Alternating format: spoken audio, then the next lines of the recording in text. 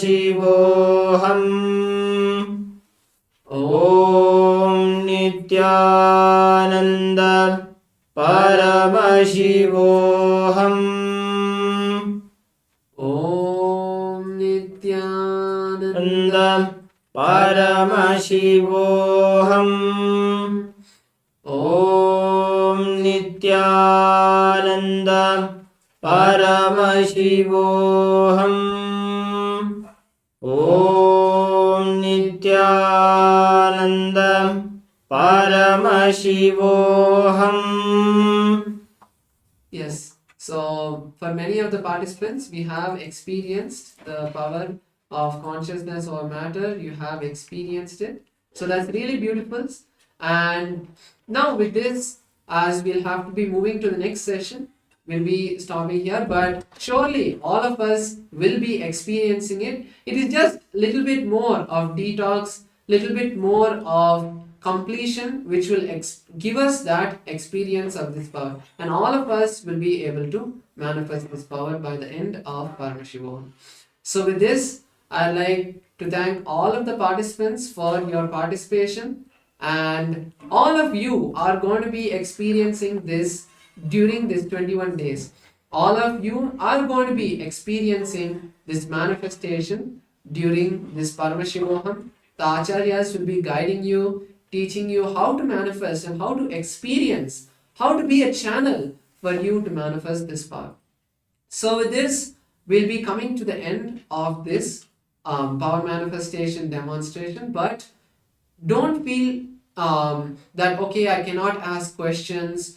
If you ever feel that the Acharyas are going too fast, if you ever feel that you need some more time, always feel free to put your messages in the Zoom chat, and the Acharyas will be there to guide you, to help you manifest and experience a breakthrough. So with this, we'd like to come to an end, and the next Acharyas will be taking over and guiding you throughout this Paramashivoham. So with this, we'll come and complete with the Purna Mantra. Om Purnamadah Purnamidam Purnat Purnamudachyate Purnasya Purnamadaya Purnamevavashishyate. Om Shanti Shanti Shanti Harihi Om Tat Sat. Sarvam Bhagavat Shri Nityananda Paramashiva Padukarpanam Vastu. Om Nityanandam.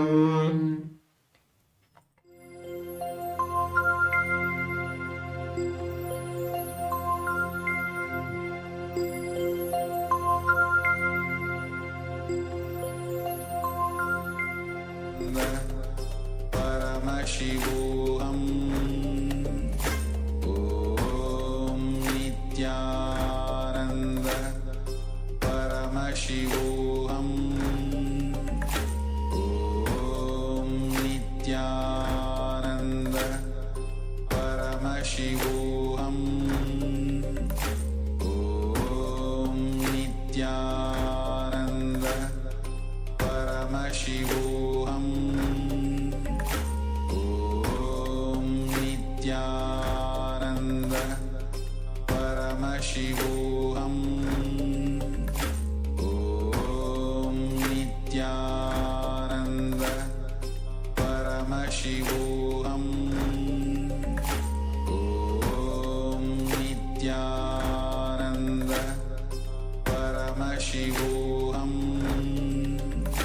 Om Nityananda.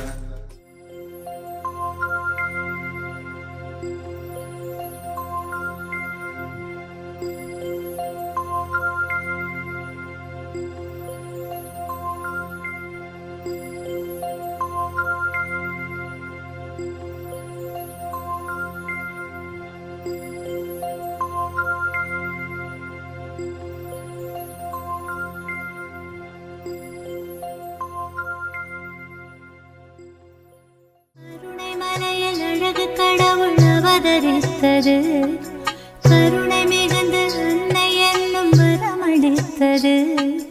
கருணை மலையில் அழகு கடவுள் அவதரித்தது, கருணை மிகுந்து அன்னை என்னும் வரமளித்தது. ஒளியில் குழந்தை ஜொலி ஜொலித்தது. பரமஹம்ச நித்யன் என்னும் பெயரும் பெற்றது. பரமஞான ஒளியில் குழந்தை ஜொலி ஜொலித்தது. பரமஹம்ச நித்யன் என்னும் பெயரும் பெற்றது. கருணை மலையில் அழகு கடவுள் அவதரித்தது. கருணை மலையில் அழகு கடவுள் அவதரித்தது. முழுதும் மயக்கம் கொண்டது. தவழும் அழகை கண்டு தாயின் மனம் கழித்தது. ததும்பும் அழகில் தரணி முழுதும் மயக்கம் கொண்டது. துரு துருப்பாய் நித்யன் இயங்கும் விதம் ரசித்தது. துரு துருப்பாய் நித்யன் இயங்கும் விதம் ரசித்தது. தங்கமகன் நித்யன் தெய்வம் என்றுணர்ந்தது. தங்கமகன் நித்யன் தெய்வம் என்றுணர்ந்தது. கருணை மலையில் அழகு கடவுள் அவதரித்தது. கருணை மலையில் அழகு கடவுள் அவதரித்தது.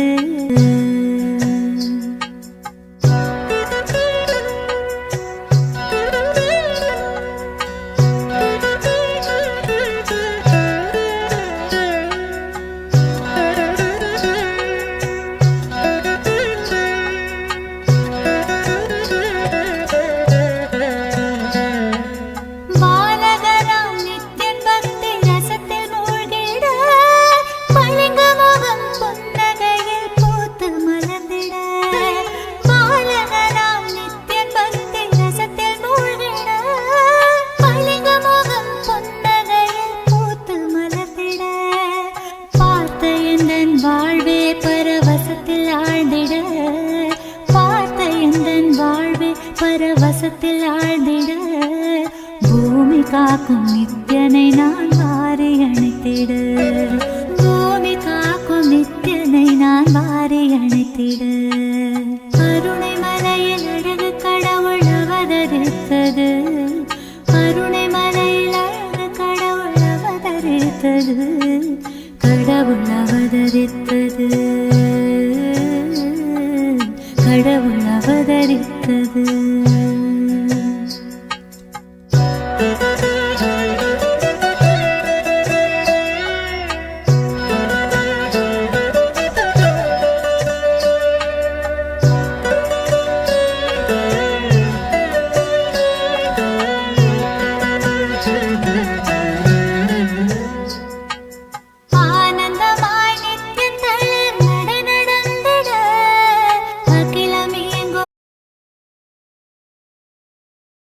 Third thing I want to tell you, do not believe the fellows who say it cannot be opened or it should not be opened.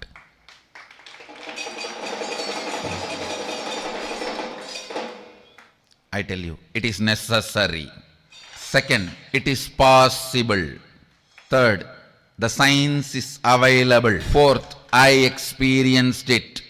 Fifth, I already shared with the set of disciples and established the authenticity of the science.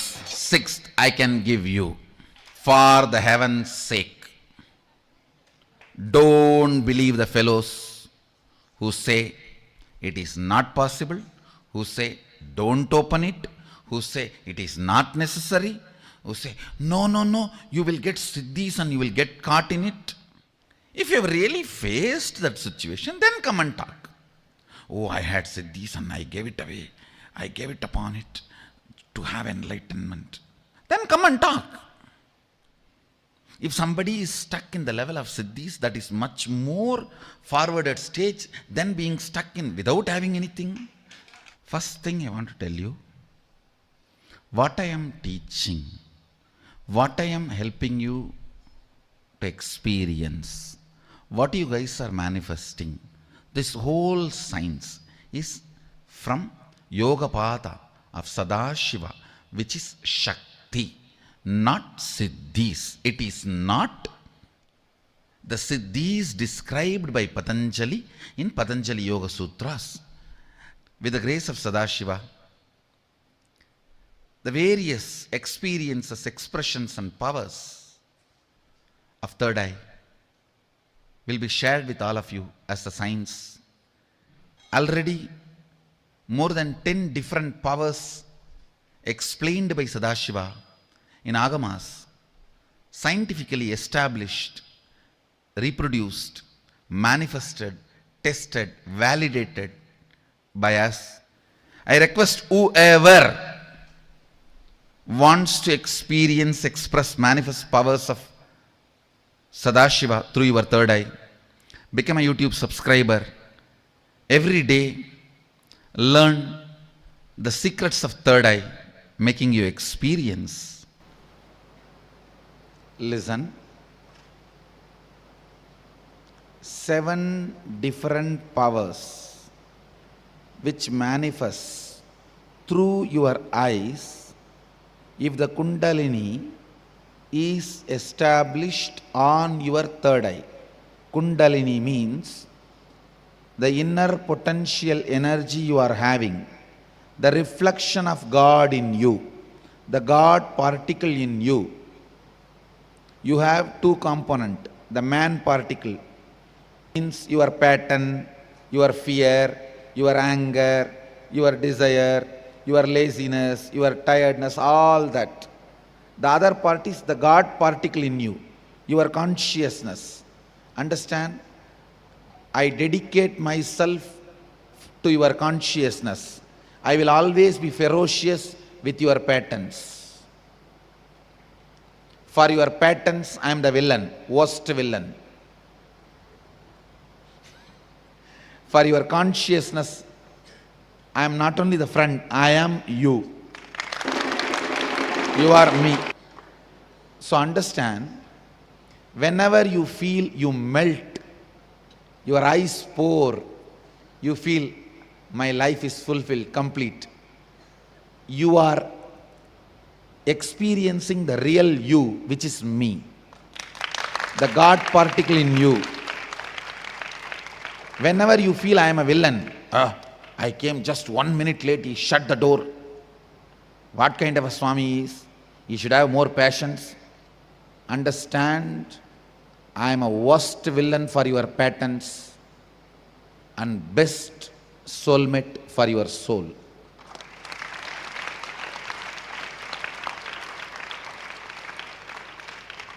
Please understand the whole truth so you can easily experience. The soul, God particle, Kundalini, all these are different words for the same you, the reflection of God in you. That is what I call God particle, that is what is Kundalini, that is what is soul, that is what is consciousness. When that Kundalini is raised in your body, activated, brought not only to third eye, there are 3 points. See here, these 2 points and the exact spot where my kumkum starts. This 3 point is called intra-organ of the eyes. Listen. In Sanskrit we call it Indriya. Eyes themselves are not Indriya. Eyes are different. Chakshu is different. Chakshu means the power which sees through the eyes. So this 2 point and this point where the kumkum is starting, when the Kundalini is brought and kept in this third eye point and connected to all the 3. See now, yesterday when I initiated you, I brought the Kundalini to the third eye. But now I am going to connect it with these 2 points. So when this circuit is opened up, 7 different powers start expressing in you. 1, ability to see through any distance. Means you can lie down in the open sky and see what is happening in the Mars, what is happening in the moon. Ability to see any distance. That's the first power.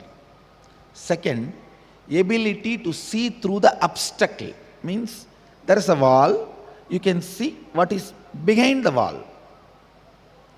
Third, ability to see the intra-organ. Means you can see your own liver, You can see your own kidney. You can see your own intestine. You can see your own heart pumping. So easy to diagnose. You can diagnose yourself. And ability to see that long distance means dura drishti. You can sit here and see what is happening in your New York home. What is happening in your house in California or any different places, what is happening. And in distant, what if some person is going through can be seen. Understand? Seeing the place in distance is different. Seeing what the person, for example, it's like a internet apps only. If you concentrate on the place, you will see what is happening in that place. If you concentrate on the person, you will see what he is doing. No, nobody can do it.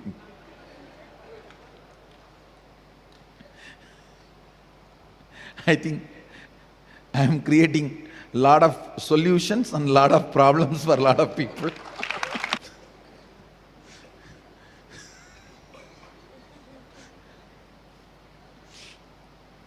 And sixth, ability to see the thought currents. Understand? Ability to see the thought currents. Seventh is ability to see the emotions of a person as an aura. Listen, seven various powers. Ability to see distance, like seeing the stars. Ability to see through the obstacle, it's like seeing what is in the other side of the wall. Ability to see the intra-organs, what is happening inside you. Ability to see a different place by concentrating on that place. Ability to see a different person by concentrating on that person. Careful, listen, don't miss. Ability to see thought current of a person. Ability to see the emotional state of a person as aura. These are the seven various powers start manifesting if this circuit is complete. This 2 point and this point. If this circuit is complete with the Kundalini Shakti, these are the seven various powers manifest in your system. And listen now, as you have all given me the authority, I am going to straight enter into your system and raise the Kundalini and connect the circuit. You need to know for next 20 days, means till this program gets over, you need to wash your eyes morning and night both through that eye cup. There is a Panchakriya. We teach Panchakriya. In that Panchakriya set, there is a small cup washing the eyes. So you have to wash your eyes morning and night because this whole zone will get heated up. You have to cool it with a cool water, fresh water, morning and evening. And after you practice the process. If you don't cool, you will feel the heat and you will feel sleepy because of the heat. There will be no other side effect. There will be no other side effect other than you feeling that you need little more time to sleep or your eyes are little hard, so you need more time to keep your eyes closed. Other than that, nothing. Just like you have various abilities, ability to see, ability to use your hands, ability to use your legs, ability to listen, ability to think, you have something called ability to will. The ability to will integrates all your abilities. The ability to will is the spiritual umbilical cord connection with cosmos. Understand, other than God, no one can will. When we are told only God's will be done, means actually no one else can have will. Only God can have will. If you are having the power to will, you are connected to God. You are part of God. You are Him. Understand? Power to will is umbilical cord connection with God. Our umbilical cord connection with God is our power to will. If you will, no one can deny it. Will is the umbilical cord through which you manifest. Will is the umbilical cord through which you and Sadashiva are connected. You and Brahman are connected. You and the universe are connected. As long as you have power to will, you have a right to enlightenment.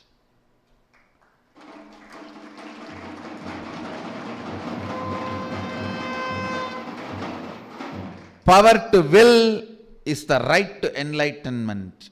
When you have the key to treasure, when you have the key to treasury and not enjoying the treasures, you are fool.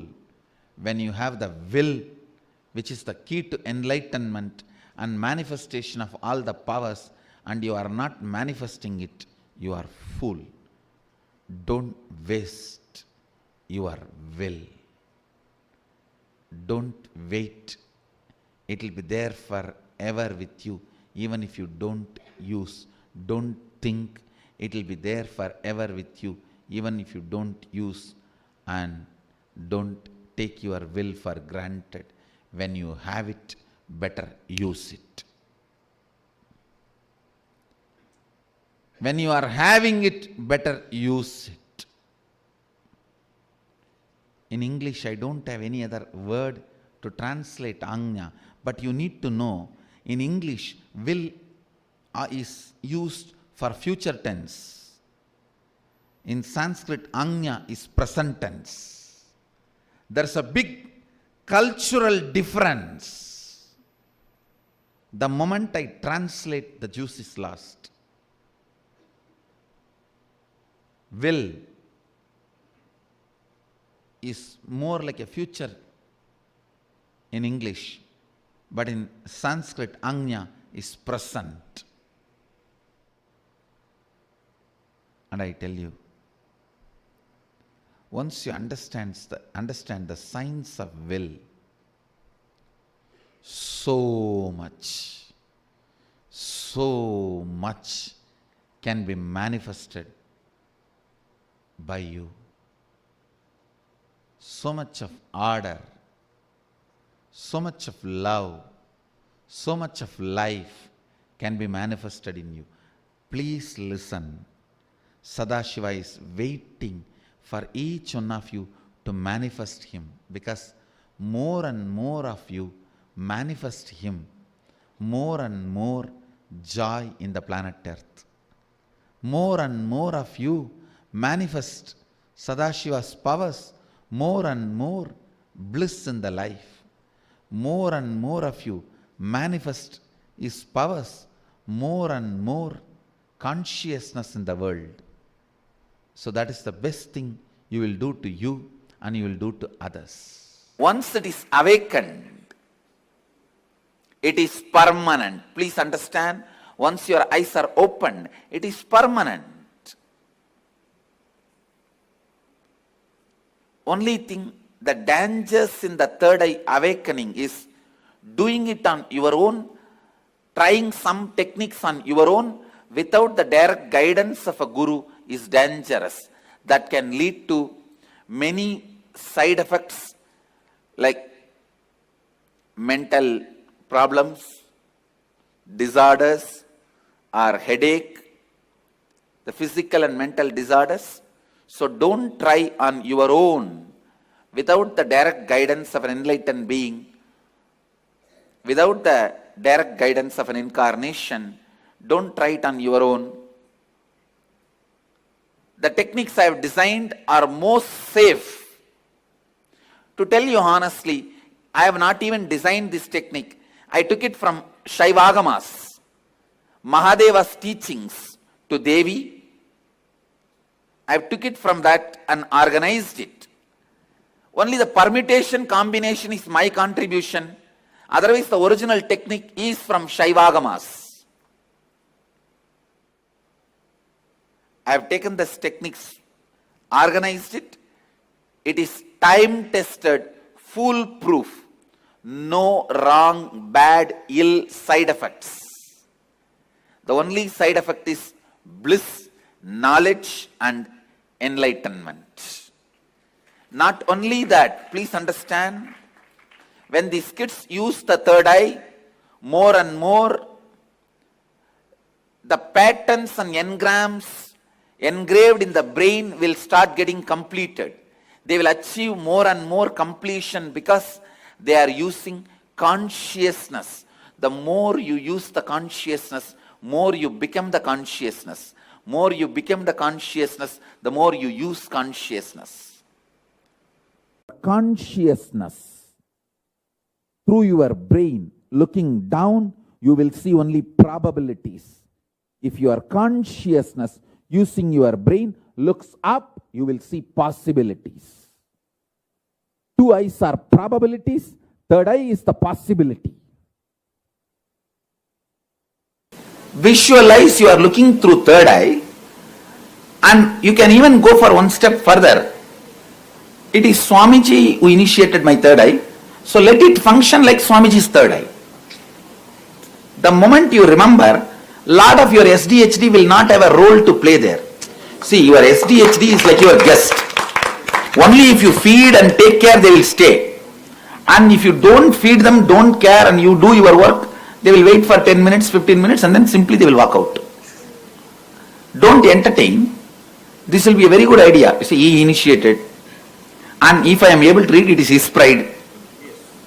Whether I am if I am successful, it is his success. If I am failure, it is his failure. So let my third eye function like him. That's all. See, when your success is mine, your failure is mine, you are me. Understand? And it's not you who is claiming here that I am going to do third eye. It is me who is declaring. So me who is initiating. So tell yourself, he initiated, so let it work like his third eye. Over. So suddenly SDHD will not have job there. It will not have job there. Because your success or your failure, both is mine. If you are able to do, it's my success. You see, there is some things which you do it on your own tapas. But here, it is not by your own tapas, it is a gift from the master. So tell yourself very clearly, if I am able to, it's his pride. If I am not able to, so it is his failure. What is there for me?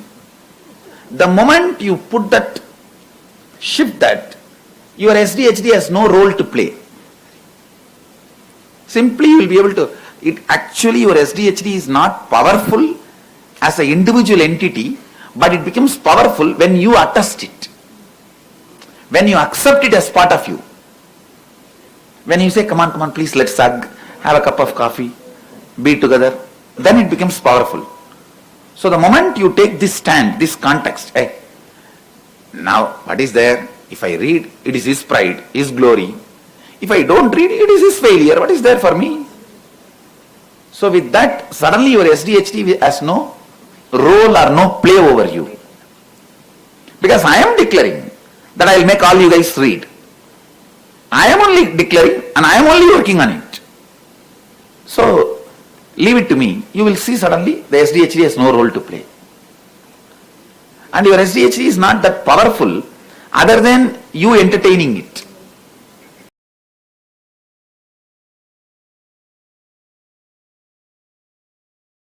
Om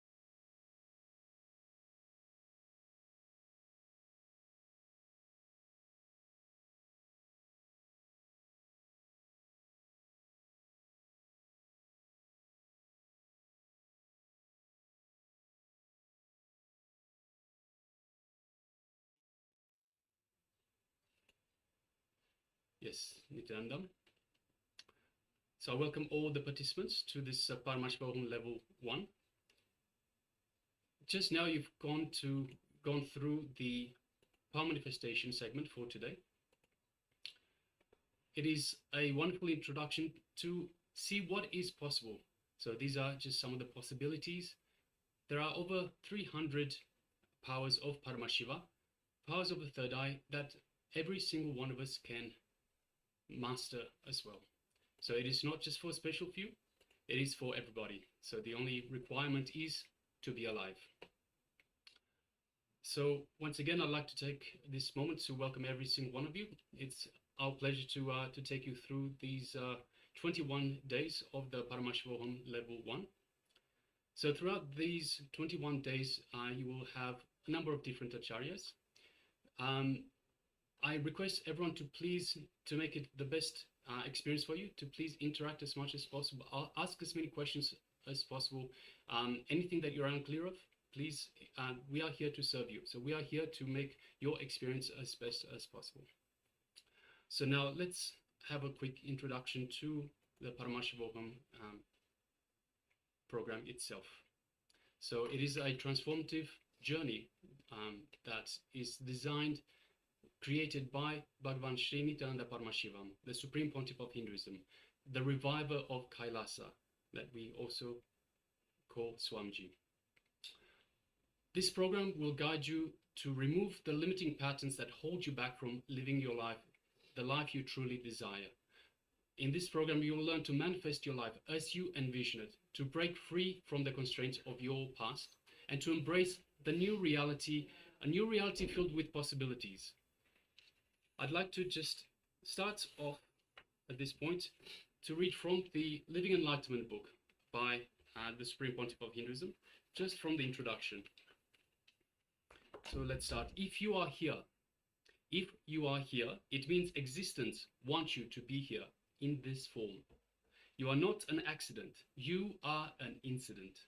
You are a conscious miracle of existence. Don't think this is positive thinking. This is the straightforward and simple truth. If you trust this truth, you will start experiencing life in its pinnacle. Understand, existence is trying to express itself through you.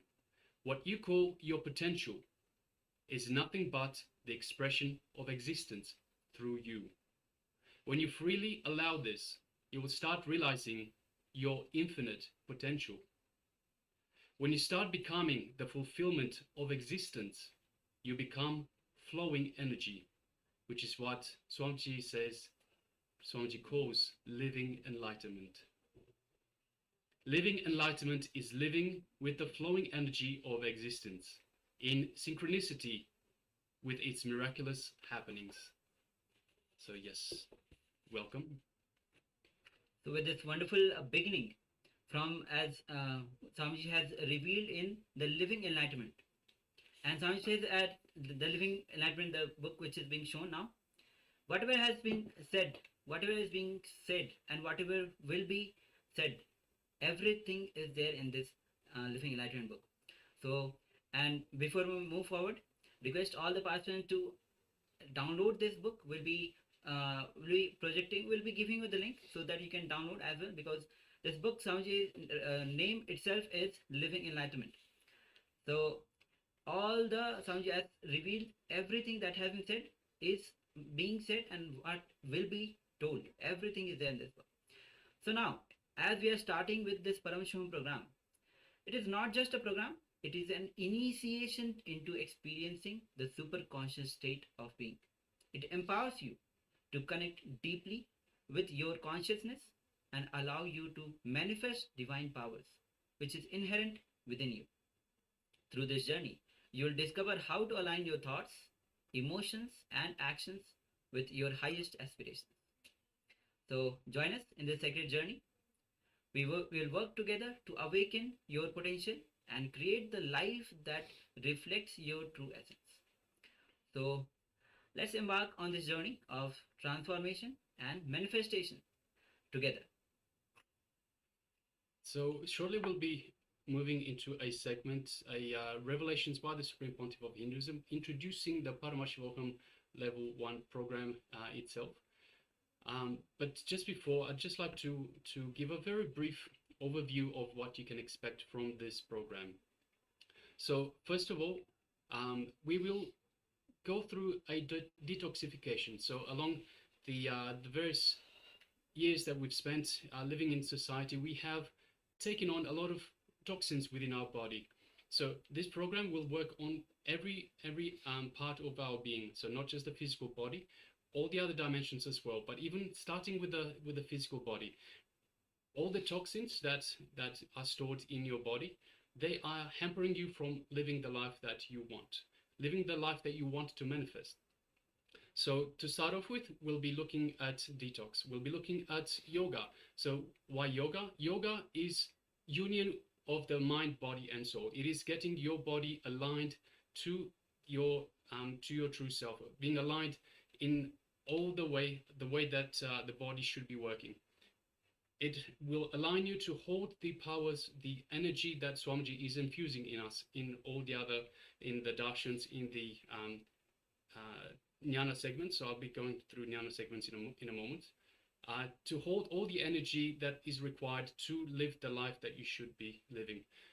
There are jnana segments, so knowledge transfers, where Swamiji will be taking us through sacred secrets, imparting all the knowledge that he has, all the knowledge that he has amassed, and all the sacred secrets of Hinduism with us. Then there's internalization exercises, which are meant to have a look at this knowledge, have a look at this information that you received, have a look at the powerful cognitions that you received, that you've had. So powerful cognitions are cognitions that make you click that, yes, that's the way this information works. That's the way that it all falls together, the big picture that we have in our mind. It's the aha moment. So once we have a powerful cognition, the internalization exercises are designed to have a look, to internalize, to have a look inside, internalize and analyze how you have been working so far, how your life has gone so far, and where you need to apply this new knowledge to make your life go into the direction that you desire. And of course, there is the power manifestation sessions. So you've just had a taste of the power manifestation just prior to this segment. The power manifestation segments are meant to really bolt that knowledge into your system, to make sure that you start living, you start imbibing these powerful cognitions and make it part of your day-to-day life, your everyday life. Also, so in terms of, so we have this program on Zoom, we have this program in YouTube, and we have this program running on Facebook. Of course, the best way is to join us on Zoom. So in the Zoom room, we'll be projecting the link for the Zoom room as well, to register for the Zoom room program. On Zoom room, we have two ways. So we are, it is much easier for yourself, for us to interact with you, to make sure that we tailor the program to your needs. So also, I ask participants, once again, ask as many questions as you can, anything that you need clarified, anything that you're unsure of from any point, any part of the program itself, please let us know. We will address every single comment. And apart from as power manifestation, jnana segment and internalization, we will have various meditation techniques, various kriyas, through which that includes various asana postures and kumbhakas, which is a combination. And kriyas are especially designed. Swamiji has given 108 kriyas for different kinds of cures that generally people outside face, including the diabetes, cancer, and arthritis, various other 108 kriyas. We'll be going through a few of the kriyas in whole Paramashivoham Level 1. And so on this journey, all of you are welcome, and all the participants in the Zoom, all the participants in the YouTube, and all the participants in the Facebook, do comment wherever you feel you have any questions. You can always go ahead and put your questions in the chat. If you have any revelations during the power manifestation, you can always go ahead and participate through the chat. And those who are willing to join to the Zoom two-way, where you can have direct darshan of Bhagwan via two-way. We'll be shortly sharing the link through which you can join the session through two-way. And all the participants in the Facebook and YouTube, always you can comment. We'll be attending to each of the comments on the YouTube during the power manifestation. You can go ahead, put your revelations, and we'll be attending to each of the comments.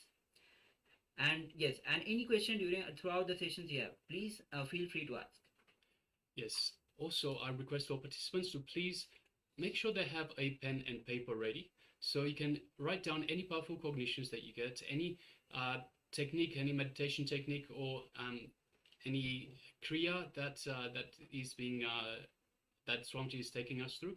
Make sure you have a pen and paper to write these down. Write all the information that you need for your reference, and of course we'll be going through quite a number of exercises where you have a look inside, you analyze yourself, and you also get your own solution. So it's good reference for you to have a look at later. So sometime after the exercise itself. So you have a reference, so you can see what your problem is. You can easily visualize, and you have the solution for your problem to reference, to apply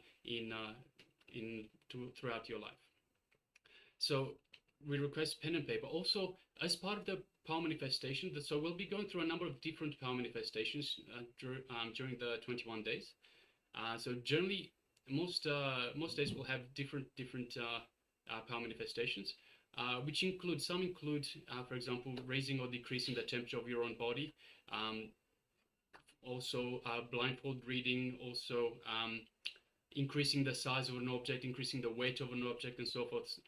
So we request you to please also make sure that you get, so not right now, but make sure that you will have available during the 21 days a thermometer or something that measures your temperature or the body temperature, a scale, some sort of a small scale that can weigh small objects, as will be affecting the size and the weight of the object, and of course measuring tape or something that you can see the change in size of the object themselves.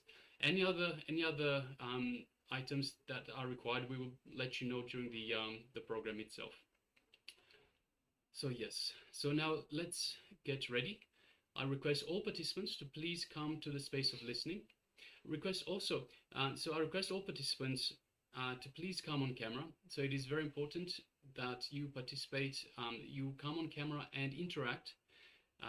It makes for a much more pleasant experience for both of us. So we can tailor your experience. We can tailor the program to your needs, and you can have a much better experience interacting with us as well.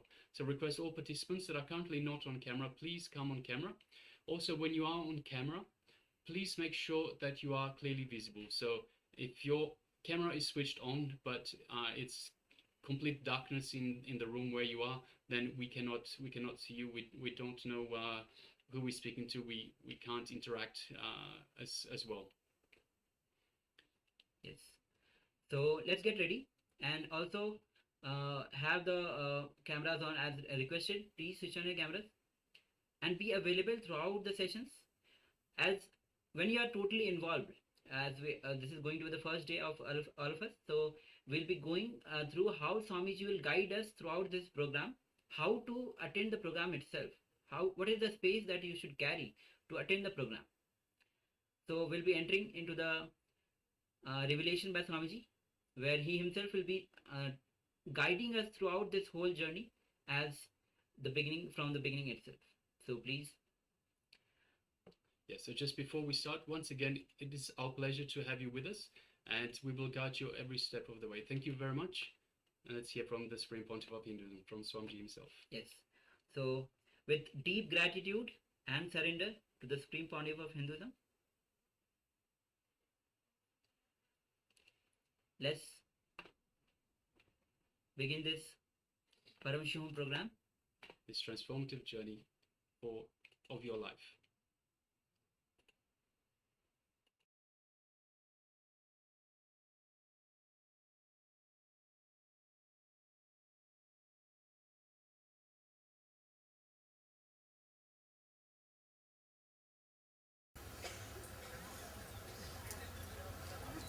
My message for all of you today is only one word, one phrase: live enlightenment.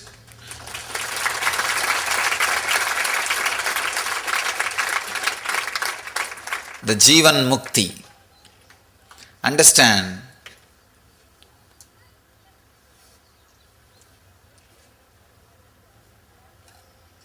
this year, let us all dedicate it to live enlightenment. Come whatever may.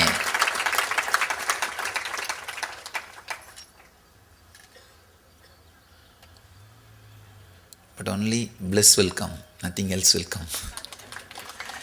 The moment you risk come whatever may, you opened your door for bliss. Because the moment you say come whatever may, you accepted the whole. You are ready for the whole. You are ready for whatever is. Whatever is always bliss. Whatever exists is always bliss. Let's dedicate this year for living enlightenment, for Jivan Mukti. Understand? Let me describe Jivan Mukti.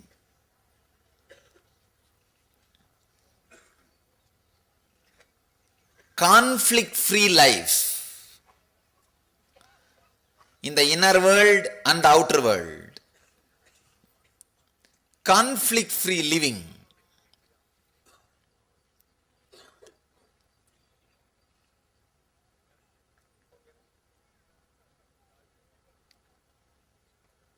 Living without gap between the inner world and the outer world.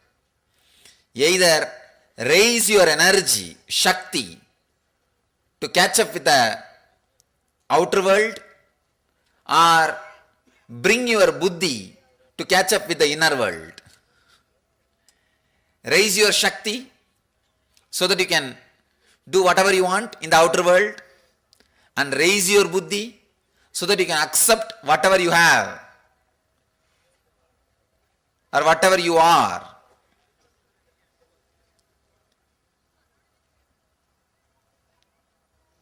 Through any one process, integrate yourself.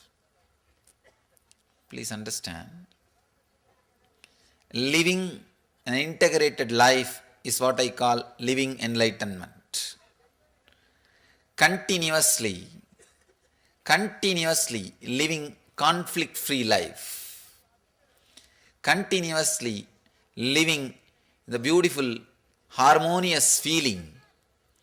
Continuously living in a deep feeling connection with the whole existence, with whatever is what I call living enlightenment.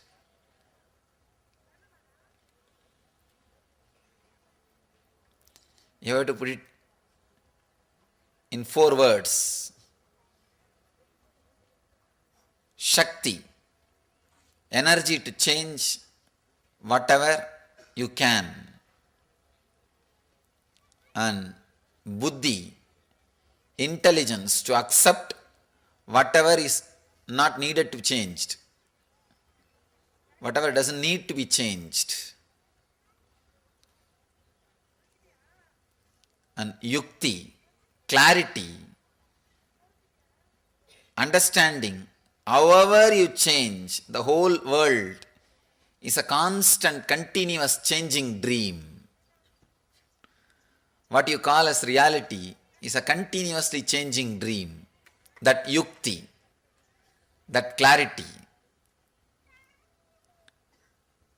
Above all, a deep feeling connection, bhakti, towards the unchanging energy, what you call as master or existence.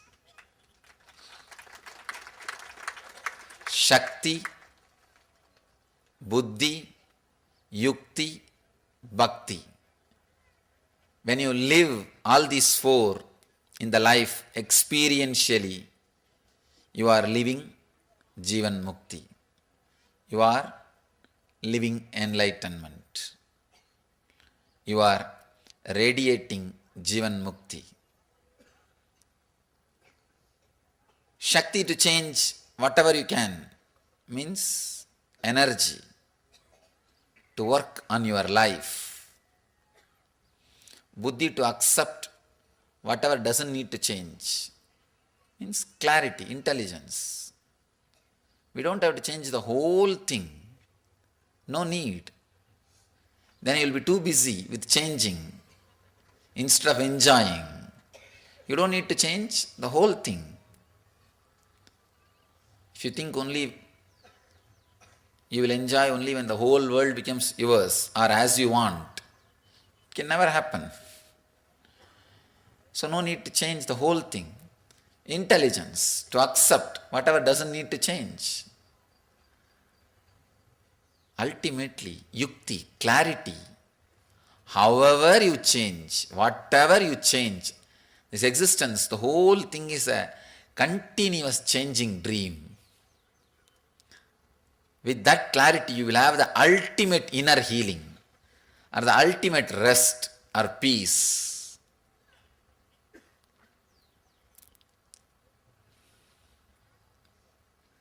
When you have that clarity, however you try, whatever you change, the whole existence is a continuous dream which changes.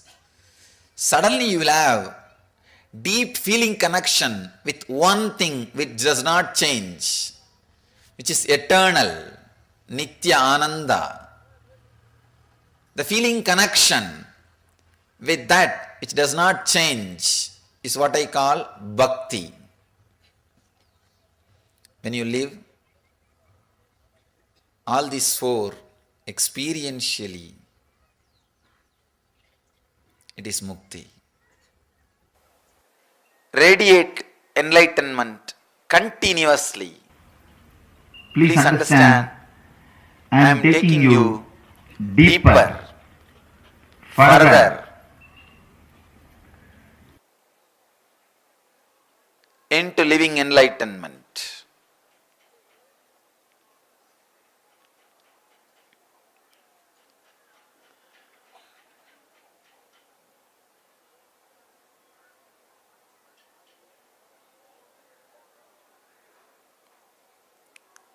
Radiating, the very word is so active, alive.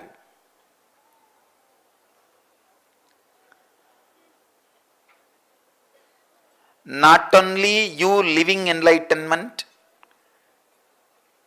all the people around you, inspiring them through your living enlightenment is what I call radiating enlightenment. Let the enlightenment express through your muscles, in your thinking, in your words, in your action. Let it express through your being. Inspire all the people who are living around you. Please understand, the world is mirror for you. Whatever world experiences about you, you experience that as you.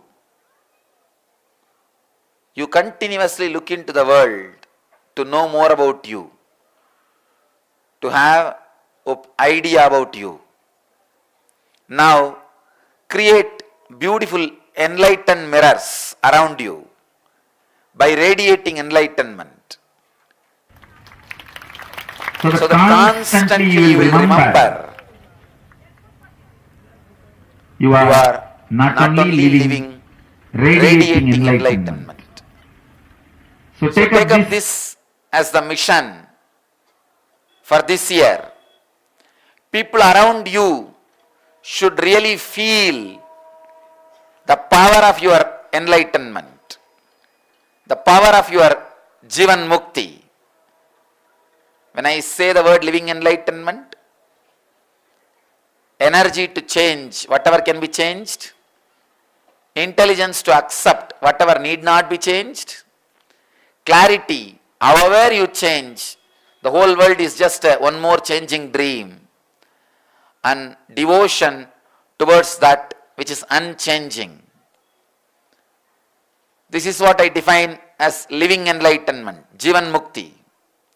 Now, let these great truths radiate through your system so strongly. Let all the people around you, the world around you, feel the power of enlightenment. Let your muscles radiate this truth. Please understand,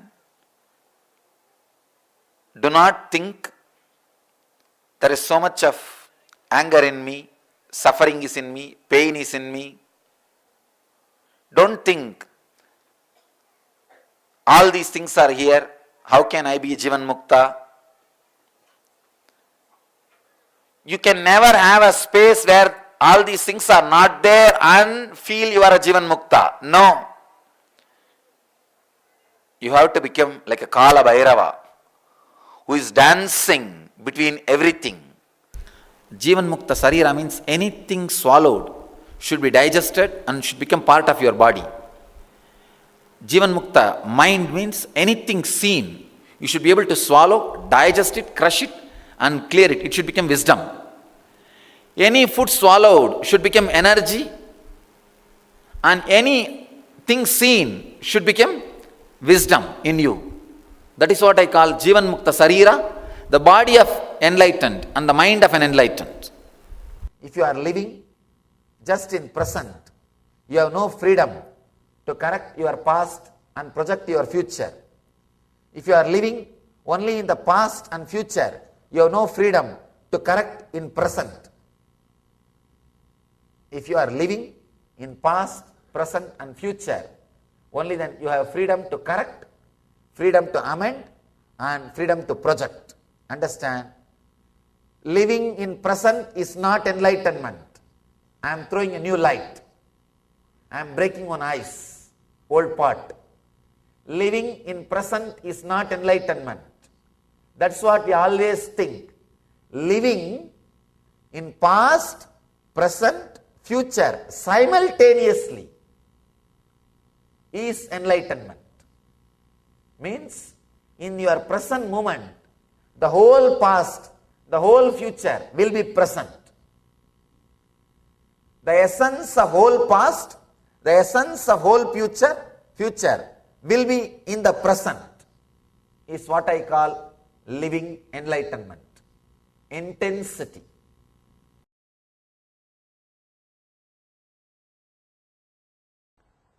Take this as a message. This is the message for you, you all. Understand, in any situation, just remember how Swamiji will behave, how Swamiji will react, how Swamiji will face this situation. Simply you will see new door opens. This is what I call living enlightenment. Understand? You don't need anything else. This one is enough. Even while you are sitting, if thoughts are coming, if Swamiji is just sitting, what will be going on inside him? Naturally silence. Then why are you thinking? Silent. Over. Nothing else. That's all. Your mind will, if your mind says, no, I know it's true, but I can't do this, it's too much. Then you think, if Swamiji's mind says like this, how he will behave? You would have finished the mind that moment. That's all. Nothing else. That's all. Just be very clear. Carry this one message. Maybe you can take this one message and let this message become life into you. The message of living enlightenment. See, understand, from the age of 10, of course, around the age of 10 only I was inspired and impressed by him. That was the time I started. But I didn't even know it's a meditation technique or it's a technique or all those things. Just it started. How he will behave? How Annamalai Swami will behave for this situation? Because many times in the house, My brothers or family will, if they start fighting for something, some share these, that, and I'll think, how Annamalai Swami will behave? He won't even bother. Forget about it. Let them have. That's all. Because actually this is what I call relationship with Master. Relationship with Master is not just doing some puja or putting some flowers or worshipping him once in a while. No. Being thoroughly impressed by him. Anything comes up, fear or insecurity or greed or anger, anything comes up, just see how he will behave. Simply it will disappear.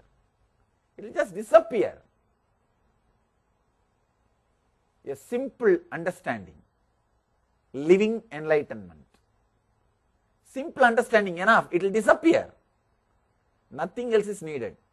Carry this one message. Carry this one message. See, the ordinary relationship, your relationship with Master, many times I used to tell people, relationship, strong feeling connected with Master is enough, you don't need any other technique. That means this is what? This is what? Not just your ordinary relationship. Your ordinary relationship, you neither try to understand me nor try to imbibe. Just it is there. Just it is there, and that is not, I can't even call that as a relationship. It's a regular, ordinary thing. Feeling connected with Master means just living him, living Master. When you live the Master, only then you feel connected to him. Only then you are expanding. Only then something is happening in you. Once a man woke up from his bed early morning. As soon as he woke up, he saw his eyes have bulged and ears have protruded. Heavy pain in the neck. Eyes have bulged, ears have protruded. Heavy pain in the neck. Immediately he rushed to a doctor who diagnosed, checked him thoroughly, and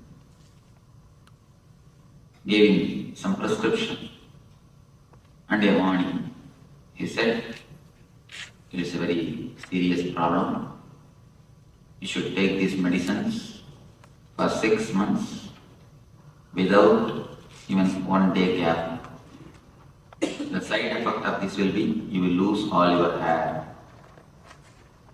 The man religiously, without even missing 1 day, took all the medicines.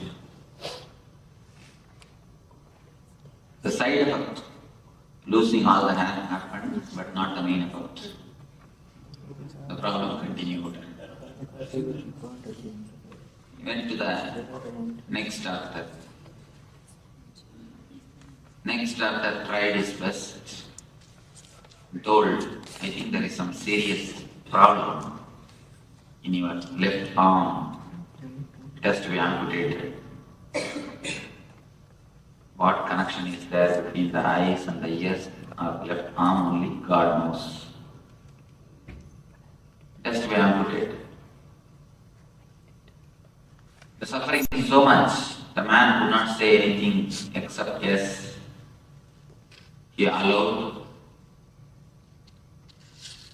his hand is amputated. After the surgery, 3 months he was alright. After 3 months, again the problem started. Problem continued. Then he went to the third doctor, who declared, we couldn't diagnose the problem, we couldn't find the reason for it. Hope you may be alive only 1 more month. The same situation continues, you will be alive only 1 more month. When he came to know that he will be alive only 1 more month, he was totally depressed. But after 2-3 days, he recovered and decided to live his life. wherever it is possible, whatever way it is possible, he started working, he started taking all types of loans. And he decided he is going to leave only one more month. The first job is he took all types of loans, got new bungalow, got new cars, furnitures, went to a tailor shop to have a new suit for himself. When the tailor was taking measurements, he said, make a 15-inch collar, high neck. Tailor said, no, for your size it has to be 18-inch. Man argued, no, what do you know? Last 6 months I am wearing only 15-inch. That feels good. Tailor said, do you know, instead of 18, if you wear 15, what will happen? Man asked, what will happen? Your eyes will bulge, ears will protrude. Nothing else. Your whole life, whatever solution you are trying to find from the outer world, it is just like this story. If you have missed the story, don't worry, don't miss the laughter. I think she was enquiring. Even if you miss the story, don't miss the laughter. One more story, just dedicated to you. In India, Sardarji jokes are very popular. Any Sardarji? Oh. Any you don't mind? No. That's nice.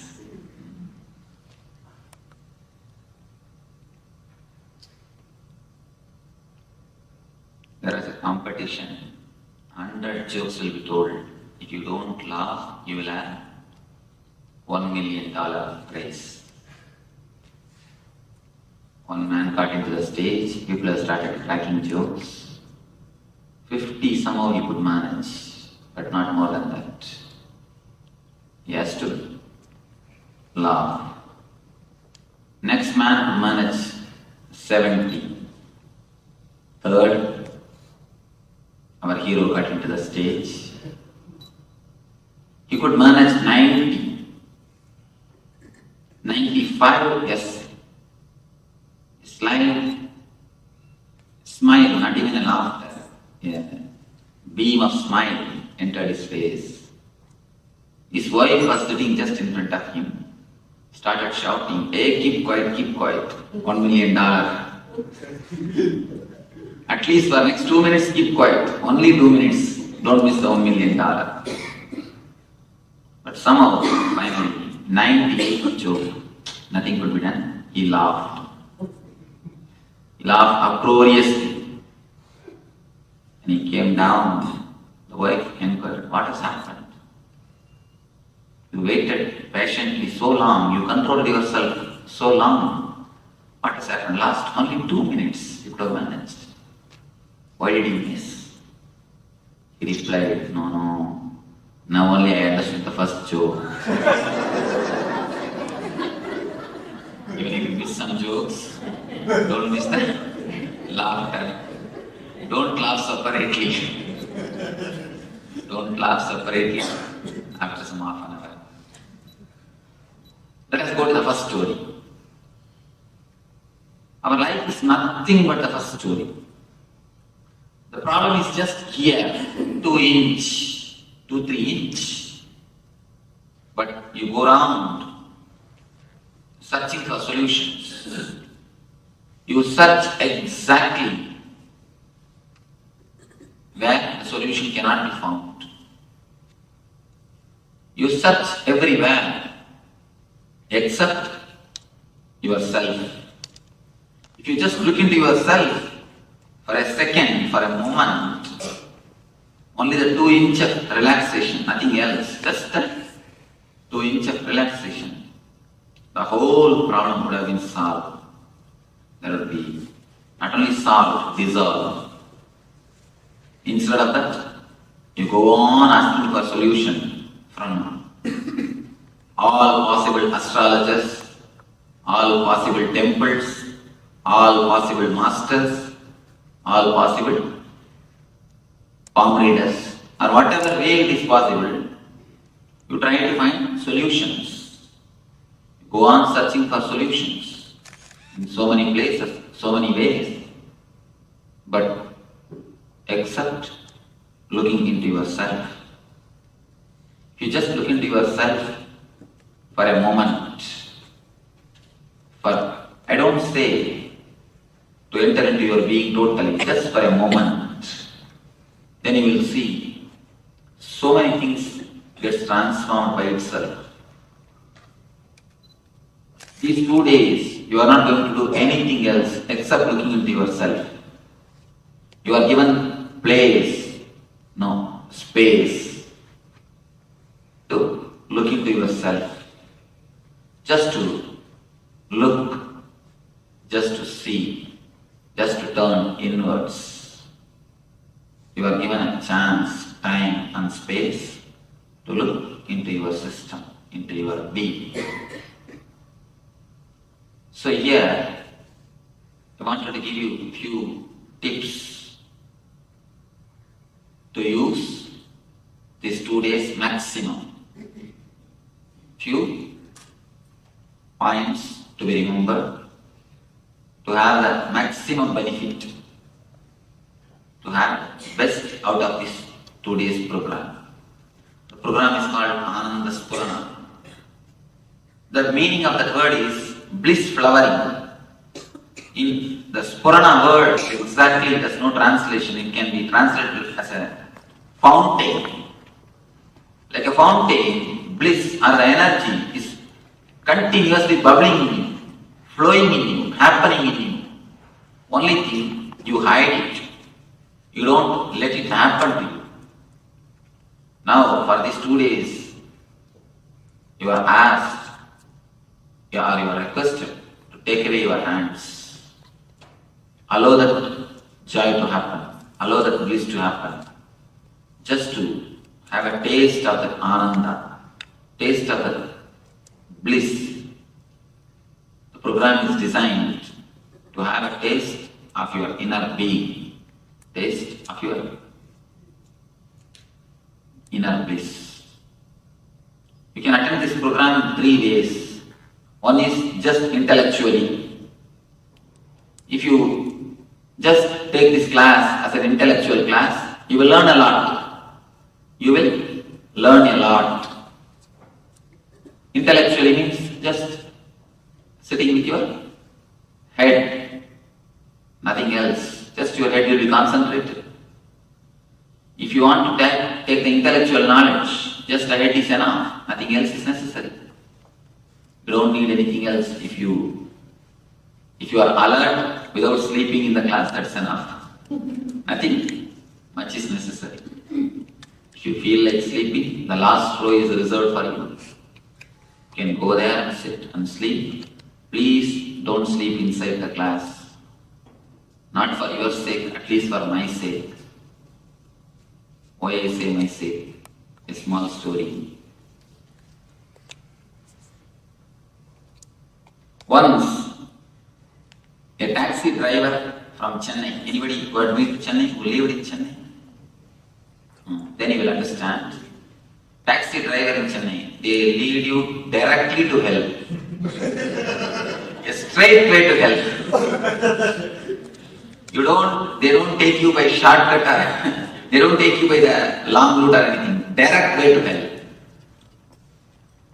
If you are expectant mother, never sit in Chennai taxi.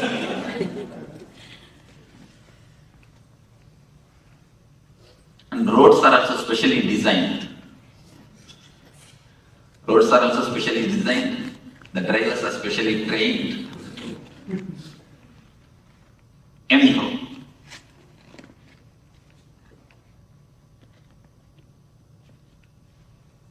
one day morning, one taxi driver from Chennai and one great religious preacher, both of them died went to the court of Yamadharma. All of you understand that Yamadharma. Yamadharma means he is the man who gives judgment. For people from West I'm telling, he is like a Saint Peter who gives the judgment. Now I will have a little problem. I have to use both cultural words, but I will try to manage. Whenever you don't understand any technical terms, you are free to ask me immediately. You don't have to feel shy. Immediately just raise your hand. Then I will understand your question and answer. So you can feel free to question anything or to ask anything. Don't feel shy. Or don't feel reluctant. How can I ask or how can I question? Because if you don't understand, you will misunderstand. So one more big problem is you will go and tell outside that this is what I heard. That will be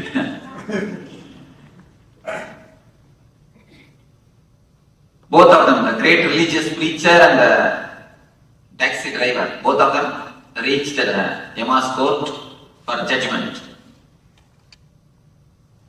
First, the taxi driver pushed himself into the cabin. Yama inquired, "What is your name?" He said, "My name is so and so. My name is so and so." "What were you doing?" "I was driving taxi in Chennai." So he took out the list of merit and sins. Finally he gave the judgment, "All right, let you have silken robe, golden staff, and first class AC seat in the Swarga, in the heaven." He sent. Next came this great religious preacher. He was asked, "What's your name?" "My name is so and so." "What were you doing?" "I was preaching God's word around the world. All over the world, I used to go around and preach Lord's name, preach the divine message." The list of the merit and sins is taken out and read. Yama gave the judgment. "Let you have cotton robe and wooden staff and third class room."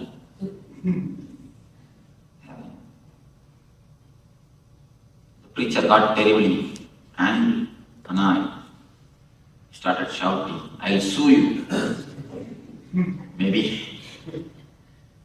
must have too much visited America. "I'll sue you. What, for a driver, taxi driver, you are giving first class treatment and for me third class? I preached the divine message around the world. So many thousands of satsangs I conducted. So many thousands of good things I have done. Everywhere I was speaking about divine message, divine glory. How can you give me third class? For him first class." The Yama said, "Here up, we don't bother what you do. We bother only the results." When he was driving, people were praying for their lives. When he was preaching, people were sleeping. When he was preaching, people were sleeping. When he was driving, people were praying for their lives. So we don't bother what you do, we bother what is the result. So, may not be for your sake, at least for my sake, don't sleep.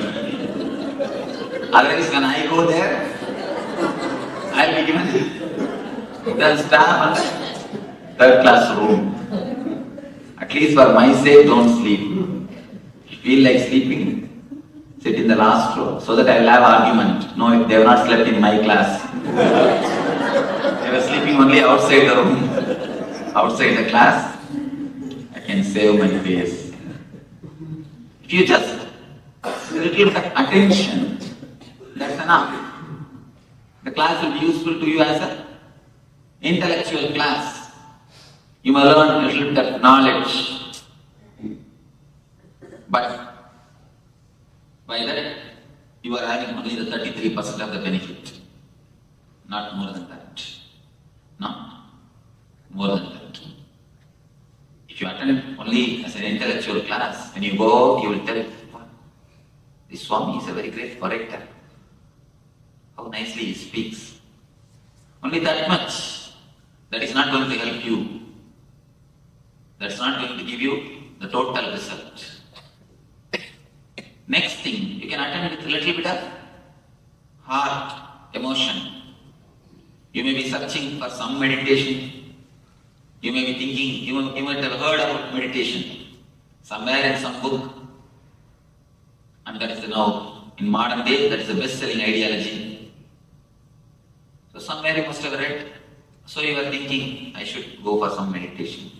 Some of you heard about me, you have come here. If you attend with a little bit of emotion, or a little bit of thinking of meditation, a little bit of art, you may have the second layer. You may feel a little refreshed. You may feel a little relaxed. You may feel a little joyful. But even that is not enough. When you feel a little bit joyful, you will go and tell, wow, we had a beautiful weekend this time.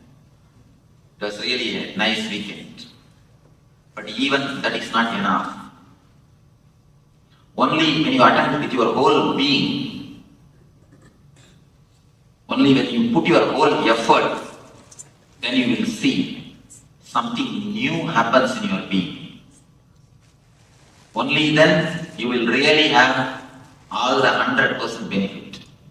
If you sit only with your head, you will have only 33%.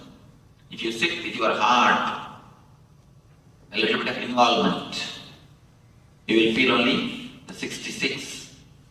Only when you put your whole being 100%, you will see the total result.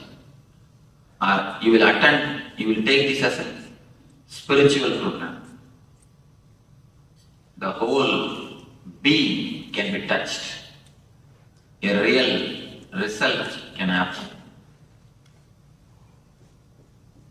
Water becomes steam only at the 100th degree, never at the 99.9. If you put 99.9 also, it is simply useless. Put your whole thing, whatever efforts you have, put the whole thing and do the meditations. Put the whole thing and do the meditations. Whatever effort you have, whatever energy you have, whatever mind you have, of course you cannot get others' mind. You cannot catch others' energy. But whatever you have, put the whole effort and do it. Put the whole effort and do it. One man fell sick. Asked his colleague to suggest a good doctor. The colleague suggested, here is Dr. Pill, very good doctor. Go to him. He will surely cure you, but it is a little costly. He takes $500 for his first visit. For next visit, $100. But surely he will cure you. The man wants to go to the same doctor, but wants to save a little bit money also. So he planned, went to the doctor, entered his cabin, told, doctor, I have come back. He acted as if he is coming for the second time. Not even for a moment the doctor was duped or fooled.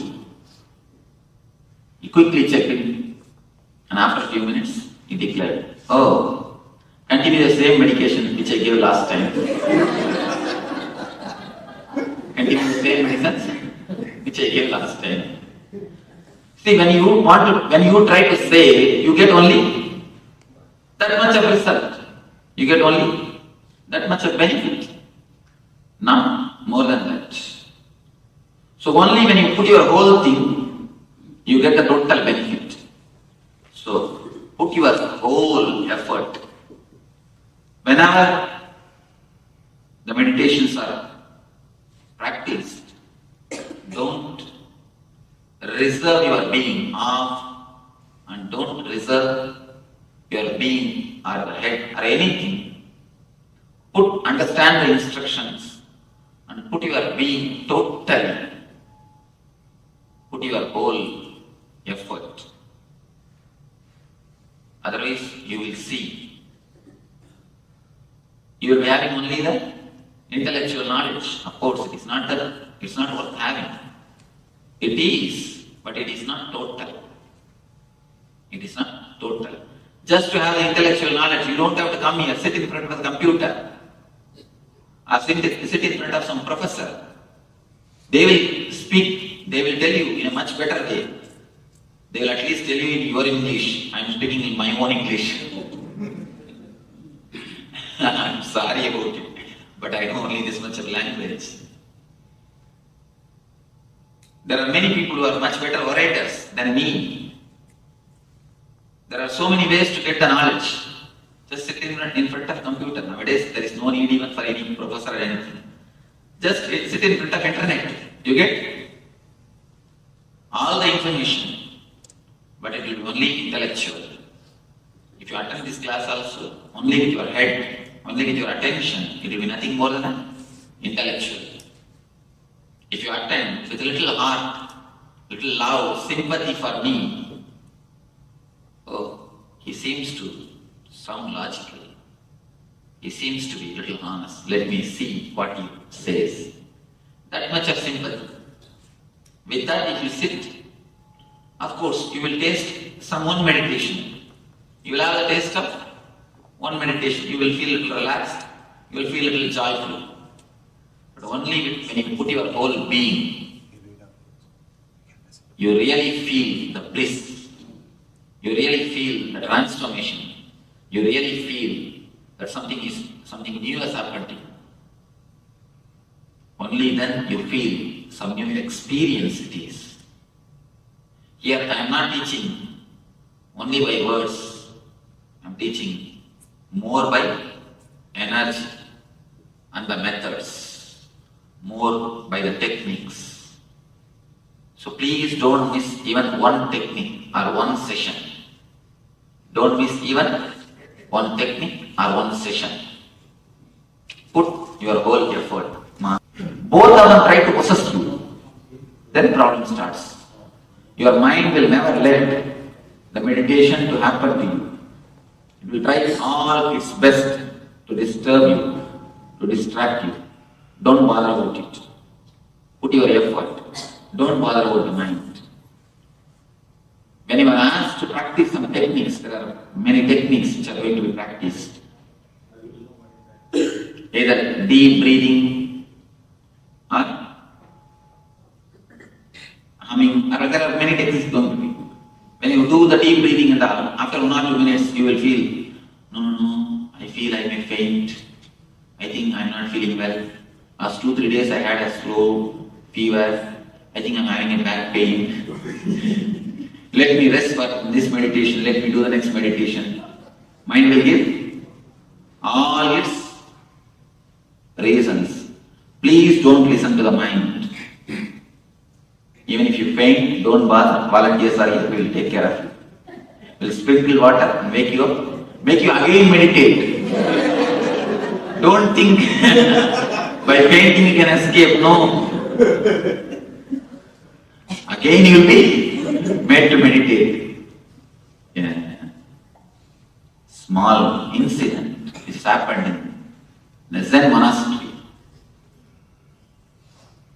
A man came and asked the master, Master, I want meditation. I want Zen. Master told him, meditate silently for 3 months. He was meditating. Nothing happened. Again he went and asked, meditate silently for 3 months. Nothing happened. Same way it continued for 5 times. 6th time the disciple told, it's enough, I am leaving the ashram. Master told, no, wait, only for 1 week. Then also nothing happened. This time Master told, tell yourself, in 3 days you are going to become enlightened or you will kill yourself. Disciple told, all right, that's the right thing. Because what is the use in living? I have no other way. He decided and sat. Either I become enlightened and get up, or I die. The moment when he sat, he became enlightened. It's nothing. The meditation or the spirituality is nothing. It is just your conscious decision. A clear conscious decision. I will. Let your urge become urgent. Let your whole being be used. If you have back pain, don't bother, do totally. You will see the back pain disappears. Because around the world, thousands and thousands of people have practiced these meditation techniques. I have always seen. If you ask the people who attended, then you will be able to understand. You will be able to listen their experiences. Not one or two. Here the Swarna was telling me, she had 15 years of back pain. It has simply disappeared. It's not there at all. How many months over? She's not here. I think more than 2-3 months. 2-3 months, no? Last time when you attended? 5 months over. September you came attended. You all came attended. September they attended. Now already 5 months over. She says back pain has disappeared. This is not the one case. There are thousands and thousands. Why I say this? The techniques are foolproof. Don't bother about it. Put your whole effort. Don't intellectually analyze. See, discourses you analyze anything. Intellectually you can understand. Techniques you cannot understand. They are something more deeper. They are something to do with your being. Intellectually, you cannot analyze.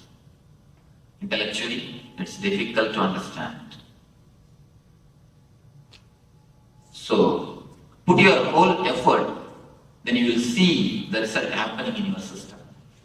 Your system is just, your being is flowering. Don't have any reservations to practice the meditation. To participate in anything, whenever any session is brought up, any program is brought up, put your whole effort, put your whole being. In the Zen they say, the enthusiasm of initial level, you have always enthusiasm. They say a beautiful word, honeymoon. It's from Zen. The word honeymoon is from Zen. I always tell people, it's only honeymoon, never honey sun. Why? How long a moon will stay? How long a moon will stay? 16 days. In 16 days, it will disappear. Only 16 days is the life of the moon. 16 days is the time of the moon. Of course, for us, 16 days is the time. The emotion also will stay only for 16 days.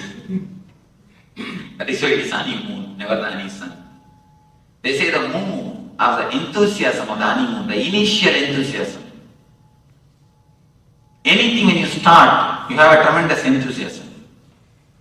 Kids, when they go to the school, initially they will have a tremendous enthusiasm. Do everything with that enthusiasm. With that excitement. Do everything, try with everything. With that excitement, with that sincerity, with that effort. 2-3 more things. A small story from Zen. Once a king went to see the Zen master. He sent his visiting card through a disciple to the master. The card says the name of the king and below Governor of Japan. When the card was taken to the master, I have no business with such a fellow, send him back. The master sent the card. When the card was brought back to the king, he realized his mistake, took a pencil, erased the word Governor of Japan, sent the same card with only his name. When the card was taken to the master again, oh, is it this man? Bring him here, I'm waiting to see him. When the card was sent, his name and the title, Governor of Japan, master was not ready to see him. When the card was sent only with his name, master says, bring him, I'm here to see him. So when you carry your title, you can't have Zen, you can't have meditation. Wherever we go, we carry our visiting card. Never think visiting card is this size. Visiting card is hoarding size, actually. We are carrying it on our head. That is why wherever we go, we get the blows. You continuously carry your titles on your head. Just for these 2 days, please keep your titles where you leave your shoes. Keep your titles where you keep your shoes. Keep your mind, keep your worries, keep your titles where you keep your shoes. I can be sure they will be there when you go back, you pick it and go. Your shoes may be lost, but never your titles. Because your shoes will be useful for somebody else, but never your titles. Never your mind. Your shoes may be useful for somebody, but your mind will be useful for nobody. So don't bother. Leave them where you leave your shoes.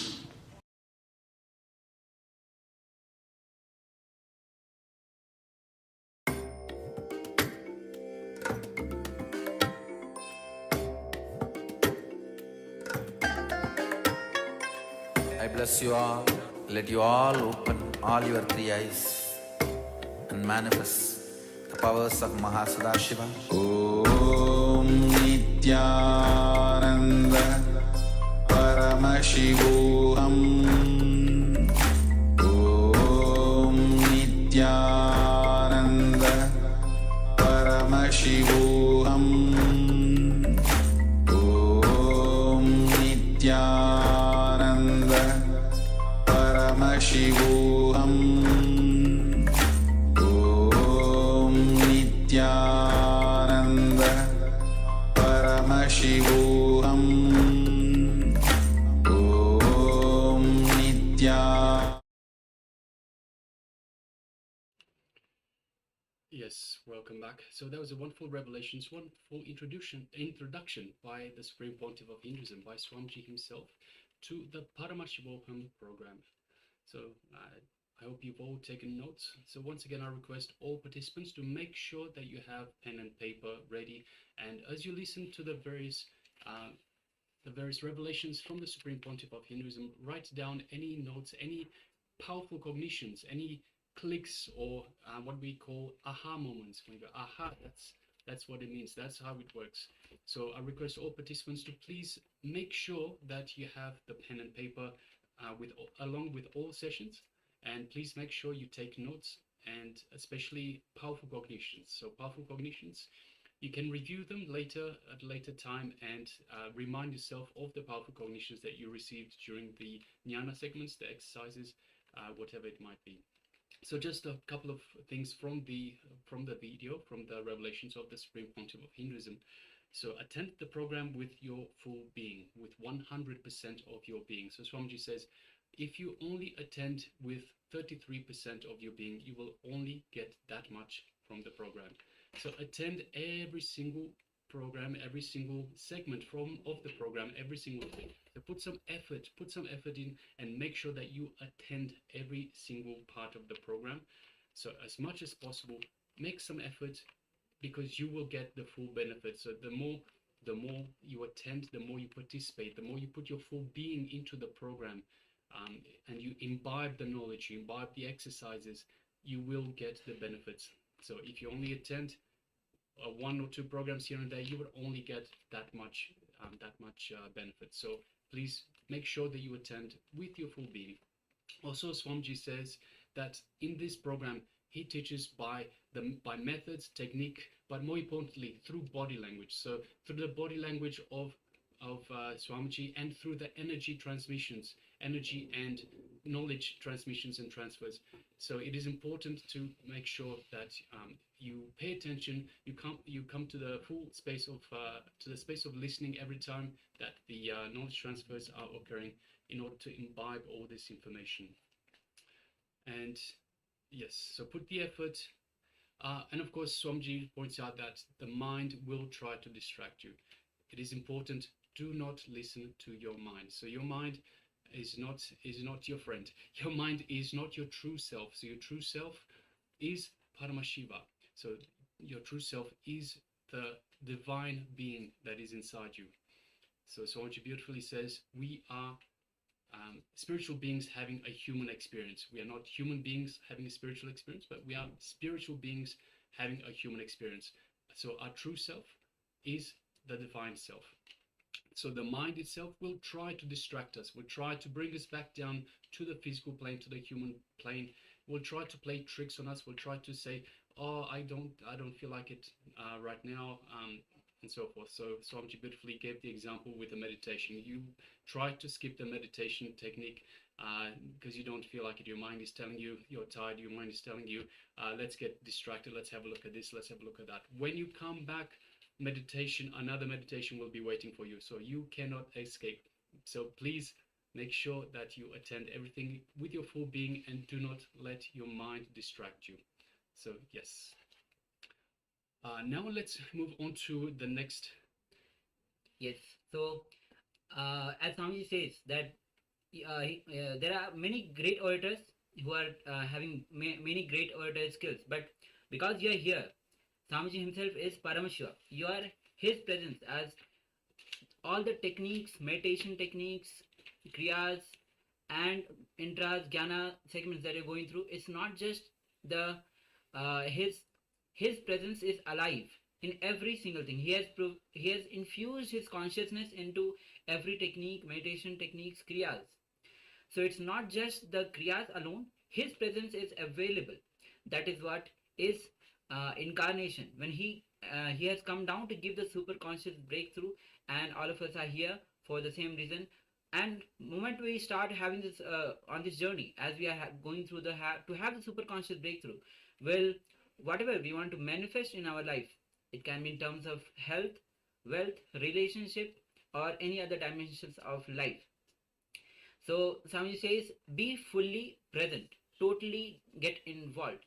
Not some effort, but whatever full effort that you can do, whatever full actions, deeds, words that with full effort, use the whole being that you can give your full input. Then Paramashiva gives what he has. So now we'll be entering into the program itself, introducing, as Swamiji has already given the introduction to the program. So we welcome all of you to the Paramashivoham program again from our side. As Swamiji has revealed the three types of knowledge. The intellectual knowledge. This is the foundation type of knowledge that we require through our minds. It encompasses facts, theories, and logical reasoning. And this knowledge is essential for understanding the outer world, science, mathematics, and academics. And the subjects fall into these categories, the intellectual knowledge. While it helps us to navigate life, it often leaves us feeling incomplete and unfulfilled if relied upon only on the intellectual knowledge. Second comes the emotional knowledge. Now these type of knowledge transcends mere intellectual and involves heart, and it encompasses creativity, art and poetry and music. These are the expressions that arises from our feelings and emotions. Emotional knowledge allows us to connect with ourselves and others on a deeper level. It requires us to internalize experiences and express them authentically, blending intellect with heartfelt expressions.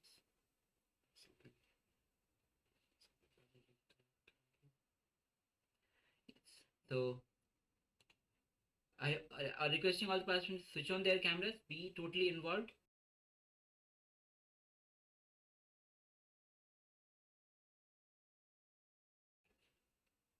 Yes, requesting all participants to please come on camera. So, as Swamiji has just said, please bring your entire being, have your entire being take part in this exercise. So, if you put your entire being into it, you will get the full benefit of this program. If you only put 10%, you will only get 10% benefit.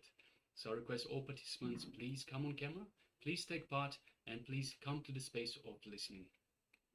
Yes, when we talk about the knowledge with the heart, there is one tale that Swamiji has told.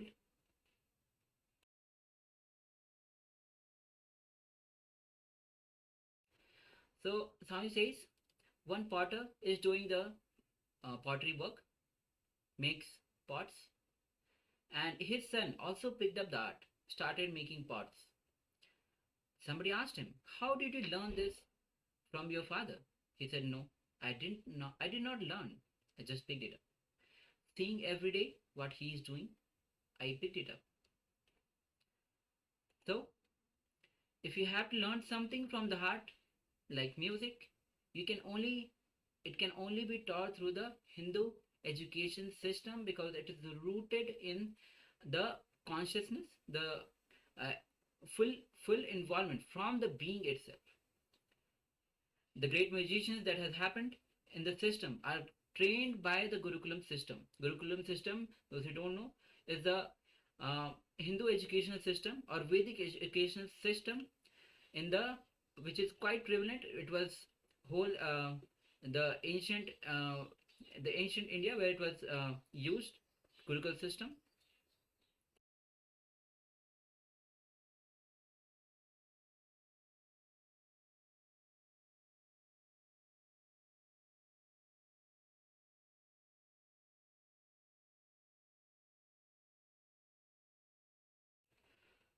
So Hindu education system, which is rooted in the ancient wisdom of Sanatana Hindu Dharma, it is a holistic approach that emphasizes the development of the whole person itself. It's not solely focused on the body or mind.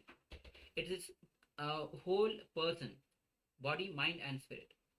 It is designed not just to impart knowledge, but to cultivate higher consciousness and spiritual awakening. As at the core of this system, the Gurukul is the Gurukul model, Gurukul system, where the students live with enlightened masters from the very young age.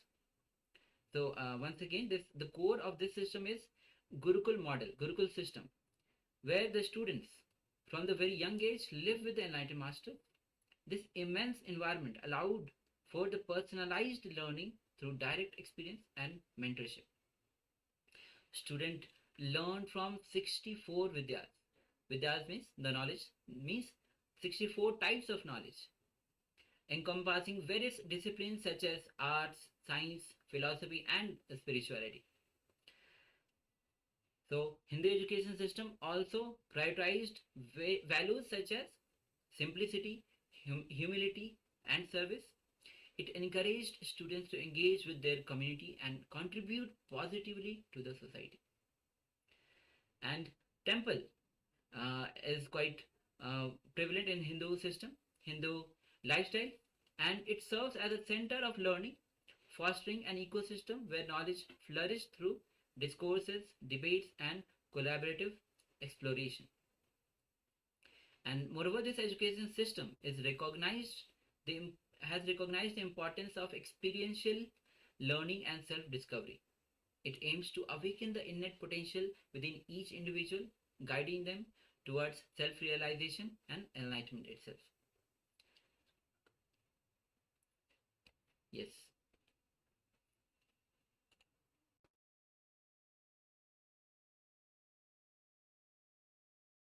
So the next, as the next knowledge that we're talking about, we've gone through the intellectual knowledge, we've gone through the emotional knowledge. Now the spiritual knowledge. This is the highest form of knowledge the spiritual knowledge, and it's spiritual in nature. It arises from the depth of our being and cannot be taught or learned in conventional senses. It must be experienced. This knowledge connects us to our true sense and divine within us. It is characterized by intuitions, direct realization, and profound insights that leads to a deeper understanding of existence itself. So, as we are going through these three types of knowledge, we must understand this type of the spiritual knowledge comes from the deep learning, deep knowledge. It can never be taught. It can neither be taught it can be picked up. It cannot be picked up or it can be taught. It can only be transmitted from the being to being. That is why throughout this Hindu education system, Gurukulam system, enlightened master directly sits with the disciple, which is called as Upanishad, sitting with the master. Yes, so within the Gurukul education system, the whole context of the disciple and master relationship starts with a beautiful mantra. I'll say the mantra in English. So let both of us be together and protected. So this is both the disciple and the master. So let both of us be together and protected. Let us not hurt each other. Let us not cherish enmity towards each other. Let us not cherish anger towards each other. So what does this mantra mean? The Guru and the disciple both pray to existence, the Parashakti or God, or whatever you'd like to call it, the higher Shakti. Let us help each other. Both of us are going to help each other. So if we come to a proper time, if we are punctual, if we are showing our respect to each other, all of us leaving all our duties gathered here. Let's gather here to get helped by each other. Even a single person missing will be something less. And the Sanskrit the Sanskrit actual mantra, which is in Sanskrit, goes as Om Sahana Bhavatu Sahana Bhunaktu Sahaviryam Karvavahi Tejasvinadhi Samastuma Vidhimadahi Om Shanti Shanti Shanti. So, come with a simple, sincere mind. Don't be serious. Be sincere, but not serious. Come with a very relaxed way. Come with open mind. So, as per the Hindu knowledge transmission, which is the empowering knowledge, is complete only when it becomes the lifestyle practice. It's not just the knowledge that is through intellectually you take it and then you use it and you live something other, live some other practice. No, it is a science or the knowledge transmission is complete only when you live as a lifestyle practice. And so here's a beautiful word from Sanskrit Shubhashitam, which says Acharya Padamadatte Padam Shishya Same Vidya Padam Brahmacharibhihi Padam Kalam Kramena Cha.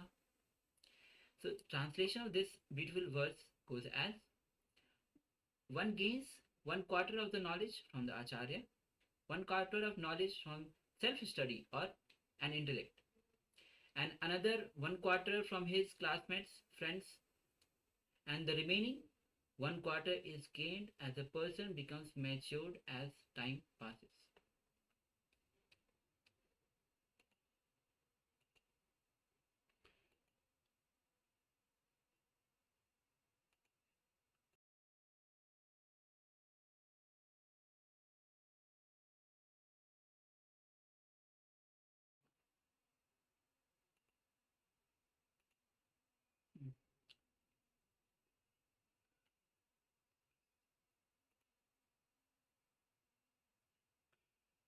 Yes, so if we remind ourselves back the story that Swamiji told in terms of the Zen master and the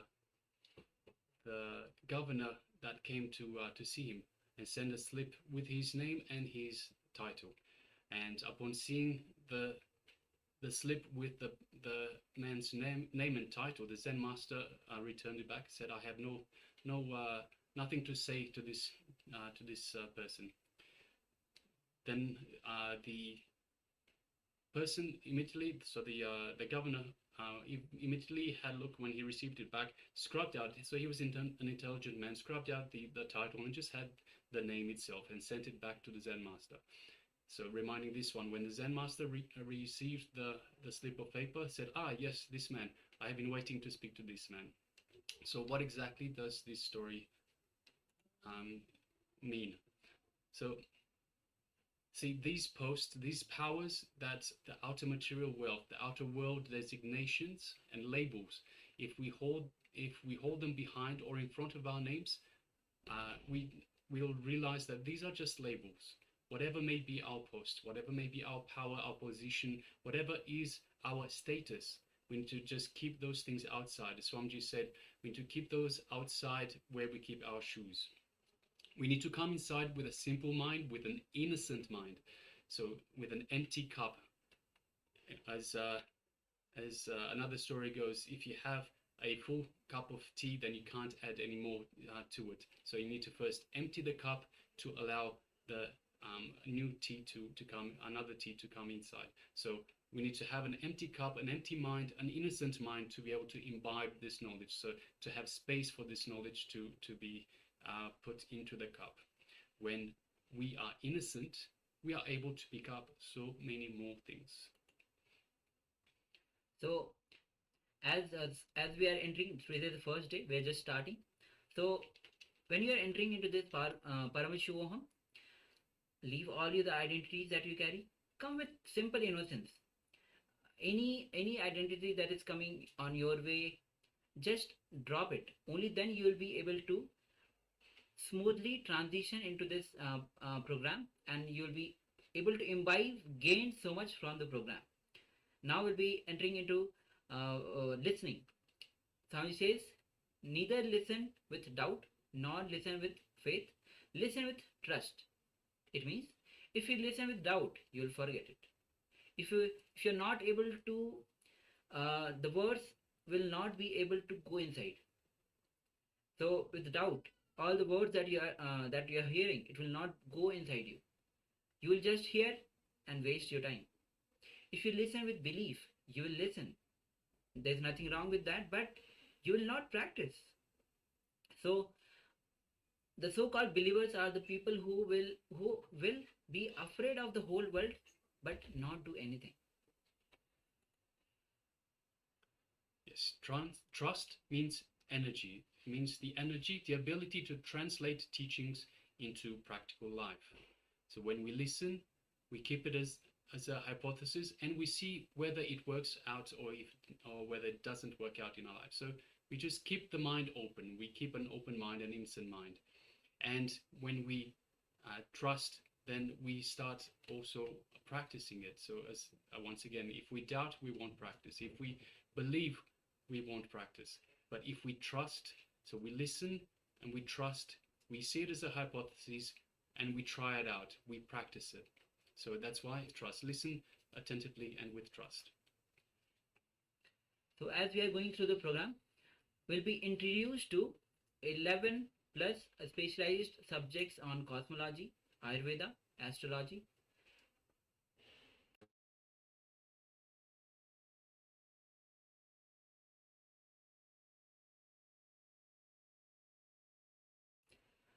When you are going through this Paramashivoham program, over 11 specialized subjects, including the cosmology, Ayurveda, astrology, cosmic mathematics, cosmic physics, cosmic biology, and chemistry.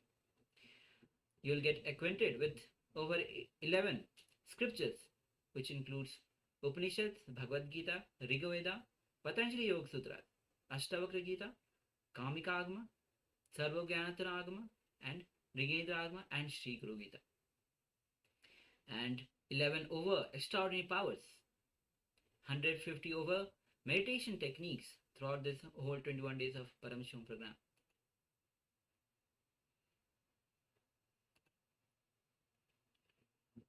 So now we'll be entering into a small internalization exercise. So have the pen and paper with you. This is going to be internalization exercise based on listening to yourself. What is the purpose of your life? Now, these questions that we are just presenting in front of you, you need to dig deep into yourself, contemplate, meditate, and write elaborately about these questions. When you listen to yourself, what is the purpose of your life? What you aspire to be? What motivates you to wake up every day? What do you value the most in your life? So we'll be taking few minutes for this step. Make sure that you are writing down every question, answers to these questions in elaborate, detailed way, so that as we progress through the program, we are clear with the motives, purpose, and the way we are proceeding with the program. Yes, so I request all participants to now grab the pen and paper. So please give us a thumbs up if you have your pen and paper in front of you. So just give us a thumbs up if you have a pen and paper ready in front of you. And once again, I request all participants to please come on camera. It is important that you are on camera so we can interact with you. We can see who's ready, when you are ready, and if you require any more time for exercises and so forth. So request once again, all participants, please come on camera and start interacting. Take active participation in this internalization exercise. So we have Kylie Wang, we have Liu Zai Kun, we have Ivy Liao. So requesting all of these, please switch on your camera. Ma Nitya Ganambananda, Ma Shukra Indrananda, Ma Ananda Agora Rupini, Zhou Xian Giang, Liao Jia Huang, and I apologize if I mispronounce any names. Liao Jia Huan, Fu Liang Zhang, Wade Green, and Hu Xiao Hong. Please, I request all participants, please come on camera. And if I am mispronouncing your name, please, if you are on camera, I will not be reading out your names. So I do apologize if I do mispronounce your names. Okay, great. So once again, I request everyone to please grab a pen and paper and write these questions down. So we will be writing, I'll be requesting you to write these questions down and write the answers. And please hold these questions. Bring them to every session so you can reference you can have a reference to these. So once again, the questions are. So once again, the questions are, and I request everyone to write down these questions, and then you will be providing your answers to these questions. So number one, what is the purpose of your life? So please write this down. What is the purpose of your life? So first of all, we're just writing down the questions. So this is step number one. We have 4 questions in this first step. So request participants to write these questions down. So number one, first question, what is the purpose of your life? We'll just be giving a few seconds for you to write this down. Then we'll move to the next question.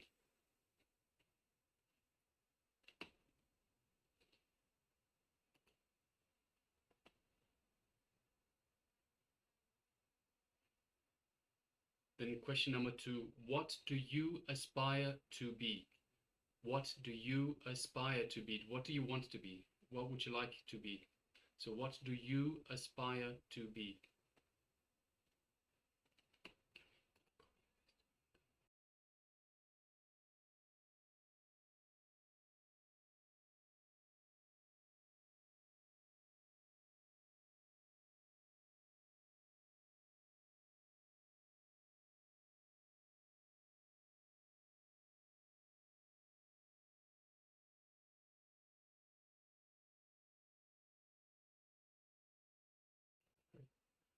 Then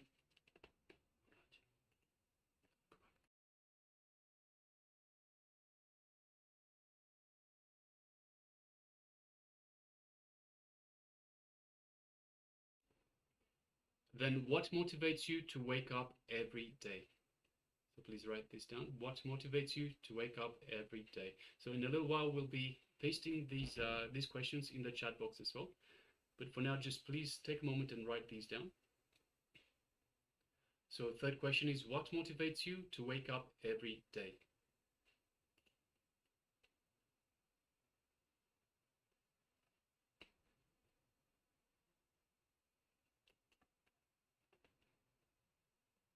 And the fourth question in this first step, so all these four questions are part of the first step.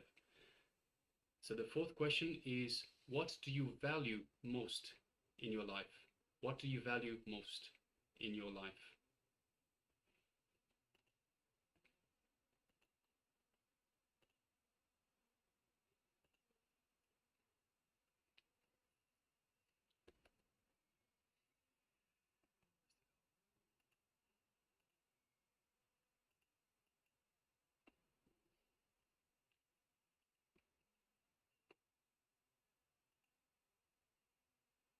Yes, so we've pasted the questions in the chat box as well. So this is the first step. So I request participants to please take a few minutes, think through, contemplate through, and pen down, write down on your piece of paper, write down the answers for yourself, the answers to these questions. Please go ahead now.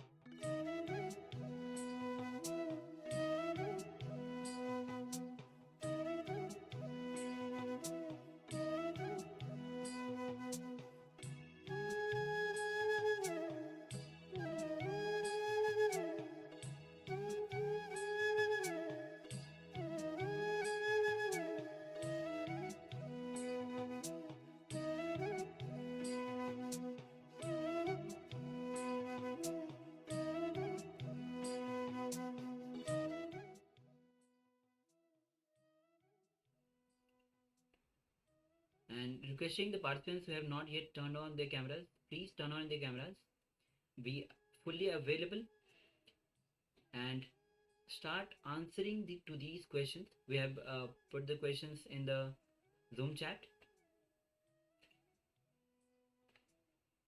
and participants on the YouTube and Facebook, they can interact with the chat on the YouTube and Facebook. Also, shortly we'll be giving you the link to join the Paramashivoham via Zoom link via two-way. If you want, you can join us through the two-way and have a better interaction with us, and much more, it will be much more better experience for us, all of you. So those who want to join, you can join through the two-way as well. Meanwhile, requesting other participants to take a moment to write down each of these questions. So look deep into yourself. Answer these questions for yourself. Please continue.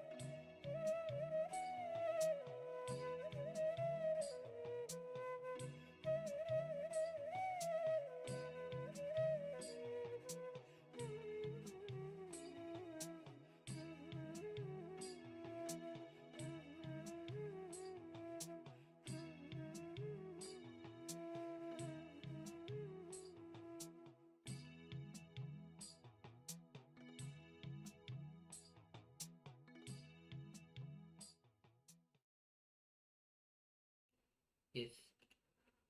Now, as you have penned down the first step, the questions that you have just penned down, the answers to all these questions, we'll be moving on to the next step of this internalization exercise. So, ask yourself, what are you seeking from life? So, this is the first question in the second step of your internalization exercise. So, take the paper and start writing down. You can actually take down the question itself. What are you seeking from life? In short, you will be pasting the questions itself so that you can take a reference and have all these answers. Next question is, how do you plan to achieve what you aspire to? Again, how do you plan to achieve what you aspire to?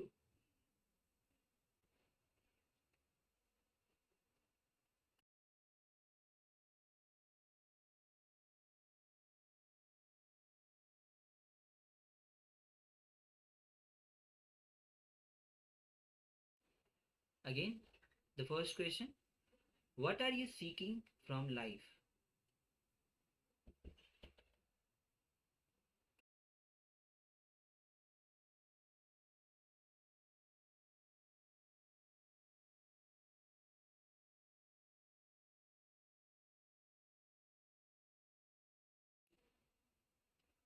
Second question, how do you plan to achieve what you aspire to?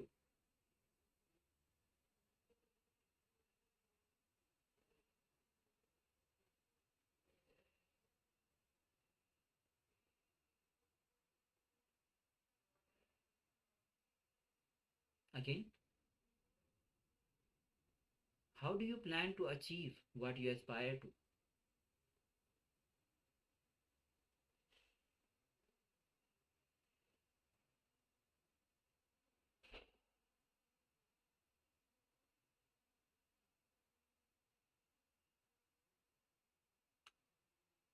Now, the third question, are all your actions in life aligned to this?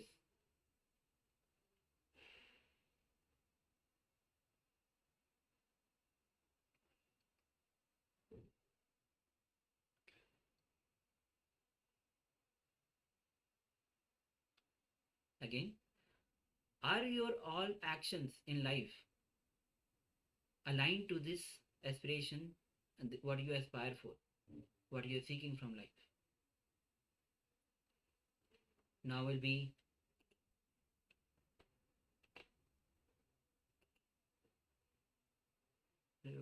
pasting the questions in the Zoom chat.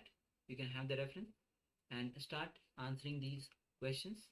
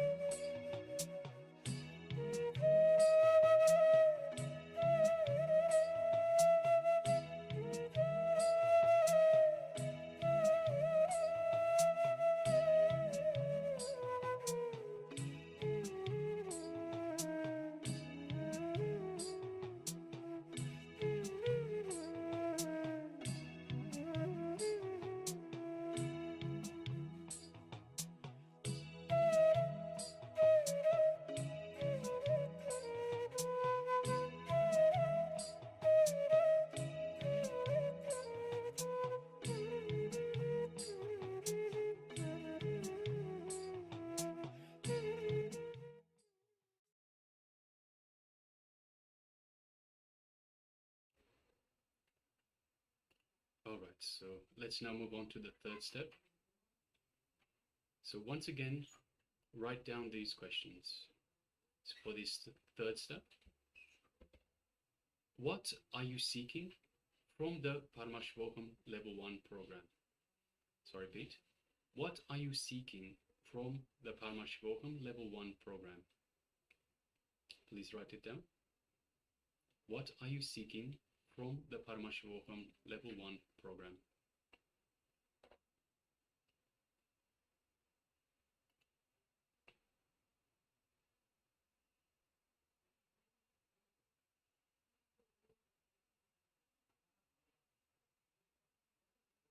So once again, what are you seeking from the Paramashivoham Level-1 program?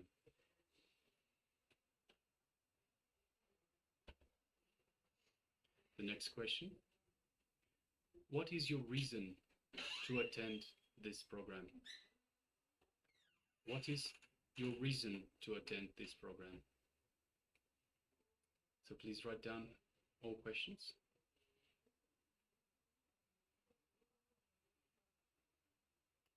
What is your reason for attending this program?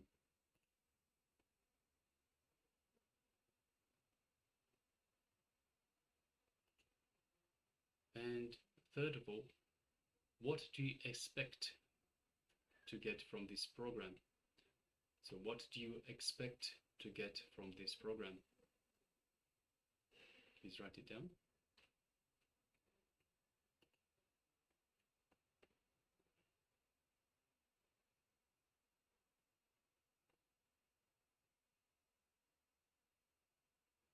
So once again, what do you expect to get from this program? So we'll be pasting the questions for this third step in the chat again.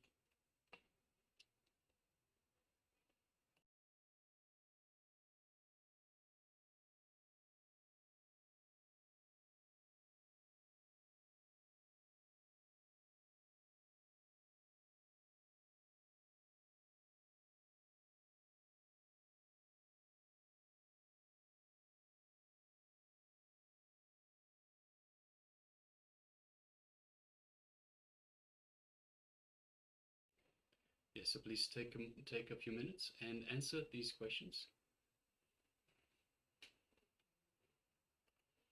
So make sure that you answer all the questions at each individual step. So we've gone through the 3 steps. Please make sure that you answer all the questions to all 3 steps.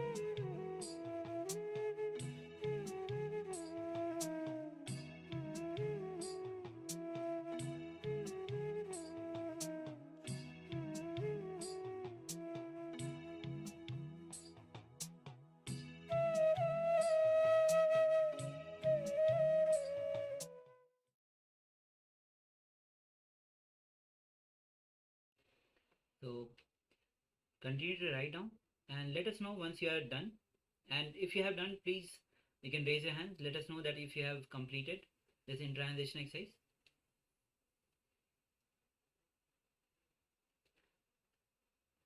Okay.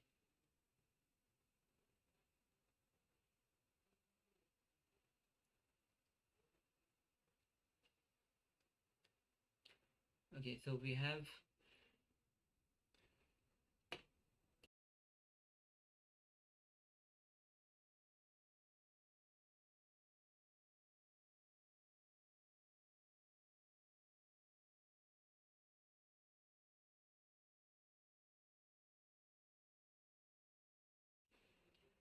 and also if you want to share anything that you have answered to all these questions, you can always go ahead and put these sharings in the chat box. And also if it is nothing private, then you can always go ahead and share as a public chat. If it's something private that you want to share only to the acharyas, you can share it as a direct message. Yeah, so we insist for all participants, please share in the public chat only if it is a private matter, something that is of sensitive nature that you do not want to share with everyone else. Only then please share in the direct messages. Otherwise, please share in the public. The reason we share in the public forum is because this way everyone will benefit from the questions, from the powerful cognitions that you get as well. So this way someone else will say, yes, I wanted to ask that question. So they'll be benefiting from the answer to that question, or they'll be saying, oh, that's a really good point from a really good powerful cognition that I didn't catch. So I request all participants, please, as much as possible, please share your whatever you are sharing in the public. If it is of private nature, then no problem. Please, you can share with the acharyas directly. But as much as possible, refrain from direct messages. Share as much as possible in the public domain. Yes. I hope all of you have finished this intransition exercise. Can you just give us a thumbs up or raise your hand so that we know that you have finished? Then we will be moving on to the next steps. Then I will be continuing.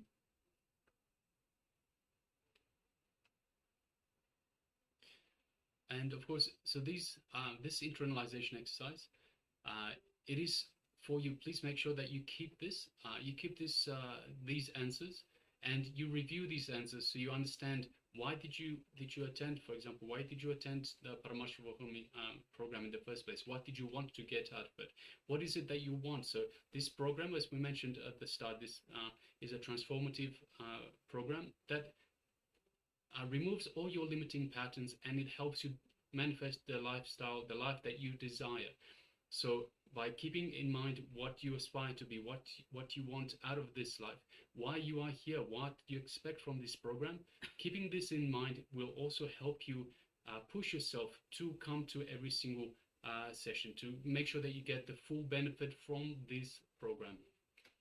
So I request participants, please, so bring these questions with you every day, every session, and keep it there for reference. So every time that your mind starts wandering and your mind starts playing up, saying, I'm too tired, I'm too bored, whatever it might be, I need a drink, I need this. Of course, I'm not saying don't have drinks, don't have food.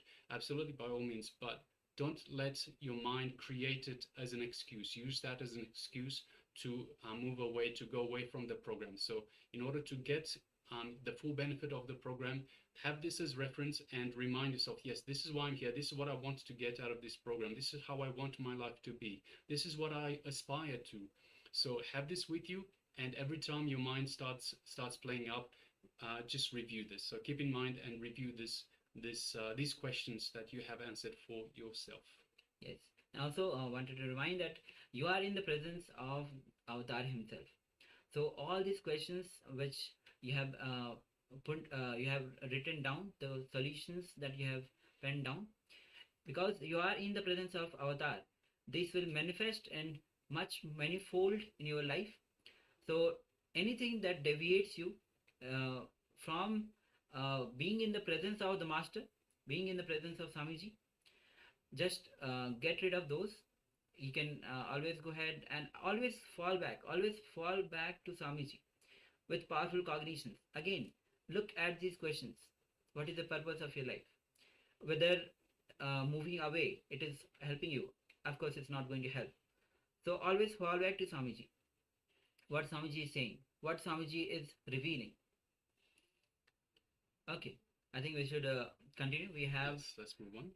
We have people who have actually shared. So they have actually penned down all the answers to these questions.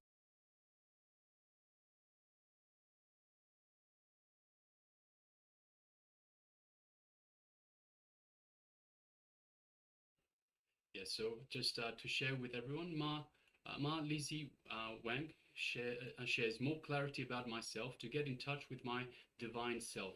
Open or develop more manifestation skills like third eye, scanning abilities, and power to help others. Yes, thank you very much for sharing, Ma. Thank you. Beautiful. And Ma Licia says, yes, Ma Licia says enlightenment, Paramashivoham, not very well, some sleepy, not whole program. Okay, even if you're not well, make sure that you are having coffee, tea, or some way you are being involved fully in the program. Give your full being with full effort, as I say. Be available for the program. Give the full effort that you can give. So Paramashiva will give you the best what he has.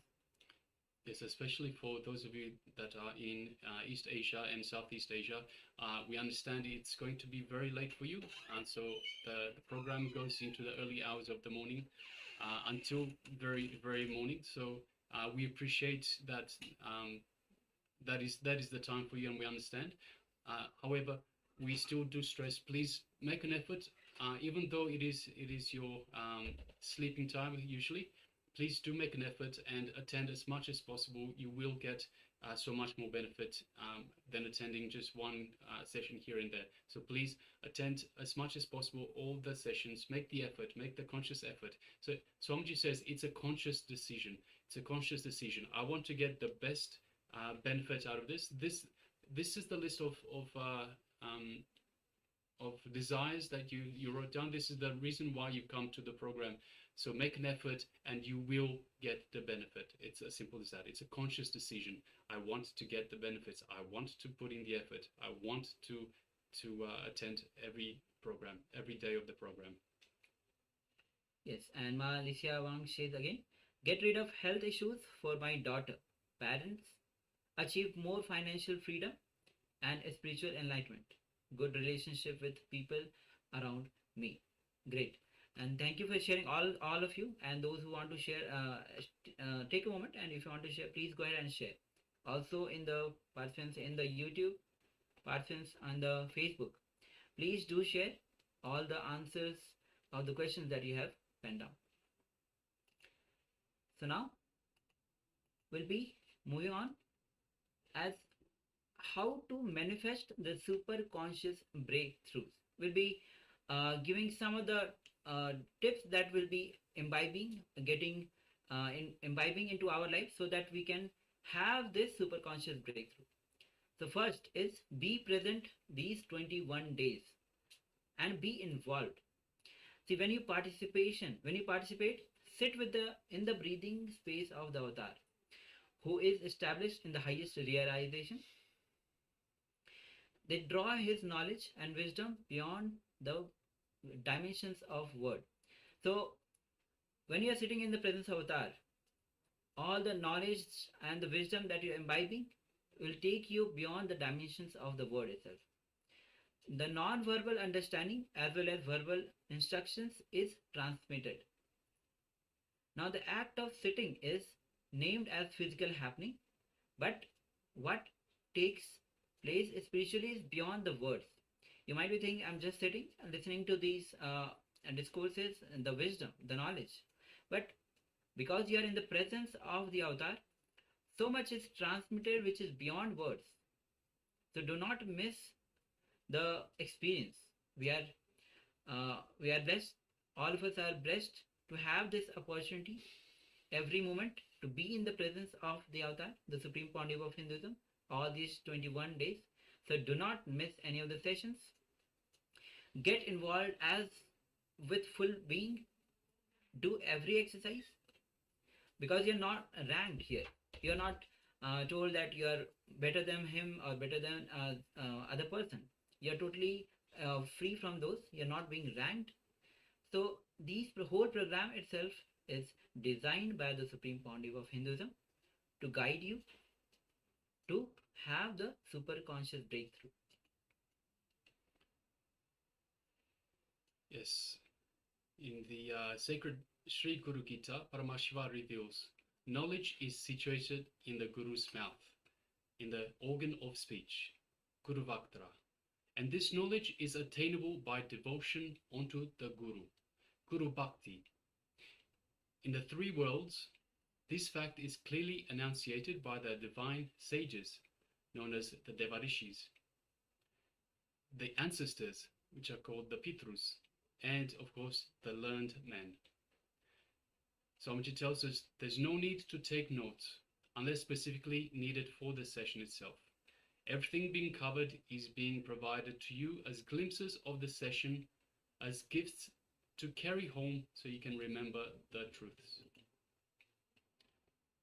So tip number 2.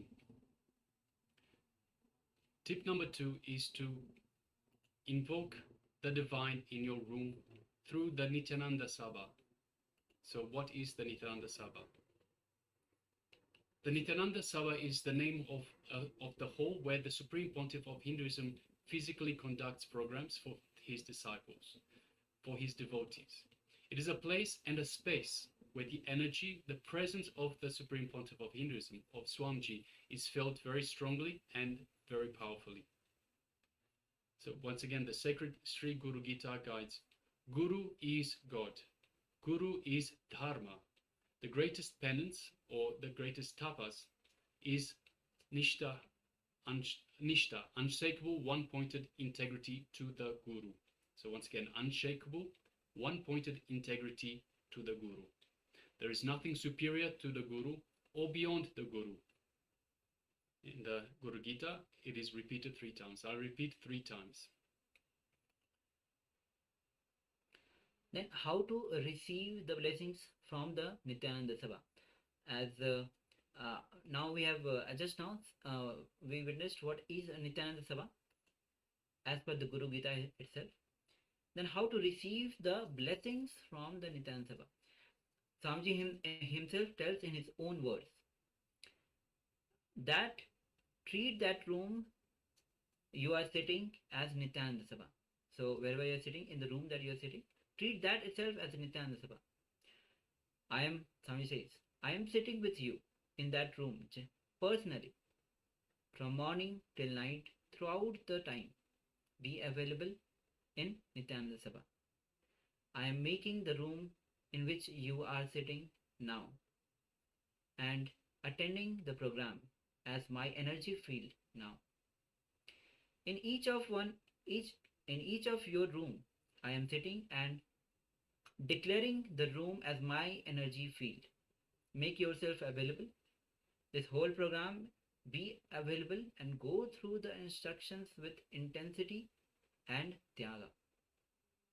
All the great things happens with tyaga. All the ultimate things manifest with tyaga. Yes, so how to set up the Nityananda Sabha in your own place? So once again, the Nityananda Sabha is the sacred space or the room where you will receive the initiations and the sacred truths from Swamiji, from the avatar, the living avatar. In Hindu tradition, this room is equivalent to a sacred sthala. It's a sacred space, since it is a rare happening of the avatar landing and gracing with the darshan to the disciple. Apologize. So let's request participants to decorate a chair, and it will be known as a simhasan. Decorate a chair with beautiful cloth, flowers, and some fragrance or flower fragrance, and place the Atma Murti on the chair. So what is the Atma Murti? Atma Murti is Swamiji's image. So if you are doing puja to Swamiji, this will be the image that you use for puja. That is your Atma Murti. So place the Atma Murti or Swamiji's image on a chair.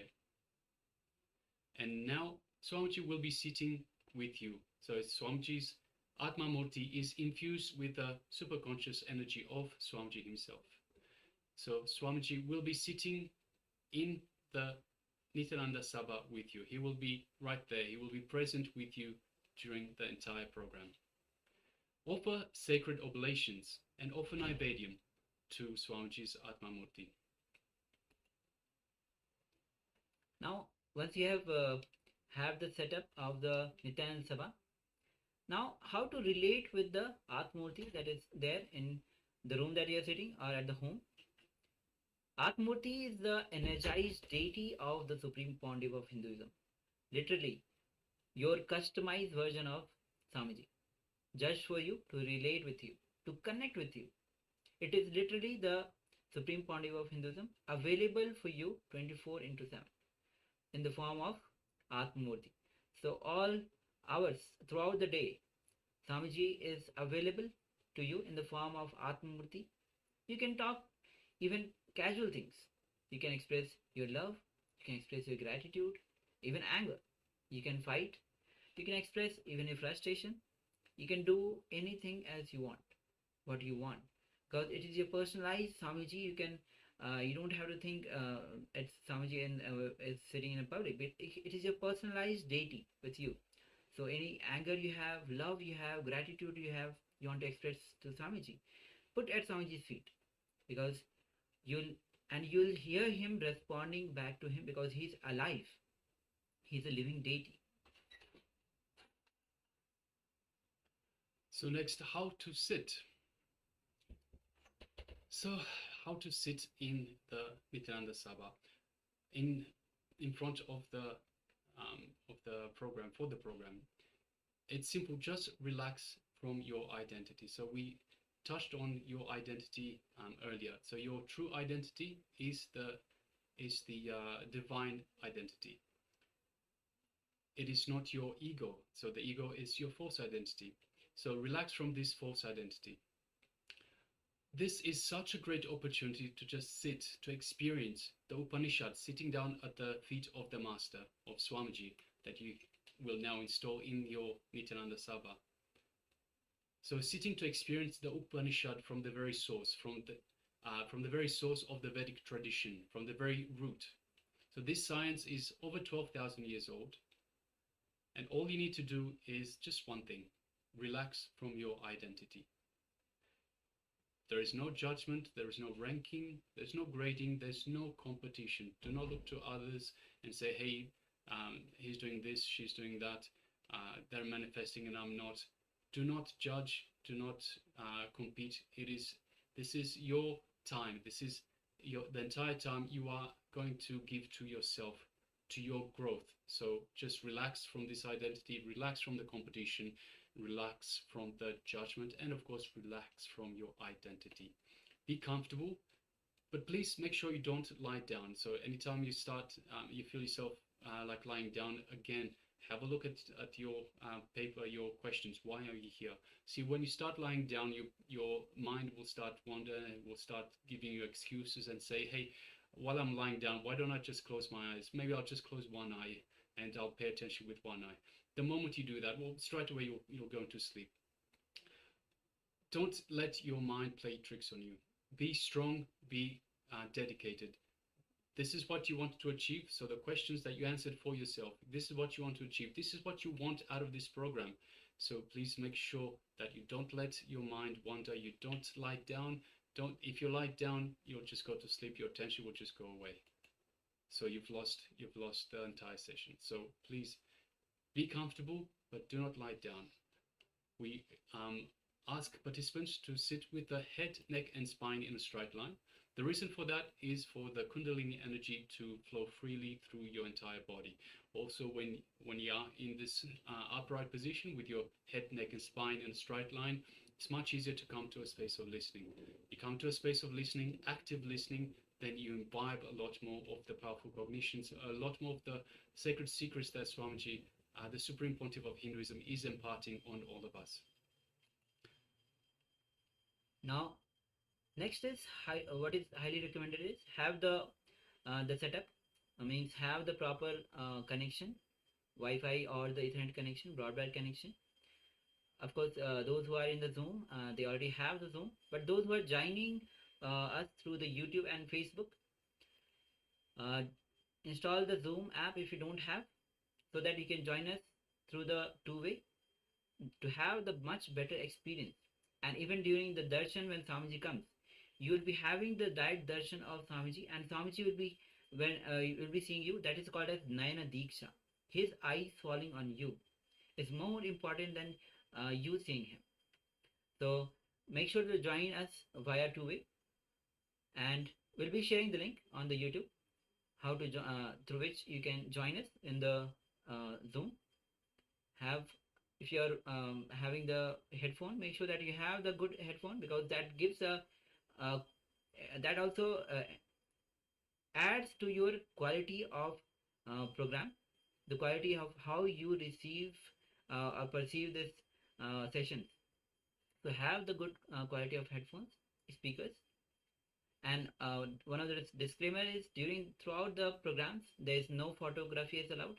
Do not take the screenshots, even the videography. Of course, during the power manifestation, you'll be recording your power manifestation. So, but do not take the photo, screenshot, and the video. Even the recording is prohibited, not permitted. So please respect the process, as it is a sacred space for yourself and other participants, those who are attending here today.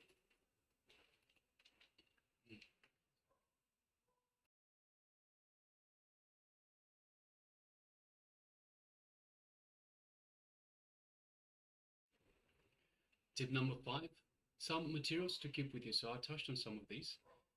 Make sure that you keep notepads and pens with you all the time. So the general format of the sessions will be as such. We have the Jnana segment, where Swamiji imparts sacred secrets, knowledge that we need to imbibe. After that, we usually have an internalization exercise. Some exercises where you have a look at the powerful cognitions that you receive during the Jnana segments, and you write these down. You analyze yourself, you analyze your life, and you try to understand where you've gone wrong and how to fix this, how to put this into reality, how to make this part of your everyday life. And so when we do this, for this we'll require notepads and pens. So please make sure that you have these. So for writing down powerful cognitions for you to refer to later on, and for the internalization exercises. And after internalization exercises, or we might have meditation techniques as well, then we have the power manifestation, which once again, it helps to bolt that powerful cognition into your very own body, to bolt it into your system, so you can much easier live the experience. So once again, so we request you to have notepads and pen by you. So bring them along to every single session. And also have the eye bands. So we'll be, for most of the days, or perhaps for all of the days, we will have the third eye vision as the first power manifestation of the day. And so we require participants to have either an eye band, something to cover their eyes, or some piece of cloth that they can use to cover the eyes, something that's opaque in nature, that you cannot see through and light does not come inside. So we want, when we close our eyes, when we have our eyes covered, it should be completely dark. It shouldn't be too hard, so don't tighten too hard. But it should be comfortable, but it should be completely dark. Now, the Supreme Pontiff of Hinduism shares how to best do this exercise. So in Swamiji's own words, even if you are doing the homework in Facebook or Notepad, type. Each time, type. Do not copy paste. Actually sitting and writing is a wonderful habit. Likhita Japam is an amazing spiritual practice, because at the time you are sitting with yourself, you are also alive. You are awake consciously. You're not drifted away here and there. You sit and you are awake. You are alive, continuously working consciously. For the last 20 years, we have collected 80,000 pages. So last 20 years, 80,000 pages of my handwriting. So Swamiji's own handwriting. Not 8,000, 80,000 pages of Swamiji's handwriting on the tablet. So we have a screenshot. Let's see, we'll just try to display this for you. So just bear with us for a moment. Yes, so it's being displayed for you right now. So these are just some glimpses of pages from the over 80,000 Likhita Japam, the pages written on the tablet or on the PC, on the tablet itself by the Supreme Pontiff of Hinduism.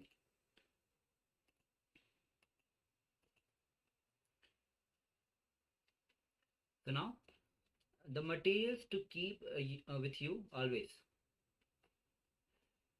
Few things that we have already gone through, that notebook, pen for all the internalization exercise, even the power manifestation, and blindfold, or if you don't have the blindfold, have a piece of cloth to use as a blindfold so that you can cover your eyes.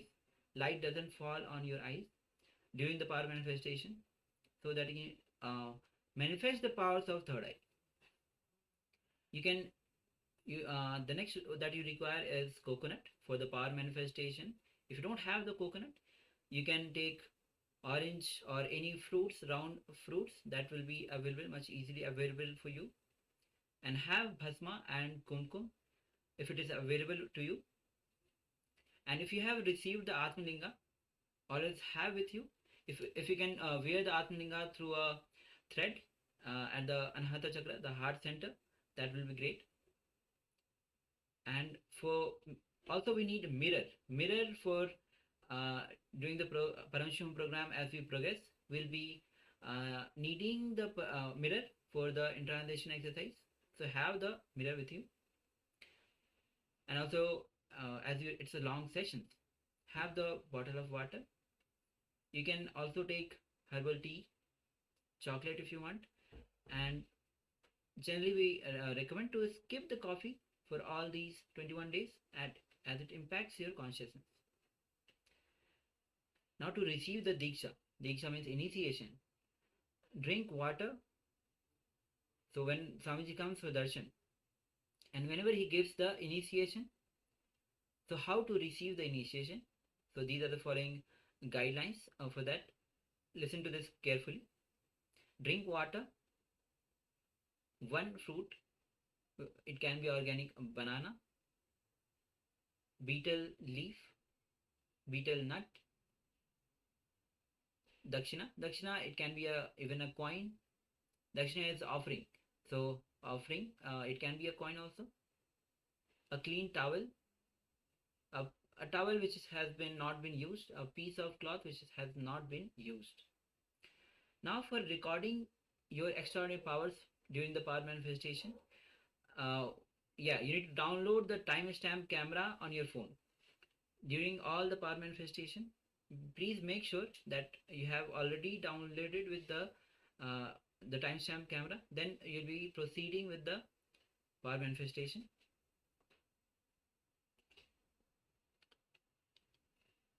Yes, tip number 6, be dressed for superconscious breakthrough. So literally, superconscious breakthrough is a celebration. So let's celebrate it as per Hindu tradition. Let's look our best. So in traditional, some traditional Indian clothing are saris or churidar for women, or kurtas or dhoti for men.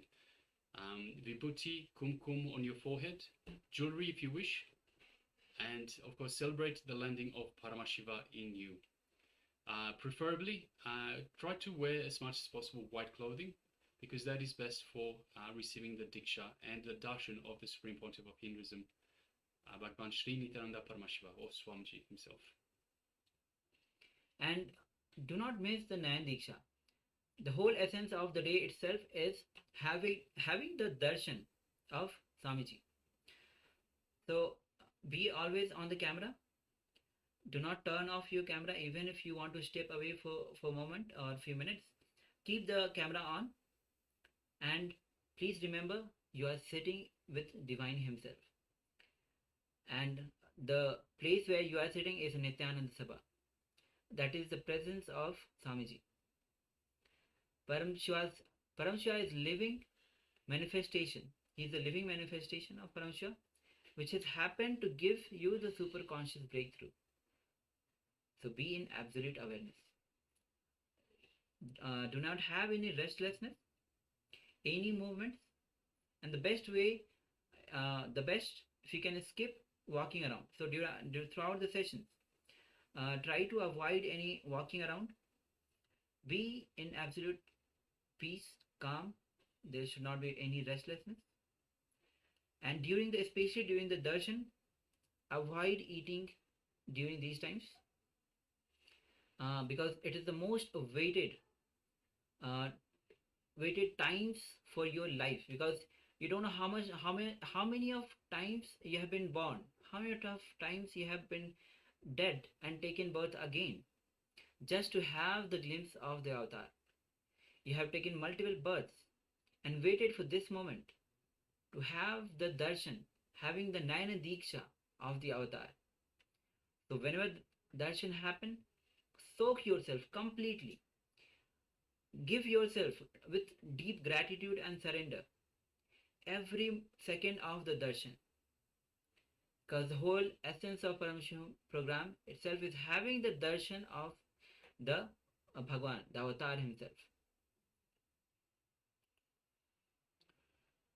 Yes, and tip number 8, detox is a must with as well as with yoga, do yoga and Jala Aushada.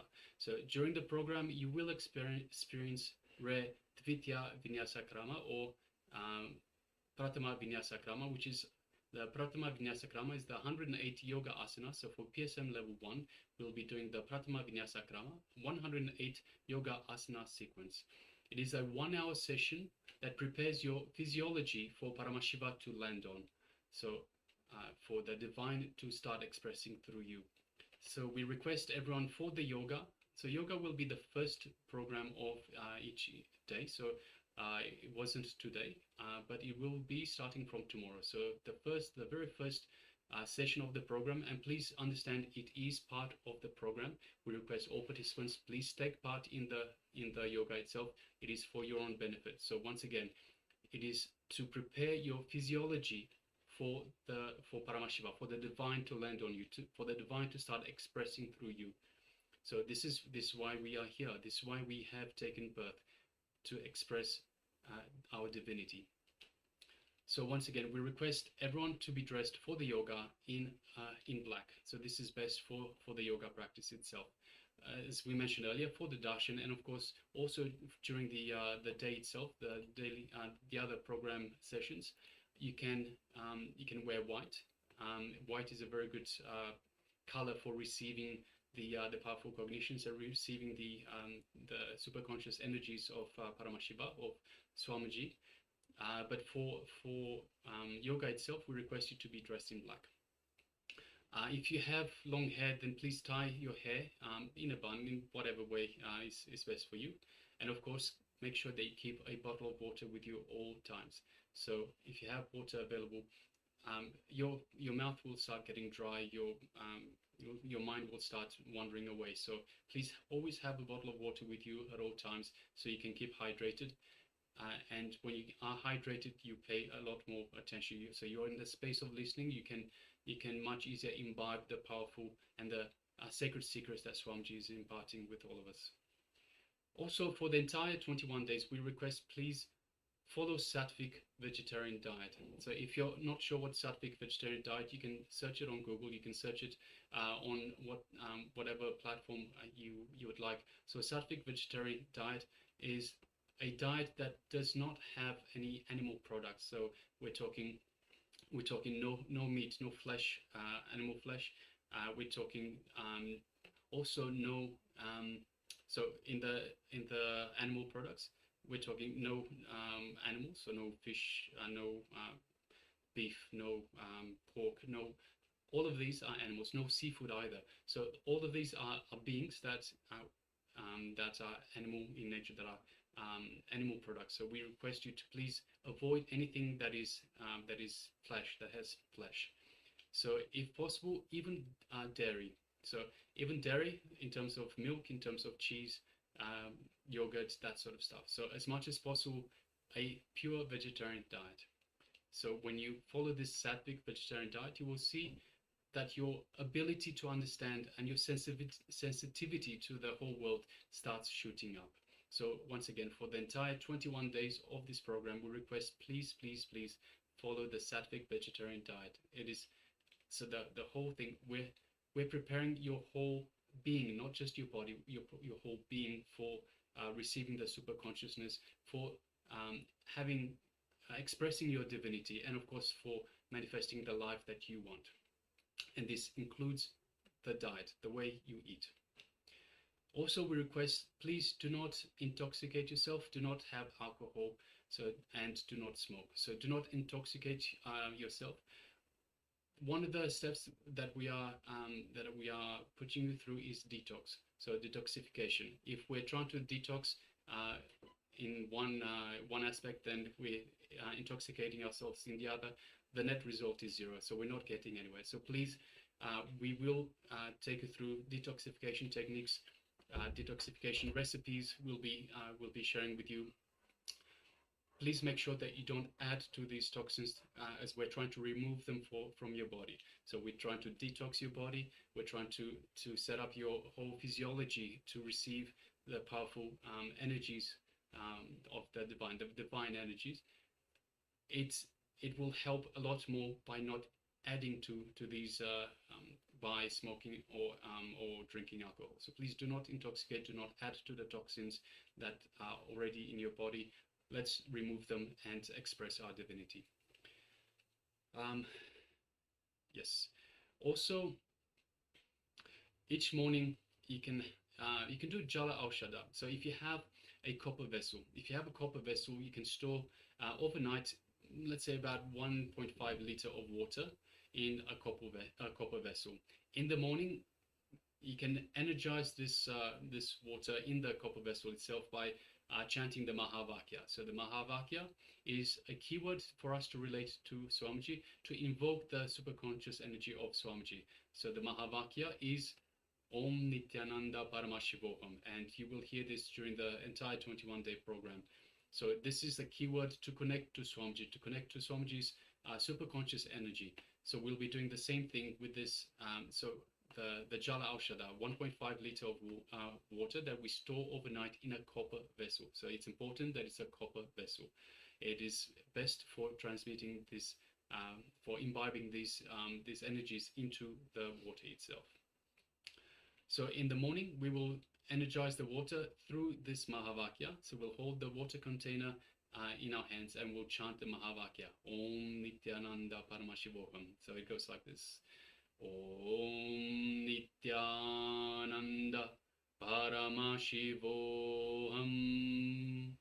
So during these 21 days, you'll hear it over and over as we play it for you, to make it easier for you to connect to Swamiji himself. So for this, you will be chanting again and again and again, so for a few minutes. And then after that, we can drink the water fully, but before brushing our teeth. First thing when we wake up. So we wake up, the water is energized. Have the water before we start brushing our teeth. Also, another thing that we request participants to start getting into a habit. So this is one way of detoxing. This is a very powerful powder that is called Haritaki powder. So it's made from the nuts of a tree. The Haritaki powder is very good at detoxing your body. So we just talked about do not intoxicate your body. This is to detox what you already have in there. So if you can get it, please do get it if you haven't got it already. So you can get it in powder form, or you can even find pill, like capsule form as well. But please make sure that it is vegan or vegetarian capsules. Make sure it's not made from animal products, the capsule themselves. And make sure, of course, that the Haritaki is organic. So when things are not organic, we don't know the chemicals that have been used for the product itself. So please, as much as possible, again, the chemicals that are used on plants, on vegetables and fruits, the chemicals will add to the toxins. So also in terms of the sattvic diet itself that we just touched on earlier, please make sure as much as possible that you eat organic fruits, organic vegetables as much as possible. So coming back to the haritaki now, the haritaki powder, have 1 teaspoon of haritaki powder each night. So you have it overnight and it will detoxify your body overnight. It will work its magic overnight and it will remove toxins. So in the morning you will go to the bathroom as you would every day, and it would remove through the natural processes a lot of the toxins that you are storing in your body. And yes.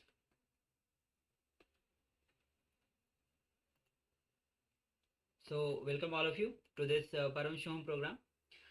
We are going to be available continuously to support you. Any questions that you have, any doubts that you have, you can always go ahead and put your questions in the chat, Zoom chat, and all the participants in the Facebook and YouTube, you can put your questions on the YouTube chat. We'll be attending to each of these questions. Yes, we have some questions right now in YouTube. Yes, yes, we have from Lenin, how to come to Kailasa. Yes, we will share you the link. You can submit the application form, submit the details that is there in the form, and after you fill the form, you'll receive the team which is responsible. You'll receive a call from them, and they will attend to you and guide you to attend to reach to Kailasa. Yes, we also have a question from Rakesh Adiga, so again on YouTube. Is there a course in Bangalore? So at the moment the courses are online courses. So this is day 1, very much at the start of the 21-day program. So you can attend either through the YouTube where you are currently, or you can attend on two-way in the Zoom room. So you can go to the eCitizen portal, our eCitizen portal, and you can sign up and log in through the eCitizen portal itself. And of course, we request all participants on the Zoom room as well. Please make sure that you you join the Zoom room through the eCitizen portal every single day. So please don't use the same link that was sent to you to register for this when you registered for this course. The links may change, so please make sure that you go through the eCitizen portal every time to log into this Zoom room. So the Supreme Pontiff of Hinduism himself will be making his digital presence available exclusively for all the participants.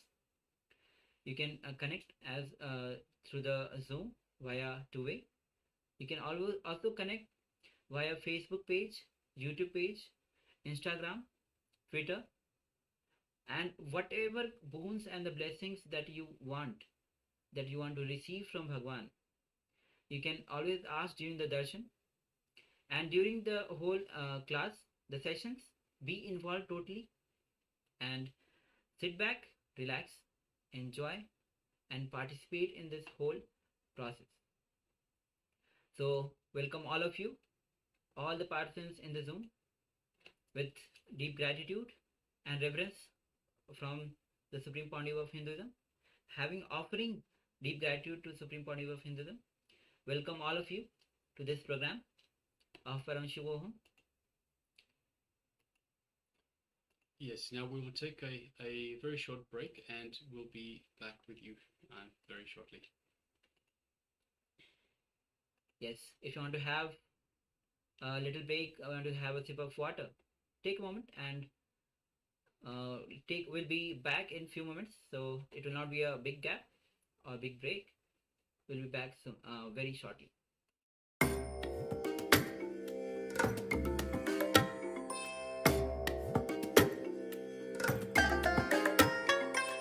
I bless you all.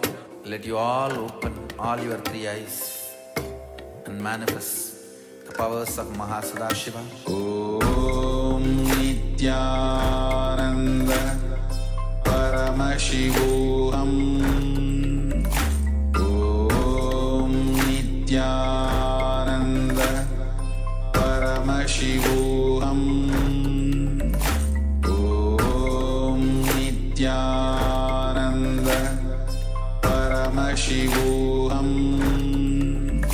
Om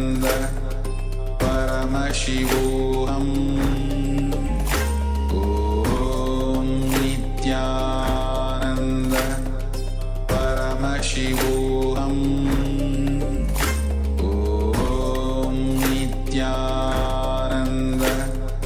Paramashivoham Om Nityananda Paramashivoham Om Nityananda Paramashivoham Om Nityananda Paramashivoham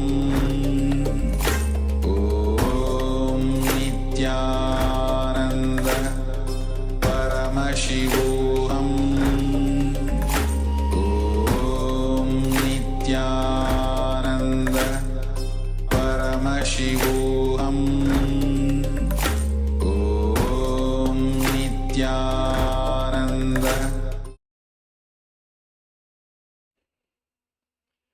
Yes, welcome back. So in this second segment, we will go through a detoxification. So detoxification section.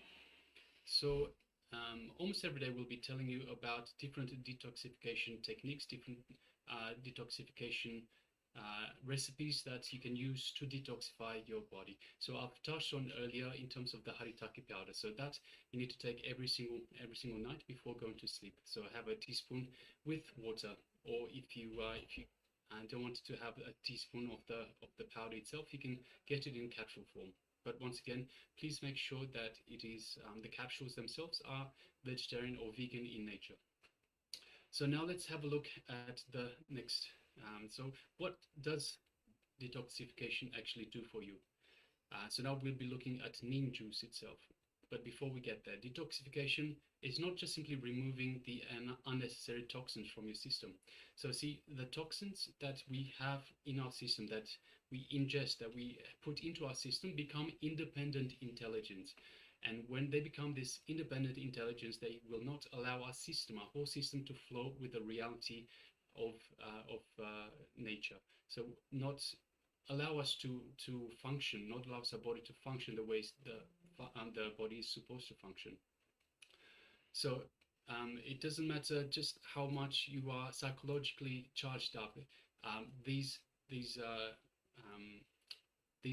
toxins will not allow you to. You will feel like if I can use the example of a punctured tire, you'll just slowly deflate, or just slowly it will take effect in your body, and you'll just start feeling lower and lower energy. So to break this vicious circle, this vicious cycle, we need to remove these toxins from our body.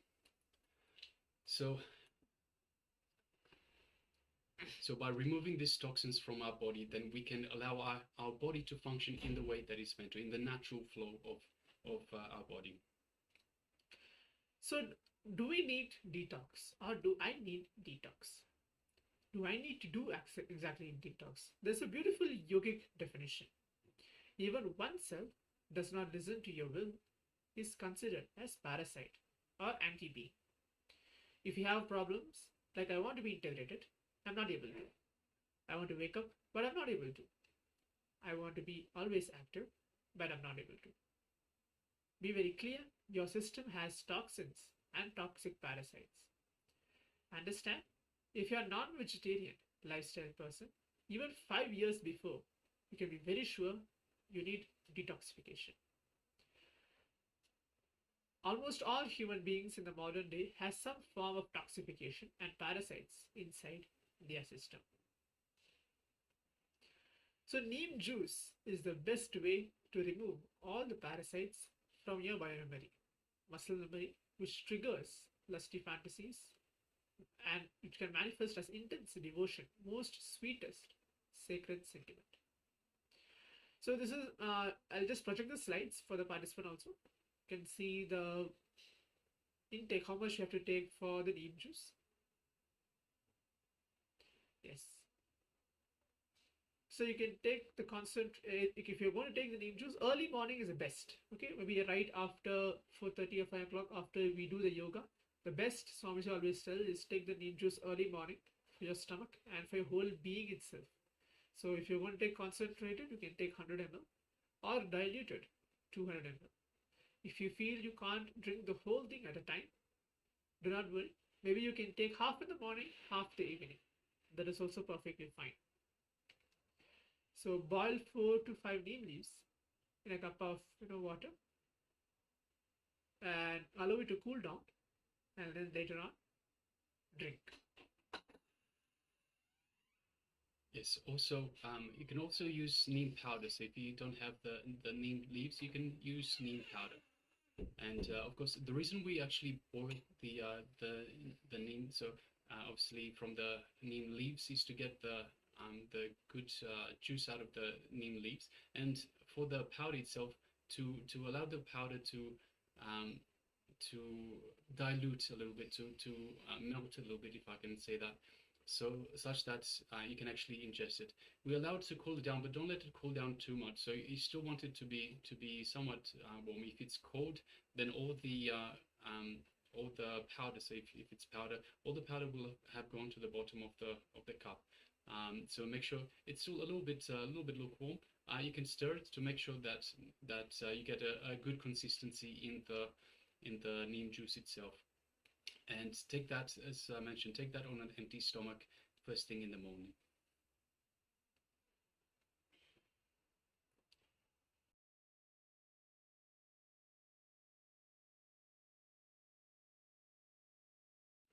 So if anyone has any questions in terms of the detoxification, please let us know. Or of course, anything that we have covered so far, please let us know. So once again, I request participants at any stage, if they have any questions, any doubts, anything that needs to be cleared in their mind before we go further. See, everything in this program builds on top of each other. So we give you one piece of information, then the next one that builds on top, then the next one that builds on top. If you miss out on this bottom one, on the one that starts the building process itself, you might miss out on a lot of information later on. So I request all participants, please, if at any point you have even the slightest doubt, please let us know. Ask us in the chat. Ask us to clarify any information, and we can help you move along and catch all the information as we build one on top of the other.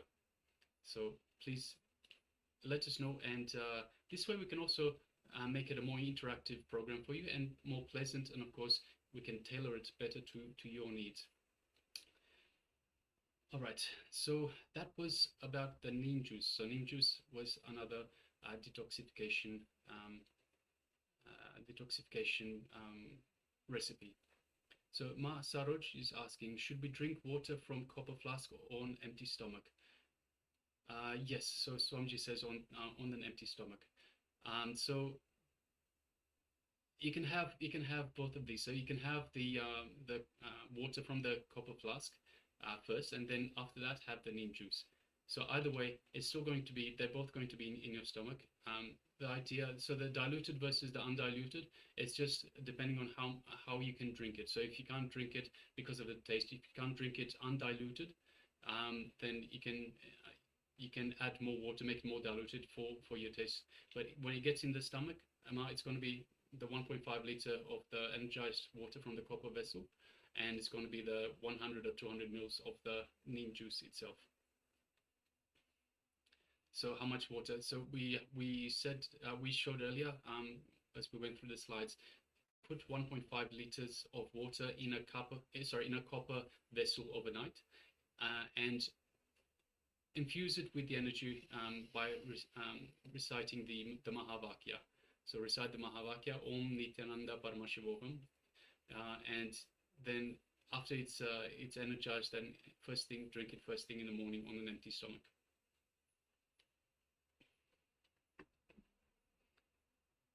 All right, so now let's move on to the next segment in our program for today, which is the Avatar Shastra, the science of the descent of the Avatar.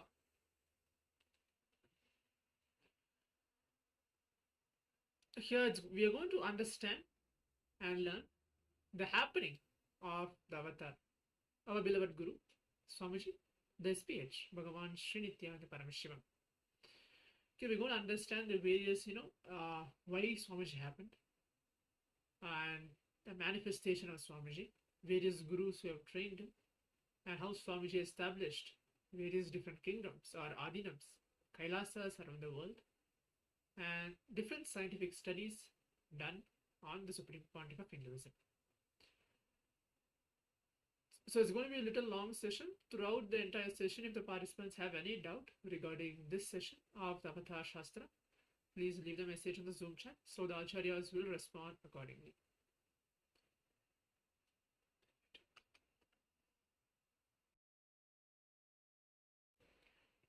And of course, in the other social media platforms, in YouTube and Facebook.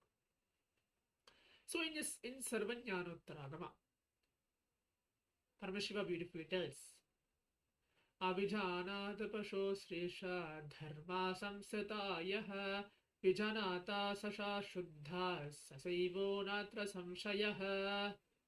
This is a verse, very beautiful verse in Sarvajnanottaragama. The translation goes, he who does not realize this truth will always remain as an eternal bound soul involved in the repeated phenomenon of being born again and again. He who realizes this truth gets immortalized and attains absolute purity. He becomes one with Lord Shiva himself. There is no doubt in it. So in this entire session, we will learn about what is superconscious breakthrough, why an embodied avatar, and we'll be learning about the foretelling of the happening of the ultimate manifestation of Paramashiva, our beloved Guru, Swamiji, the SPH Bhagavan Sri Nityananda Paramashiva. We'll be learning on the science of reincarnation. We'll be learning on different attributes of Swamiji, the ultimate manifestation of Paramashiva, the SPH Bhagavan Sri Nityananda Paramashiva.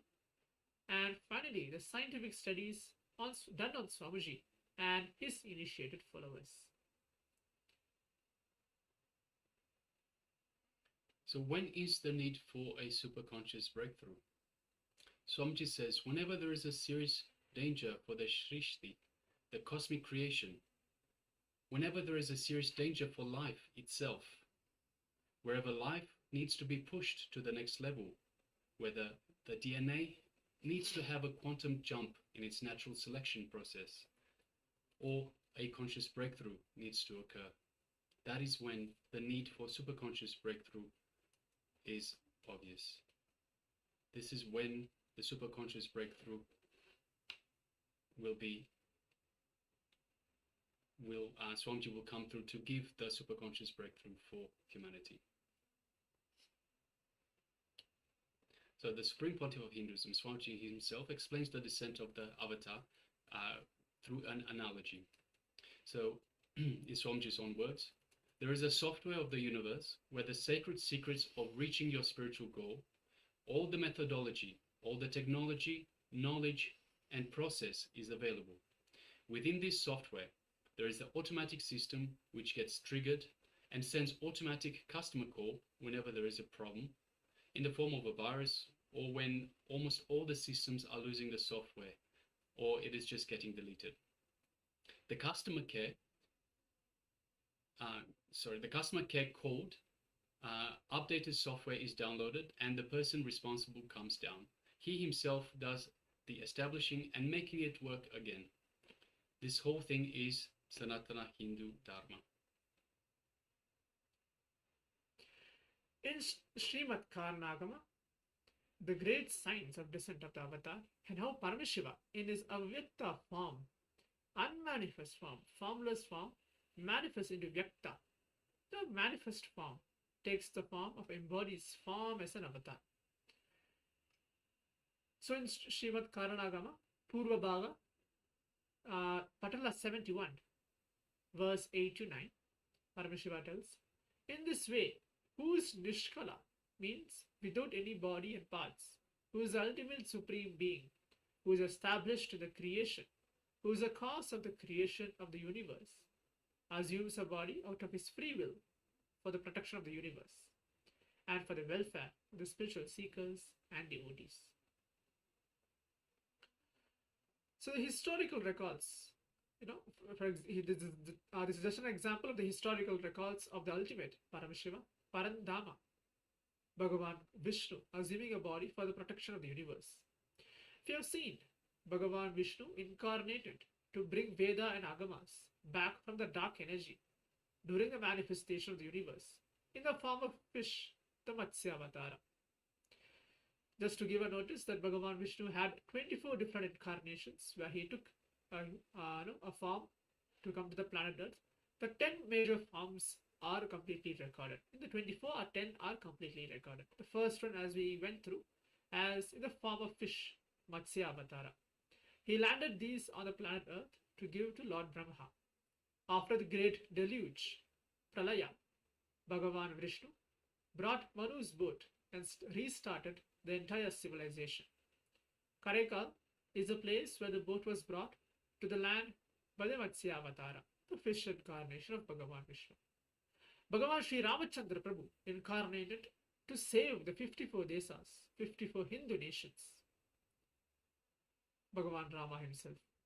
So he came down to save these 54 Hindu nations from the evil reign of King Ravana. If you have watched the entire Ramayana, you have known the story about Rama and Ravana. It's detailedly, the whole story is very beautifully done in the epic called Ramayana himself, where Ravana has a set of people who is going to work against what Rama is there for. But Rama knows that everything he knows, whatever is the play which he is doing. Either Ravana kidnapped Sita, and then Rama met Hanuman, who is again incarnation of Vishnu himself, came down to help Rama in his mission. Everything is being very detailedly told in the epic Ramayana.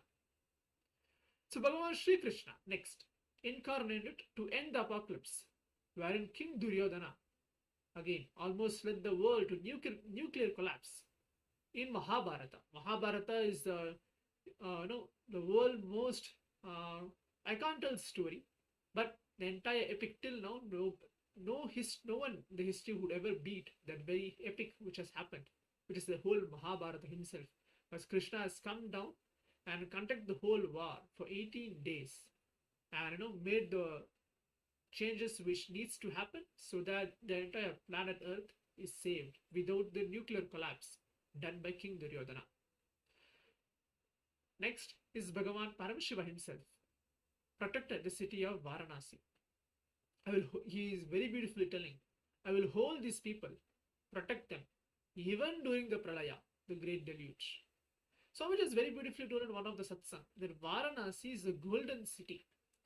Whatever might happen, whoever might come and go, Varanasi is a place of Paramashiva, Shiva, Kalabhairava. He himself walks. Every night Swamiji tells, Shiva comes down and walks. Only very few people can come and see their very form.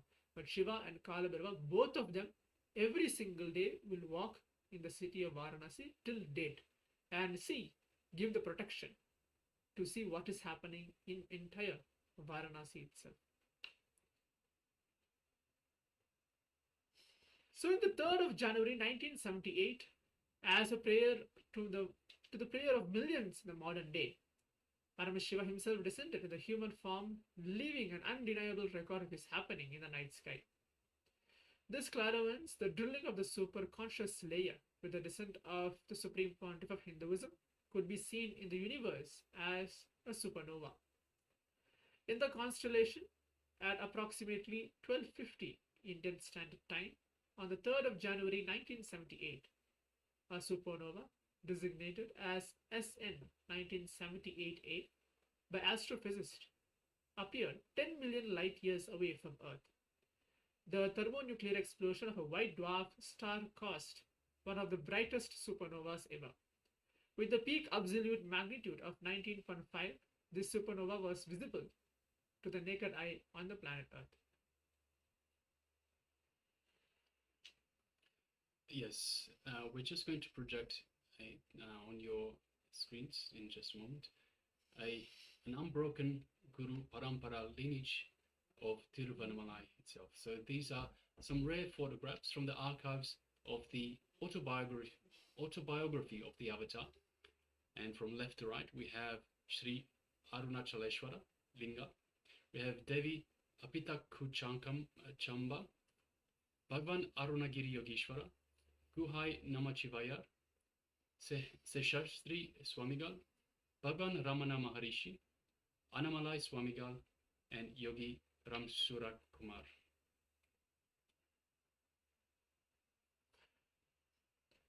The scripture in Arunachala Purana records Paramashiva's promise that he will always be available in threefold form for the entire humanity. First form is the form of the hill, Arunachala himself. Next is the form of the linga, Arunachaleshwara. Next, the human form as an avatar through an unbroken lineage of incarnation. As you can see the photograph, the SPH being the current incarnation of Paramashiva. Swamiji tell in very beautifully he quotes, you can see the slide itself. Nityananda is nothing but a small but a continuous unbroken lineage of stream of enlightened masters. The Guru Sishya Parampara gone right. So continuing to see the images, in 1994 the Gurus of the Supreme Pontiff of Hinduism coronated him as a successor of the Arunachala Saramagna Peetham through the traditional Yoga Pattabhishekam ceremony, thus officially recognizing him as a next avatar in this sacred unbroken lineage. If you have seen the photograph from the left, starting with Yogi Yogananda Puri, Isaki Swamigal, Mataji Buddhananda Puri, and finally our beloved Guru Swamiji in the age of 16.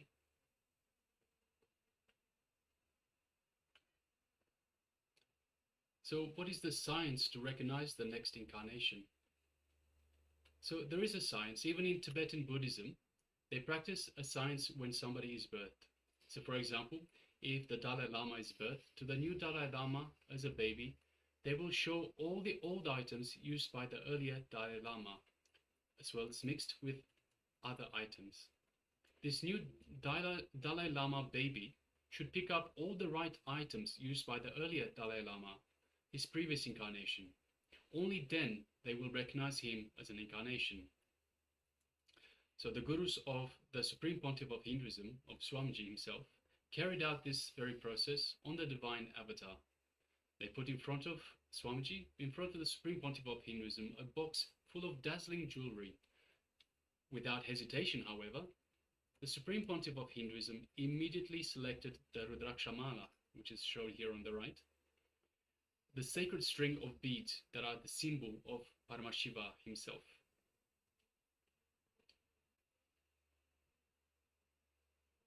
Now let's see the predictions of the birth of our beloved Guru Swamiji. There were several Mahapurushas which are called enlightened seers and incarnations, including Bhagavan Ramana Maharishi, who is towards the right, the photograph, Pundi Mahan and Seshadri Swamigal, who foretold the upcoming descent of Paramashiva in the form of the SPH, Bhagavan Sri Nityananda Paramashiva. When Rajamudaliya, the biological maternal grandfather of Swamiji, went to receive the blessings of Bhagavan Ramana Maharishi in Tiruvannamalai, the late 1940s, Bhagavan blessed him ceremoniously and declared that Paramashiva himself would become his family. So as you can see here, Pundi Mahan towards the right, a revered enlightened being, blessed the mother of Swamiji, Ma Lokanayaki, who is at the bottom, that Paramashiva himself will be born to her. The Arunachala hill, embodiment of Paramashiva, the Supreme Pontiff of Hinduism, at around 2 years of age. In the photograph, you can see the small boy who is just below Swamiji's mother. It's a very beautiful photo, just Arunachala and Swamiji's mother, and Swamiji himself as a small boy.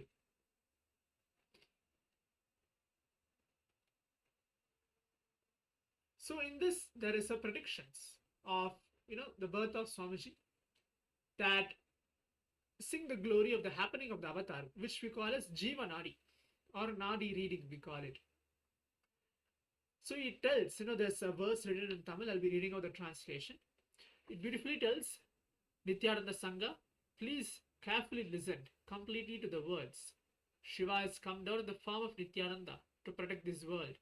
As a result of the presence, penance of many crores of Siddhas, Paramashivan has incarnated as Paramahamsa. So this is exact the Nadi readings.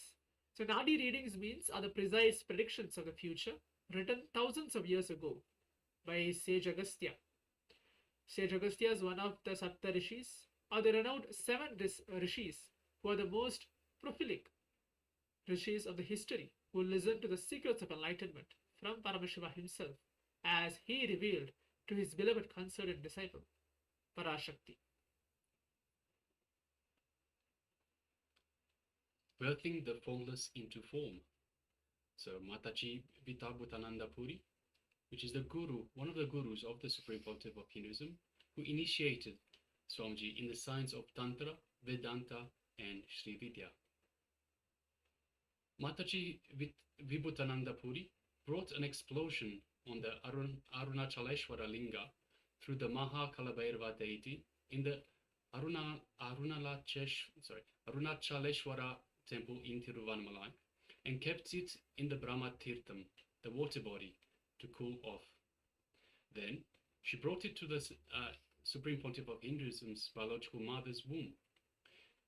Swamiji's mother's womb and Swamiji's father's body were mystically prepared at the same time for Swamiji, for the Supreme Pontiff of Hinduism to assume form.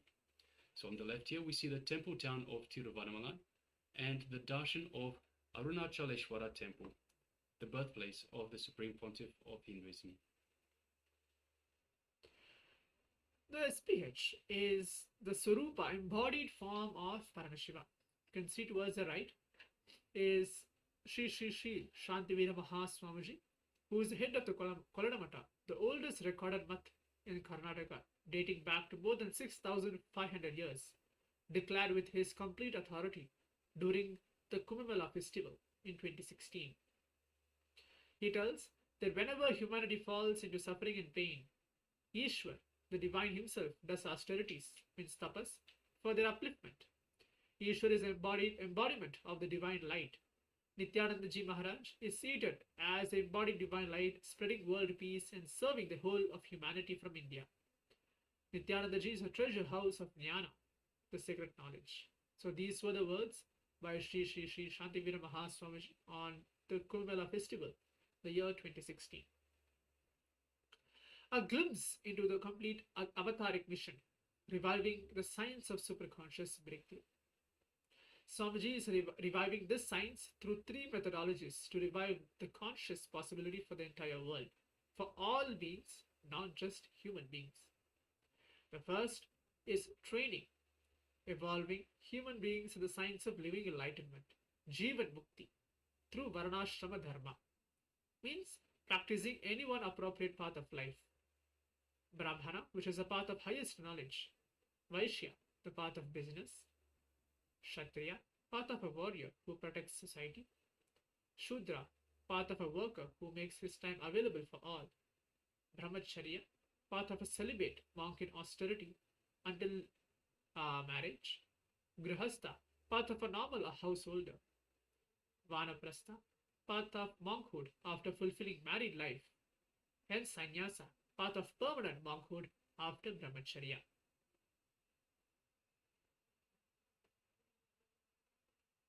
Second is running a Gurukul, traditional Hindu universities or schools, where yoga prashtas can enroll and start manifesting powers. Yoga prashta jivas means beings in the previous birth who tried their best and were about to get enlightened, but some reason left their body before enlightenment. The third is science of bringing incarnations, the god and goddesses of Kailasa, Paramashiva's various dimensions, to assume human body, keeping a powerful ecosystem and ambience for the incarnations to flower.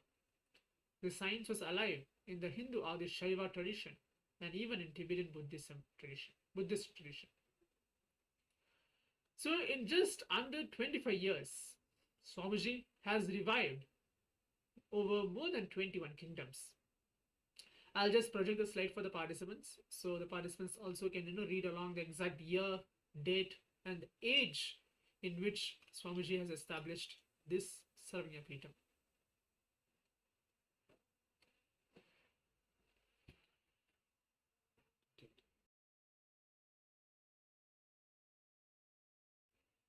So the age of 3 in 1981, Swamiji was initiated into Chaturmasya, started to teach at the age of 3 itself. At the age of 10, the year 1988, the coronation as a successor of the kingdom of Kailasa, Kanchi Saramya Peetham. At the age of 11, 29th of May 1989, he had the oneness experience with the entire universe. At the age of 12, 1990, the first great pause happened when the SPH enters into deep samadhi. At the age 16, the year 1994, the coronation as the successor of the kingdom, Kailasa Paramparagata Arunachala Sarvanya Peetham.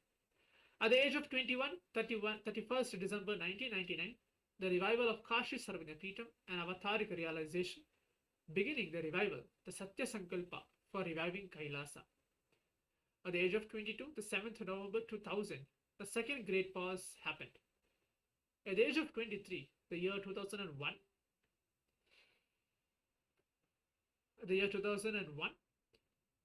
vision of the banyan tree and world headquarters happened. At the age of 24, the 4th of November 2002, laying the foundation stone for the first Adinam, the Adi Kailasa, Ananda Spurana, the science of vertical time zones. The age of 24, 19th November 2002, the first Nityananda Nalaya, free food was served for all. At the age of 25, the first Jan 2003, second Kailasa, Adi Kailasa Sarvanya Peetham was established. Age 25, in July to August 2003, the first Vijaya Yatra, the first world tour occurred. Age 26, 1st of January 2004, Pattabhishekam as successor of Sripura Sarvanya Peetham. Age 26, January to July 2004, the second world tour occurred. Age 26, again, 2nd of February 2004, the signs of power manifestation and the healer's initiation has occurred. Age 26, 24th to 27th of May 2004, a breakthrough in scientific research was published on the potential of human brain from brain studies that were done on the Supreme Pontiff of Hinduism, and also the Nityananda Spurana program Going Beyond Death was released. Age 26 still, 12th of June 2004, Swamiji led devotees in pilgrimages, the first one being the Himalaya Yatra. Age 26, 20th of July 2004, the first visit to Malaysia. Age 26, 31st of December 2004, Swamiji was coronated as the successor of the illustrious lineage of Ikshvaku that rules the Surangi kingdom. Age 27, on 3rd of September 2005, he established a Kailasa in Duarte, Los Angeles, the first enlightenment ecosystem outside of India. Age 28, 10th of September 2006, the first ever Kumbh Mela was held in the USA. Age 28, 2nd of October 2006, inauguration of Nityananda Gurukul, the traditional Hindu school. Age 28, on the 12th of November 2006, revived the Salem Sarvanya Peetham. Age 29, 1st of January 2007, Swamiji inaugurated the Garbha Mandir of Adi Kailasa Sarvanya Peetham, reviving Agni Vamsa Adi Pallava Sarvanya Peetham as well. Age 29, 22nd of January 2007, Swamiji was declared Mahamandaleshwara of Mahanirvani Akada. Age 29, on the 27th of May 2007, Swamiji established Kailasa in Malaysia. Age 29, on the 14th of April 2007, Swamiji established Kailasa in Ohio, as well as other US states. Age 29, on the 25th of August 2007, the Supreme Pontiff of Hinduism was named as the chairman of International Vedic Hindu University. Age 29, in November 2007, Swamiji established Kailasa in Los Angeles. Age 29, November 2007, I apologize, I read that again. So age 29, the Supreme Pontiff of Hinduism advocates interfaith harmony alongside the Dalai Lama. Age 30, 22nd of January 2008, Swamiji established Kailasa in Tiruvannamalai. Age 30, Swamiji launched a huge Kalpataru Padayatra, a journey by foot reaching millions of people in their very own homes. Age 30, on the 3rd of March 2009, Swamiji declared celebration of Living Enlightenment Day.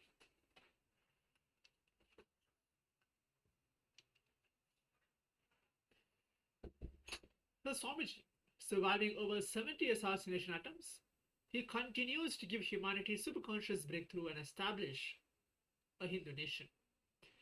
Just to give an example, when the speech freedom of speech was illegally grabbed following his illegal imprisonment, the Supreme Pontiff of Hinduism began intense penance. Panchatapas means seated in a circle of fire to bring peace to the world. And when HRNC started interfering in Tamil Nadu temples, the Supreme Pontiff of Hinduism took the responsibility to revive the oldest kingdom of Madurai. When the attack on Nityananda Gurukul happened, Swamiji continued to have the meditation programs in Bali and Cambodia as well. When an attempted assassination attempt against the Supreme Pontiff of Hinduism happened in Melkote, Karnataka, the Supreme Pontiff of Hinduism opened the doors of his home for programs over 1,500 people to attend. For example, the Sadashivoham program in 2016. From 2019 till date, surviving over 70 assassination attempts, lawfare, character assassination by media, brutal destruction of his monasteries worldwide, the SPH continues to enrich humanity to give it superconscious breakthrough. Brought together Kailasas across border and on 18th December 2022 established a sovereign land, a nation, the only Hindu nation, Kailasa, where Hinduism is legitimate and can be practiced in its original entirety. So let's go through the glimpse of the divine attributes of Swamiji, the SPH. First, starting with Kalpataru. Kalpataru is a secret science of manifesting your reality in your life. Swamiji is known as Kalpataru, giver of boons, due to his divine attribute of fulfilling the wishes of devotees through a blessing or initiation. Next is spiritual healing. Spiritual healing is realigning the human psychology, physiology at a gross, molecular and genetic levels, which corresponds to the psychology, muscle memory and biomemory. Non-alignment at any of these levels leads to ill health or disease, which can be reprogrammed by a transfer of bioenergy from the master to the person, requiring healing, affecting changes not only at physical but also at molecular and genetic levels. Next is Akashic readings. These are the attributes of Paramashiva, means attributes of the Supreme Pontiff of Hinduism. Just one by one I'll be reading it out. The third is Akashic readings. Akashic records are the energy records of all the events that have ever happened, are happening and will happen in the cosmos. They are stored in the Hiranyagarbha, cosmic womb, or Karana Brahman in coded form. Whenever an avatar requires these codific details of the past and future events, it is through the Hiranyagarbha that the Supreme Pontiff of Hinduism accesses the Akashic records and reveals it to the people as the ultimate guidance for their life. Next is Vijnana Akarshana. The true knowledge, intuition, and right cognition are the specific attributes needed for a being to get enlightened. The Supreme Pontiff of Hinduism affects this in his disciple through the special processes involving initiation, teaching, and transforming the disciple to live in a state of completion, which decreases the number of normal thoughts and increases clarity and energy. Next is Paramashiva Akarshana. In the Shaivagama, the authoritative scriptures revealed directly by Lord Paramashiva declare that we all are nothing but Paramashiva himself. Hence, the mantra Shivoham, Paramashiva I am, or Nityanandoham, eternal bliss I am, are used interchangeably, as the avatar is nothing but Paramashiva himself, as are all of us. Swamiji explained, if you declare you are Paramashiva, not only I don't feel competition, but I feel very happy with you. Hey, now I have one more person through which Paramashiva will manifest. I celebrate your existence when you declare you are Paramashiva or Parashakti. If I am Paramashiva, you are also Paramashiva. That is what is Nyaya, the logic of enlightenment. If you are God, then how can I be God? That is binary logic. Good news is life does not go by binary logic. Life goes by multidimensional logic, Nyaya. Binary logic is useful in some field, but only multidimensional logic can make you wake up to the real life and can solve many questions about life and can lead you to the next level in the life in reality. Next attribute is Shakti Akarshana, the potential energy of the cosmos, which is in a constant state of emergence, which is Spanda or virtual particles, is called Paramashiva. The instantaneous manifestation, which is in the form of pure energy itself or in the form of matter, is Shakti. The Supreme Pontiff of Hinduism, physical body is fueled directly by the Kundalini Shakti, which is the expression of the macro cosmic energy in the individual microcosm. He has the capacity to transfer his energy to the disciple until the disciple reaches a state of being able to access his own Kundalini Shakti through quantum entanglement with the avatar. Next attribute is Ardhanadishvara. An avatar is a physical manifestation of the metaphysical union of Paramashiva and Paramashiva Shakti. He exists in the state of pure consciousness, Paramashiva, even as he manifests as an embodied form, Shakti. Physically, the grace exhibited and other attributes ranging from hairline to form all point to a state of Ardhanadishvara, revealing the simultaneous expression and perfect poise of masculine and feminine energies. However, he is beyond any identity, let alone gender identity. Being in a state of pure Advaita, oneness, he carries no concept of I or you, and male or female. Next attribute is Sushada. It is described in the Linga Purana. Sushada translated as one who calmly bears pain.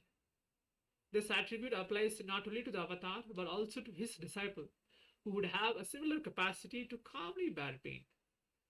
A striking example of Swamiji where he is having the beyond pain experience. It was revealed on 14th of June 2011 when Swamiji has sustained a type 1 open fracture compound of both bones of his right forearm. With a smile on his face, even requested doctors to perform surgery without administering anesthesia. Next attribute is Divya Sharira. The Sanskrit word Divya Sharira sometimes translated as a divine body, but the phrase hardly conveys the full scope of the original term. The seemingly physical form assumed by the avatar when he descends to the human frequency is called Divya Sharira. Through appearing similar to the human form, the physiology is far more than average human being in areas of crucial significance. Moreover, there is an intense sensitivity to smell, sound and touch. Physicians who examined Swamiji, the Supreme Pontiff of Hinduism, have repeatedly noticed the increased sensitivity to touch, which in normal human beings also mean a high level of sensitivity to pain, as both are similar to neural phenomena. But in the case of Swamiji, the heightened touch sensitivity is simultaneously associated with the absence of the cognition of pain. Next attribute is Surabhi. A simple and divine attribute of the avatar, Divya Sarira, is a maintenance of the human form in a pure state, allowing a fragrant smell to emanate from the body. So the experience which you carry about you, that I exist, should function through the part and connect with the reality. Understand what you think as you, the individual self, should function through all trillion cells and relate with reality.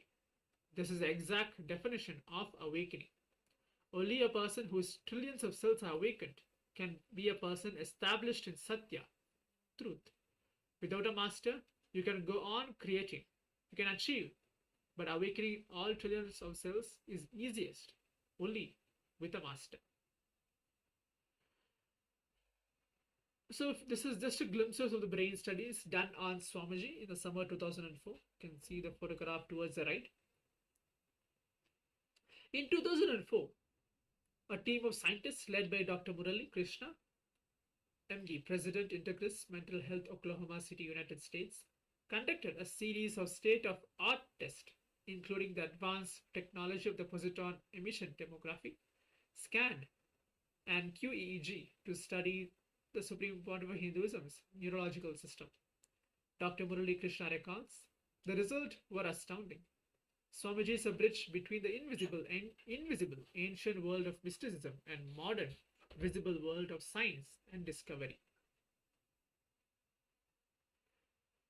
In 14th April 2005, Dr. Collins, a neurofeedback specialist in St. Louis, United States, discovered that Swamiji's body can be fully functional, yet the brain is in deep relaxation. You can see the result is a brain activity was 20% that of normal people. Brain function readings were so low, the equipment was checked for failure. The whole world will not believe this. During healing the patient's brain was changing thousands of neurons each second. So you can see towards the right all the photographs. The heart rate variability between the Supreme Pontiff of Hinduism and a volunteer subject was simultaneously recorded while the subject received healing from Swamiji. It was concluded that the subject's heart rhythms entrained to those of Swamiji during the healing session. According to the SPH, the Supreme Pontiff of Hinduism, healing happens through the very process of quantum entanglement. So now as we're coming to conclusion of this entire Avatar Shastra, what do we cover in this session? Whenever life needs to be pushed to the next level, whether the DNA needs to have a quantum jump in its natural selection processes or a conscious breakthrough needs to happen, the avatar happens. The ultimate manifestation of Paramashiva, the Supreme Pontiff of Hinduism, Bhagavan Sri Nityananda Paramashiva, descended on the 3rd of January 1978 as an answer to the prayer of millions in the modern day. The Supreme Pontiff of Hinduism has revived the powerful ecosystem and ambience for incarnations to flow. Maha Kailasa on planet Earth once again. He quotes, "What Aurobindo dreamed, what Vivekananda imagined, I am making it into reality. I am the fulfillment of the ambitions of billions of Sanatana Hindus and millions of enlightened gurus and thousands of incarnations." These are Swamiji's own words on 19th of December 2016. Next, we are going to be learning on the science of Nayana Dīkṣā. Nayana Dīkṣā, which does not involve touch, can be conducted across large distances. It uses the principle of the presence of mirror neurons in the disciple being able to reflect the energy projected by the living avatar. This form of initiation begins at the level of the brain, leading to entrainment and coherence of the projected energy from the avatar. Mirror neurons are special neurons that observe and mimic the actions of the avatar's neuron activity through seeingness. Mirror neurons can activate and process all the observed movements or information in us. Our entire body can silently and without movement recreate what is happening in the avatar just through the process of observation. So let's see the difference between imitation versus mirror neurons. Unlike classical imitation, mirror neurons can activate and process all the observed movements or information without the physical act of imitation. Mirror neurons are the neurons that are responsible for making us personally experience something that we witness. When a disciple watches totally absorbed, then the same activity is replicated in his brain. The same kind of electrical and neurological impulses are activated in his brain. Just by gazing into avatar's eyes, you are in the space of completion. Mirroring the same neurons makes us experience the cognition, energy, and the inner space of an incarnation. So Nayana Diksha is a direct transfer of the spiritual energy by an avatar through look. Diksha is the most effortless and blissful way to raise our spiritual frequency. When we make this connection, we experience our unity with all of His existence, which is the essence of divinity. Then we understand that we ourselves are also divine. Through this process, the mind layer drops and we open ourselves to receive the energy of the universe through the energy of space, which is Akasha. Melting into a deep mood of gratitude and devotion, we receive the beautiful return, flow of divine compassion, and the uplifting of our consciousness.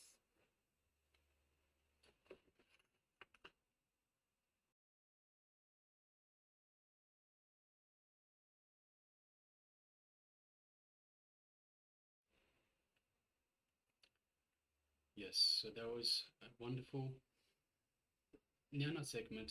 So knowledge transfer, knowledge, the information about the Shastra, about the dawn of the dawn, the descent of the avatar on planet Earth. So now once again I request if participants have any questions, any doubts, anything that they would like to ask. So yes, we have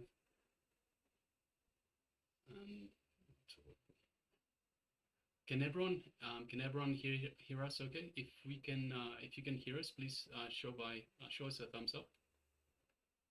So can everyone hear us okay? Can you hear? Yes? Okay. Thank you. All right. So once again, I request participants, if there's any questions that they have, any doubts or anything that they don't understand, please do let us know. We're more than happy to address everyone. All right. So now let's move on to an internalization exercise. So still going with the same topic, the Avatar Shastra, science of the descent of the Avatar. So let's have a few more highlights from the session. You come to the planet Earth to have the superconscious breakthrough. Again, the Sravanyana Paragama guides, he who realizes this truth gets immortalized and attains absolute purity. He becomes one with Lord Paramashiva himself. There is no doubt about this. Paramashiva himself manifests to give us a superconscious breakthrough. What is a superconscious breakthrough? The consciousness which embodies the body and the mind needs to start operating the next level of frequencies. A new body, a new mind, a new internal and new intra-organs needs to be built for a new being to manifest. So let's get into the internalization exercise now. So understand that you come to this planet Earth to have the superconscious breakthrough. So it's very important that we understand this. This is the reason why we take birth, to have a superconscious breakthrough, to have the divine manifest through us. For example, whatever you think is your goal, if you had more powers, more Shaktis, and you start manifesting, that goal will suddenly become 100 times more. So once you start manifesting, that goal will become 100 times more, because now you know that with more you can do more. So the moment that you start manifesting the Shaktis, the powers, you know that it is possible. So once you know that it is possible, then you will push yourself further. You can do more. You know that more is available to you. So as we begin this Paramashivoham, so this Paramashivoham Level 1 journey, let's recollect, let's analyze, and let's write down 2 to 3 incidents when we felt we can really do more. Yeah, so I request participants once again to grab their pens and paper, and let's do this internalization exercise. So write down 2 or 3 incidents, 2 or 3 situations where you felt you can really do more. So the Supreme Pontiff of Hinduism shares from his own life. In Swamiji's words, in real powerfulness, you will do so much, but you will never feel you are doing so much. So once again, in real powerfulness, when you are powerful, when you feel the power, when you are in power. So powerfulness as opposed to powerlessness. So powerlessness is when you are not acting in your full at your full potential. When you are acting at your full potential, you are in powerfulness. So in real powerfulness, you will do so much, but you will never feel you are doing so much. I tell you honestly, I can do more and more and more. I really feel I'm not doing anything. So even though Swamiji feels he can do more and more and more, it really feels, because he is in powerfulness, it really feels like he's not doing anything. Every night, Swamiji says, when I sit to fall into samadhi, I feel, what is this? I have not done anything today. So the Supreme Pontiff of Hinduism's lifestyle is 24 hours active, attending to each devotee, each prayer, and handling 1,000 projects at any one time. So this is the power of being powerfulness, of being in powerfulness, of being of having the superconscious breakthrough. This is available for all of us. So now, as part of this internalization exercise, once again, request participants. So as we begin this journey, let us recollect, analyze, and write 2 to 3 incidents when we felt we can really do more. So please take a moment, take a few minutes.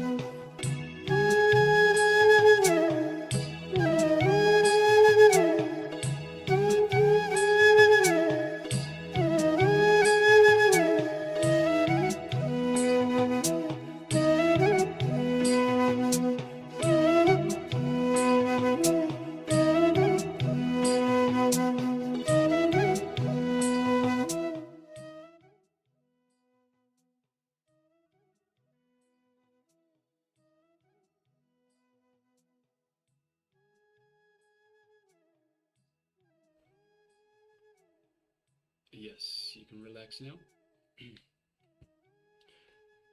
So, we've asked you to identify 2 to 3 situations in which you really felt you can do more. So now I request participants, please let us know the situations where you felt you can really do more.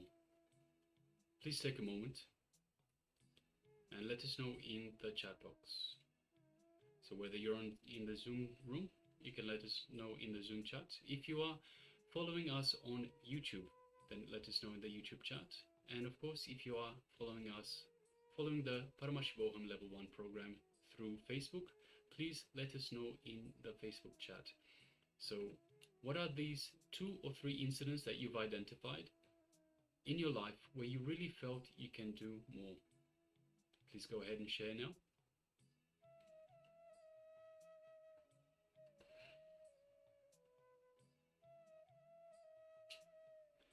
And once again, requesting all participants, if you're currently not on camera, please switch on your cameras and let us know you're there. And also make sure you take part in these exercises. So as Swamiji said, if you're not here 100%, if you're not putting your full effort towards the program, you will not get the full benefit of the program. And by the end of the program, when you'll see, hey, I'm getting this much benefit only, you'll regret, you'll say, hey, why did I not join the entire program? So then you'll come back again to do the parts that you have missed out. So I request all participants, please make sure you attend every part of the program the first time through. Of course, you're more than welcome to join again and again to refresh or to strengthen the information, the knowledge that you capture in this program, the power manifestations that we practice, that Swamiji initiates us through. So you're more than welcome to join us again and again, but please make sure that you come and you attend with your entire being to get the full benefit of this program. Yes, so addressing the participant who have just joined, Chanya Sadyojadashiram, I'm addressing you, Aya, for the question which you have just asked, that you're not able to manifest the power of consciousness or matter. So I have scanned already. I'll just reveal what it exactly Swamiji said. Swamiji very beautifully mentioned that there is lots of self-doubt and fear you have in every single thing, in every actions which you are doing in your life. Okay, 2 things: self-doubt and fear. Small fear or a big fear, but it's fear is a fear, but everything you are putting means you are showing that emotion into everything in your life. It can be power manifestation, it can be consciousness or matter. These 2 things, self-doubt and fear. Look at, see, you may not be able to understand at the first moment itself one-sided how it is fear, how it is self-doubt, but think, look back and see. For the past 1 week, what all decisions have you taken? What all incidents have happened because of fear and because of self-doubt? See these both. When the moment when you decide, Swamiji will always tell, spontaneous decision. Spontaneously decide what you want to do and drop it at Swamiji's feet. And you will see what you want will become reality. See, consciousness or matter is a very simple power. Just by a will, just you decide what you want to do, sit in front of Swamiji, chant the Mahavakya, Om Nityananda Paramashivoham, and you manifest power. It's as simple as that. Because Swamiji is manifesting. None of us are manifesting. Not even including you. Swamiji is manifesting through each one of us. When we chant Mahavakya, when we drop our self-doubt, when we drop our second thoughts, when we drop our fear of anything, fear of studying, fear of failing in something, fear of succeeding in something, drop everything, just decide, yes, Swamiji is real, Paramashiva is real, let me decide this, let me move forward with this. I'm not going to have any self-doubt, I'm not going to have any fear. You will see the manifestation happen. Hope I'm making clear for you, the person Chanya Sadyojadashiram. Alright, so I'm just going through. Ma Lizzie Wang shares, others help me when I'm in trouble, and when I try to help others in need, I am not capable of. So the internalization exercise was to identify situations in your life, and just making sure all participants, once again, so the situations in your life where you have done something but you really could have done more. So it's not where you are incapable of. So like you say in the second point, I'm not capable of. So it's not where you weren't capable, but where you were, where you are capable, but you stopped short. You didn't fully go through. You didn't fully do everything that you could have done. So where you think, hey, I could have also done this, I could have also done that, could have so many different things that you could have done more than what you actually did in the first place. Yes. All right. So yes, requesting all other participants, please share in the chat box. Let us know your experience with this exercise, and what is it that you identified.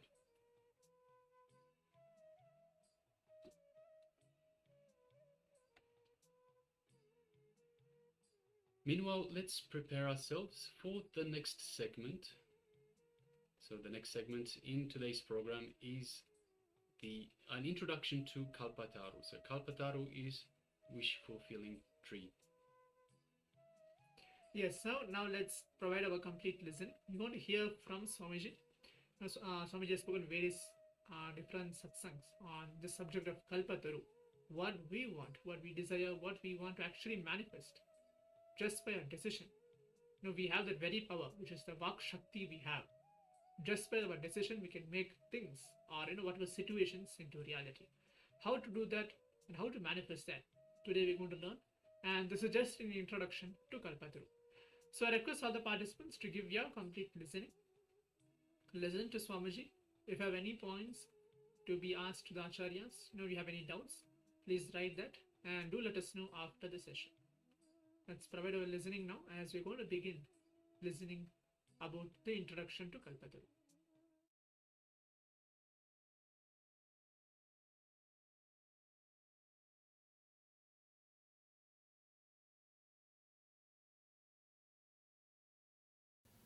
Let me introduce the word Kalpataru. In Sanskrit, the literal translation, literal meaning, the Kalpataru word is Sanskrit word. Literal meaning is fulfilling your wishes, the tree which fulfills your wishes. Kalpataru means, Kalpa means whatever you can visualize. Taru means the tree which fulfills it. Please understand. Fulfilling does not mean giving. There is a subtle difference. Many times, giving does not gives you fulfillment. If your desire is given, what you asked is given, the fulfillment doesn't happen. What for you asked, if that is provided, only then fulfillment happens. There is a subtle difference between what you ask and what for you ask.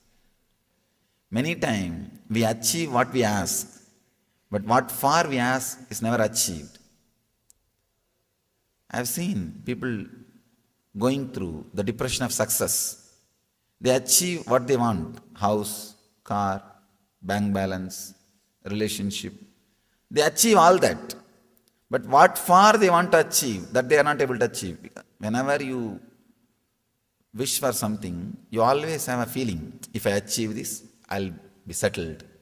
If I achieve this, I'll be settled. But after achieving that object, suddenly you realize you are not settled. You are not fulfilled. That's what I call depression of success. I've seen so many people, before achieving something, they think if I achieve that, I'll be completely fulfilled and settled. But after achieving, they are in opposite mood.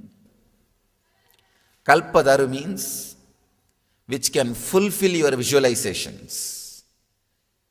Sometimes it may give what you want. Sometimes it may take you beyond what you want. Fulfillment. In each one of us, that energy The fulfillment is there. These are all, please understand, I am not repeating the same old things which you heard or read in books. When I am saying, I am responsible for it. But now, when I say, this fulfillment is inside you, I am responsible for my words. You can ask me. I am responsible for what I am talking. So please understand, I am not repeating from any book. I am not repeating from any theory. Whatever you listen from me, I am responsible for it. You can very clearly understand, I am responsible for what I am talking. The fulfillment is inside you. It is there. And we have experienced. Even now, rarely we experience. One big problem is, human beings when they walk, they leave their footprint.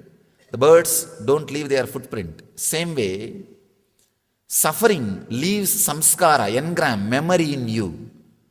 But fulfillment, which you experience in your life, rarely doesn't leave footprint, doesn't leave any memory inside you. That is why you don't remember the moments when you experienced fulfillment. But you can always recall the moments which you experienced suffering. The painful moments you can always recall and remember, recollect, cherish. That's what we are doing whole day. Whole day we are doing that only. Constantly we bring our past back. Actually, if you have any problem directly, any pain, suffering, we are very comfortable with the present moment. We think, oh, life is going as it should be. If nothing is there, if everything goes well, we feel empty and lonely. First thing, oh, if everything is going smooth today, tomorrow it is going to be a very bad day. That is our mind. Then, even if that is not satisfying, we bring all the old memories. See what happened to me a few days before. That shouldn't have happened. This shouldn't have happened. We cherish. In a way, we are habituated to cherish suffering. We are habituated to cherish pains. We are trained. We are enjoying. If they are not there, we are missing something. We feel lonely. They become our company. Fulfillment does not leave imprint, does not leave engram in us. It is a gap. First truth, whatever you may seek, you are behind fulfillment, directly or indirectly. Second thing, this is an important truth. Through objects, the fulfillment is never achieved. This is the second truth. All of you know. I don't need to give any explanation or any examples.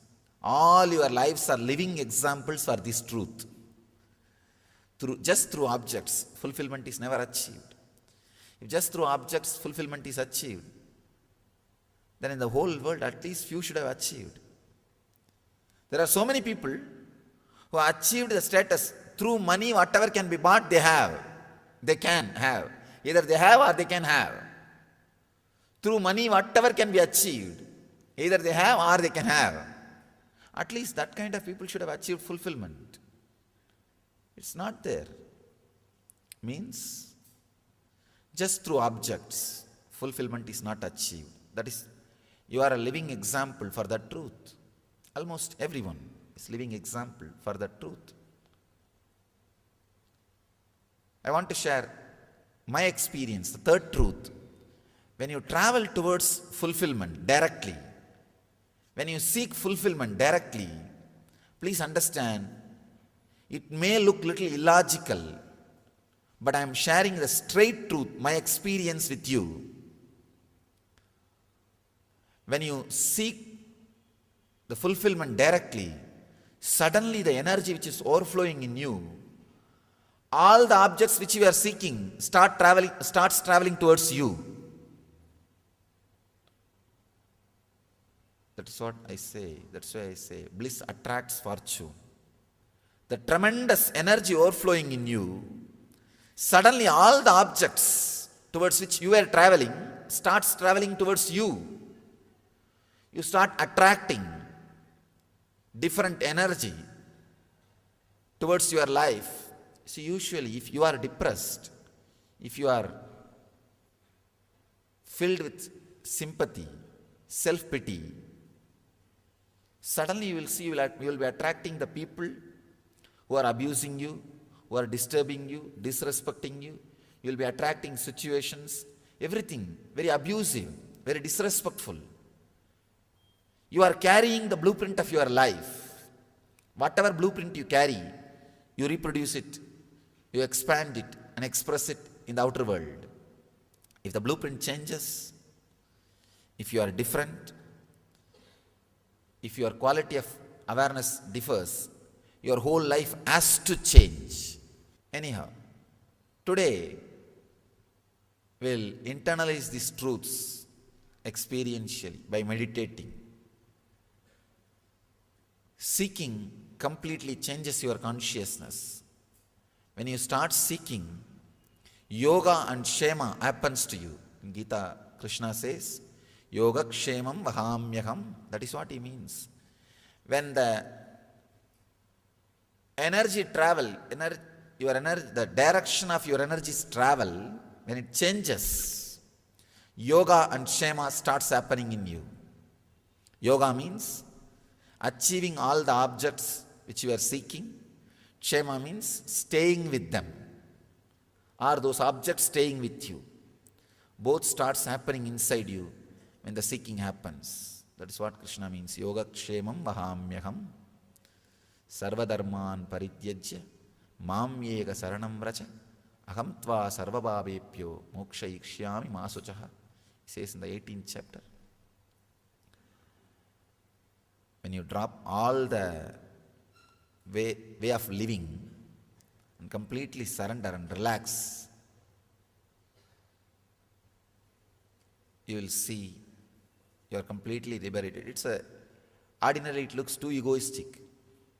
How can a man who walked on the earth can liberate? Of course, now you won't feel hurt because he's not in the physical body. But if somebody who's in the physical body says, this is too much.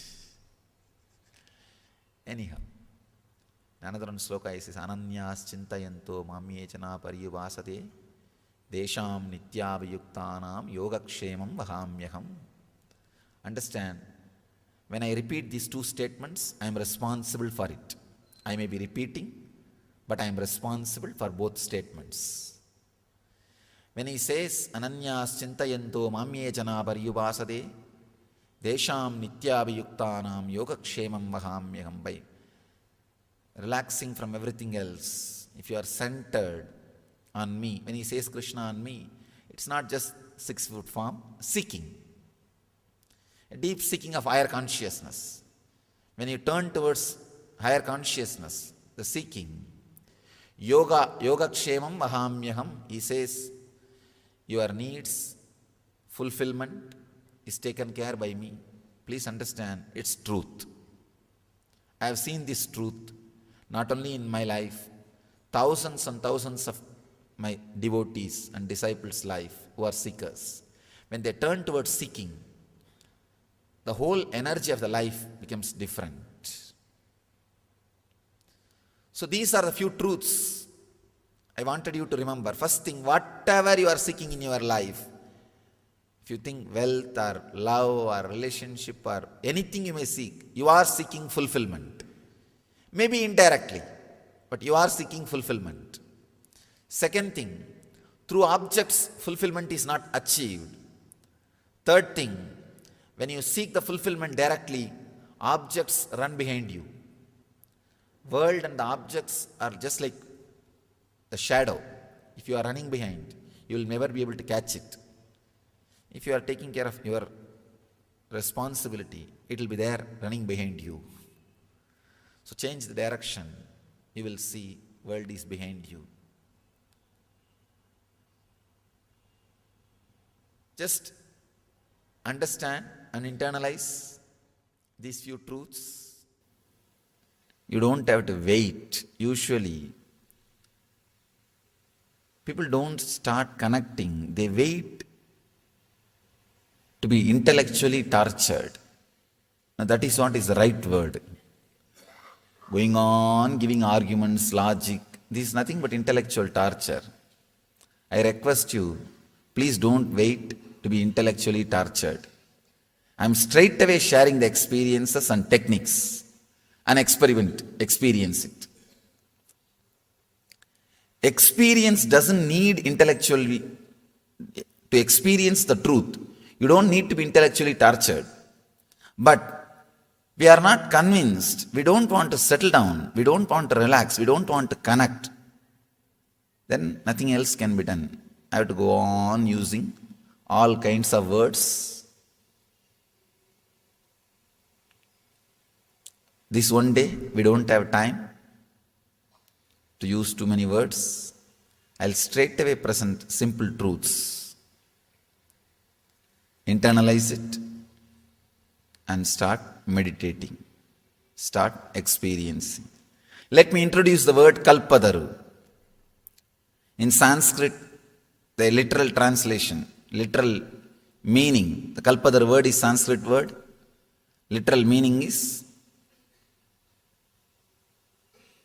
fulfilling your wishes, the tree which fulfills your wishes. Kalpataru means, kalpa means whatever you can visualize. Taru means the tree which fulfills it. Please understand.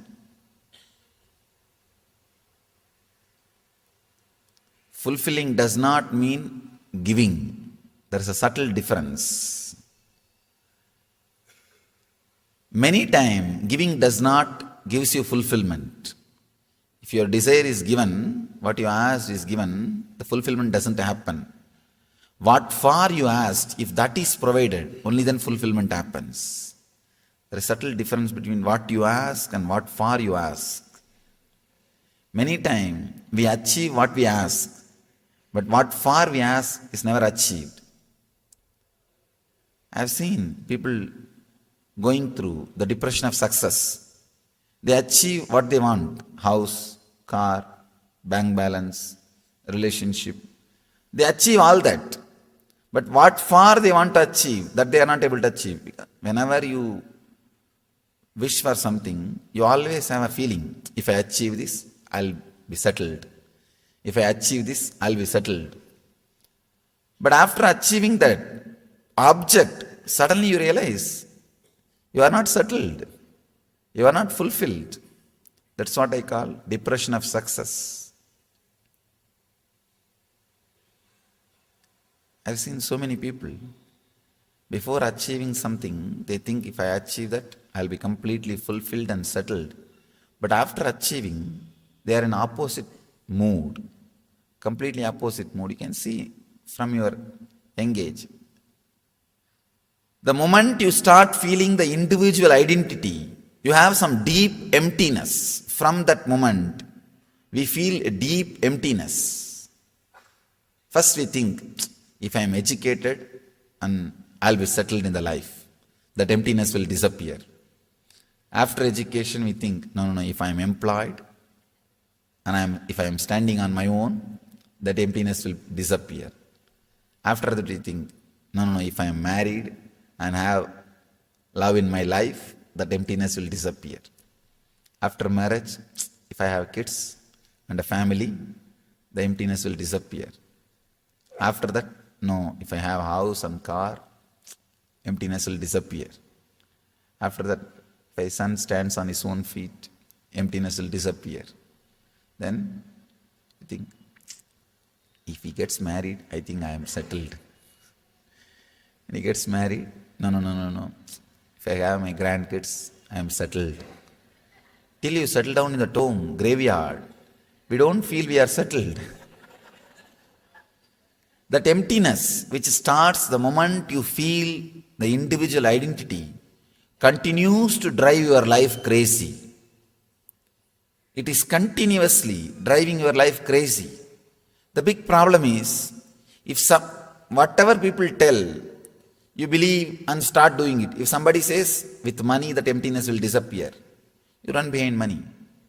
If somebody says, no, with good relationships, that emptiness will disappear. You start running behind. If somebody says, no, if you have a position in the society and security, the emptiness will disappear. Big problem is, you are running behind the goals set by the people who themselves have not experienced the fulfillment. They themselves have not experienced the fulfillment. But they are setting the goal. You are running behind that goal. That is what we call Maya. Maya means Yama iti Maya, which is not there, but which makes you run with fear and greed as if it is there.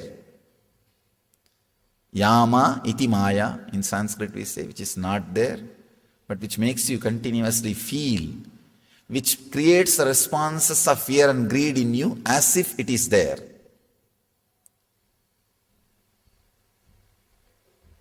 We are running behind the goals set by the people who have not experienced fulfillment by themselves. Kalpadaru means which can fulfill your visualizations. Sometimes it may give what you want, sometimes it may take you beyond what you want. Fulfillment. In each one of us, that energy, the fulfillment is there. These are all, please understand, I am not repeating the same old things which you heard or read in books. When I am saying, I am responsible for it. Just few days before, in one meeting, somebody asked me about, in Chennai there was a program in MMA, Madras Management Association. They asked me something about Krishna. They asked me that the whole Krishna's life seems to be filled with cunningness and strategy and politics. You want us to imitate that. I told him, first, your understanding about Krishna is wrong. Second thing, even if it is right, I am not responsible for his behavior. And I am not responsible for his words. But now, when I say this fulfillment is inside you, I am responsible for my words. You can ask me. I am responsible for what I am talking. So please understand, I am not repeating from any book. I am not repeating from any theory. Whatever you listen from me, I am responsible for it. You can very clearly understand, I am responsible for what I am talking. The fulfillment is inside you. It is there. And we have experienced. Even now, rarely we experience. One big problem is, human beings when they walk, they leave their footprint. The birds don't leave their footprint. Same way, suffering leaves samskara, engram, memory in you. But fulfillment, which you experience in your life, rarely doesn't leave footprint, doesn't leave any memory inside you. That is why you don't remember the moments when you experienced fulfillment. But you can always recall the moments which you experienced suffering.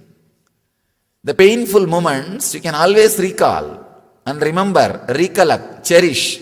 That's what we are doing whole day. Whole day we are doing that only. Constantly we bring our past back. Actually, if you have any problem directly, any pain, suffering, we are very comfortable with the present moment. We think, oh, life is going as it should be. If nothing is there, if everything goes well, we feel empty and lonely. First thing, oh, if everything is going smooth today, tomorrow it is going to be a very bad day. That is our mind. Then, even if that is not satisfying, we bring all the old memories. See what happened to me a few days before. That shouldn't have happened. This shouldn't have happened. We cherish. In a way, we are habituated to cherish suffering. We are habituated to cherish pains. We are trained. We are enjoying. If they are not there, we are missing something. We feel lonely. They become our company. Fulfillment does not leave imprint, does not leave, engram in us. It is a gap. See, if your mind is a shaft, it's a continuous chain. Fulfillment is the moment where there is a gap. So that you can't recall the gaps. You can't remember gaps. You can't cherish the gaps. That is why we remember only the pains, sufferings. We are not able to recall, relish, enjoy, cherish the blissful moments, fulfilled moments. But please understand, if there is no fulfilled moments in your life, by now you would have committed suicide. There are moments where you are fulfilled, you are relaxed, you are settled. Only thing, your mind doesn't allow you to remember it, recall it. And another one big problem is, the fulfillment happens in you as an accident. You do not know the science of recreating it. You do not know the science of reproducing it. It happens as an accident. Sometime you are working for this, suddenly something else happens and you feel fulfilled. You don't know why it happened. You don't know the chemistry of fulfillment. All I am trying to share with you in this one day is chemistry of fulfillment, the science of fulfillment, where you can bring this moment of fulfillment again and again at your wish. Whenever you want, bringing that fulfilled feeling to your consciousness and cherishing, relaxing into it. I can say this is the ultimate spiritual truth or spiritual science. Bringing that fulfilled feeling again and again to your inner space and relaxing into it. I want you to know few truths. First thing, whatever you are seeking in your life, whether it is money, name and fame, or position, or power, or love, whatever it may be, you are traveling towards fulfillment. It's a fulfillment you are seeking. Beautifully, Chandogya Upanishad says, wife is not loved just because she's a wife. Husband is not respected just because he's husband. There is something more they are adding to your life. Because of that, they are respected. She adds love. He adds security. That's the reason they are respected and loved. If that love and respect, love and secure feeling, if that is not added, naturally you don't respect, you don't love that person. The relationship breaks. Money also. Money gives you more freedom, more choices. You can choose between sufferings. With poverty, you don't have choice. Your suffering is restricted. With money, you have more choice of sufferings. You can choose between many suffering. Anything you love, anything you want, expands you, gives you more freedom, gives you more choice, gives you more possibility. That is the reason you are behind it. So anything you ask, anything you want, directly, indirectly, it leads you to fulfillment. It leads you to fulfillment. That is the reason you are seeking it. You are working for it. First truth, whatever you may seek, you are behind fulfillment, directly or indirectly. Second thing, this is an important truth. Through objects, the fulfillment is never achieved. This is the second truth. All of you know. I don't need to give any explanation or any examples. All your lives are living examples for this truth.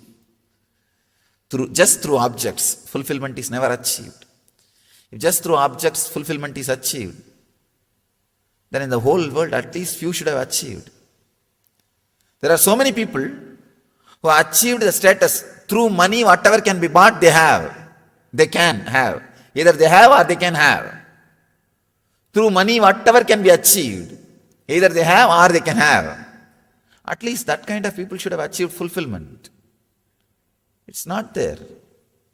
Means just through objects, fulfillment is not achieved. That is, you are a living example for that truth.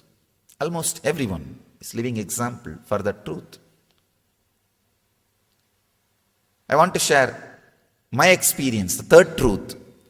When you travel towards fulfillment directly, when you seek fulfillment directly, please understand, it may look little illogical, but I am sharing the straight truth, my experience with you.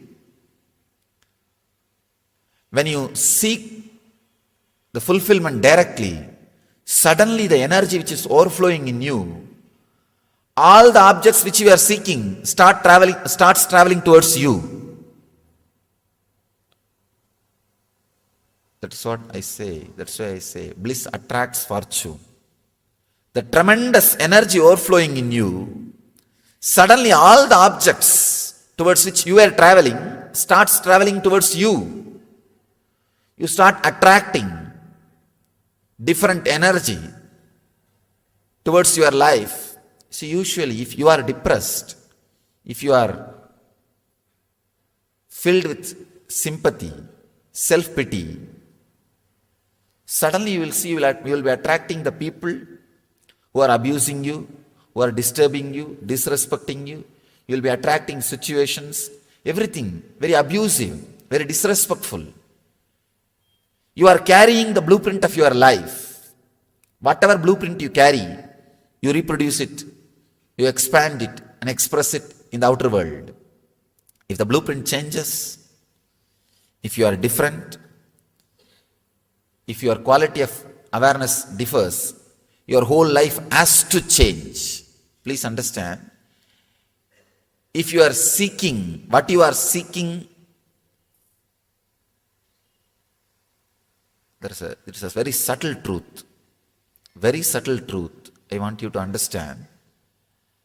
If the object of your seeking is changed, if the object of your seeking is deepened, the seeker's quality is deepened. Please understand. It's a very subtle truth.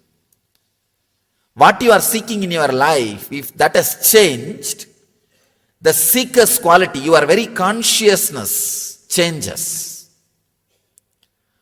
What you are seeking in your life directly plays a role in your consciousness. I have seen, if people have become spiritual seekers, suddenly wealth accumulates around them. Many people come and complain to me. No, Swamiji, after I became seeker, I lose interest in the outer world, my business. I tell them, no, something seriously wrong in you. Your suppressed laziness now wants to take over you. All of us have suppressed laziness. Many times we want to take a vacation, especially when you see a palace like this. Suddenly you think, I should go and stay like this in a resort like this for a few days. You have suppressed desire for vacation, that laziness, that takes over you. That you call it as spirituality or seeking. No. When a real seeking starts in you, when you are really clear about your seeking goal, suddenly you see your personality becomes deep. Anything you look, anything you see, anything you experience become deep. Please understand. I have seen in my experience, the seeking transforms the seeker. I am not even saying achieving. Achieving secondary.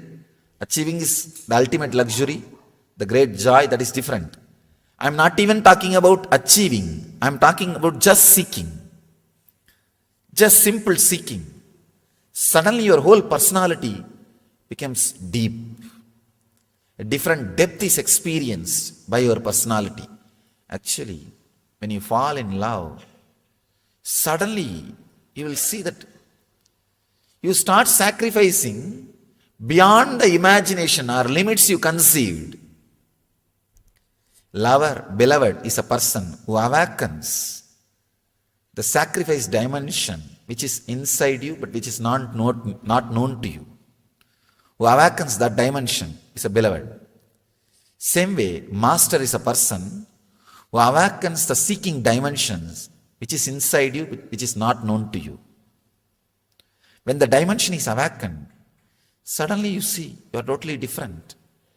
Your consciousness is different. You attract love, wealth, health, everything. And the cognitive shift happens in you. Just 2 days before we had a satsang in Mysore. This is the subject. I was talking about living enlightenment. The essence is this. Whatever I was speaking that day, today we will see all the truths experientially. We will internalize it through meditation. That day we didn't have time. We didn't have time even for question answer. I had to finish answering 4-5 questions. There were many questions. I had to finish answering few questions. Anyhow, today we'll internalize these truths experientially by meditating. Seeking completely changes your consciousness. When you start seeking, yoga and kshema happens to you. In Gita, Krishna says, yoga kshemam vahamyaham. That is what he means. When the energy travel, the direction of your energies travel, when it changes, yoga and kshema starts happening in you. Yoga means achieving all the objects which you are seeking. Kshema means staying with them, or those objects staying with you. Both starts happening inside you when the seeking happens. That is what Krishna means. Yoga kshemam vahamyaham sarvadharman parityajya mam yega saranam vracha aham tva sarvabhavepyo moksha ikshayami masuchaha. He says in the 18th chapter. When you drop all the way of living and completely surrender and relax, you will see you are completely liberated. Ordinarily it looks too egoistic. How can a man who walked on the earth can liberate? Of course, now you won't feel hurt because he's not in the physical body. But if somebody who's in the physical body says, this is too much.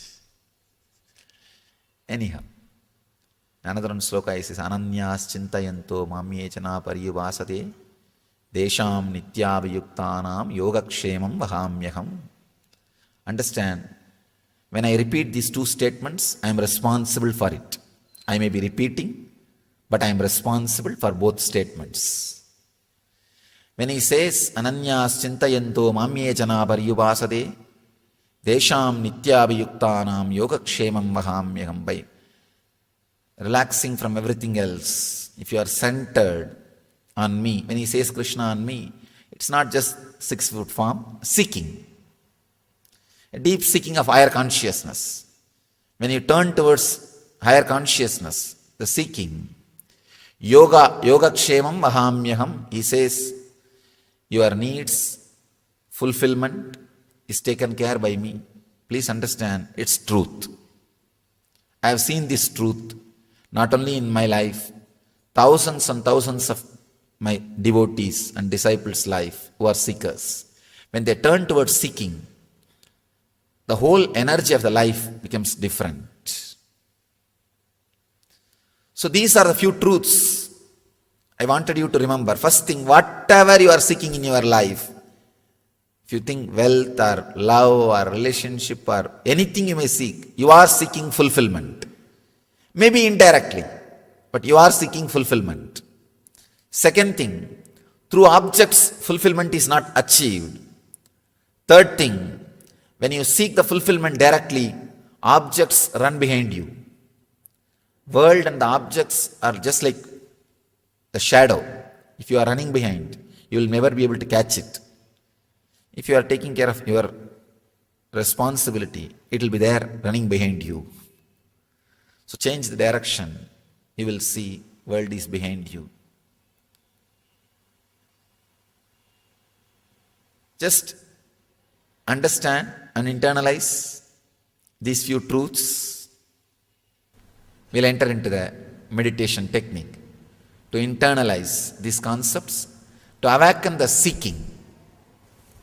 Please understand, anything you seek,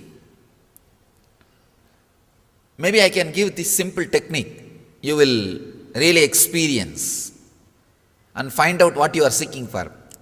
For example, if you are working now to achieve some desire, why are you working? To achieve something, not just to get your food and stay.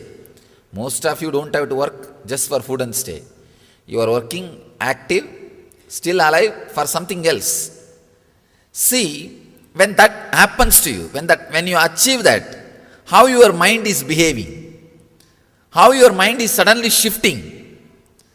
Just experience 2-3 times what you want. When you experience what happens inside you, suddenly you will see you are not seeking what you are seeking.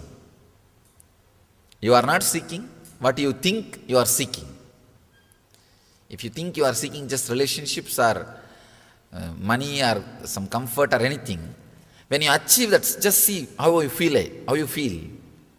Suddenly you will see. Just 2-3 times, be aware when you experience what you wanted. You will understand what you are really seeking for.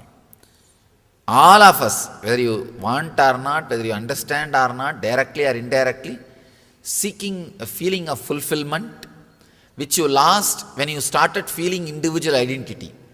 By the age of 10 or 11, usually the person starts feeling an individual identity. From that time only, you start feeling that unfulfillment.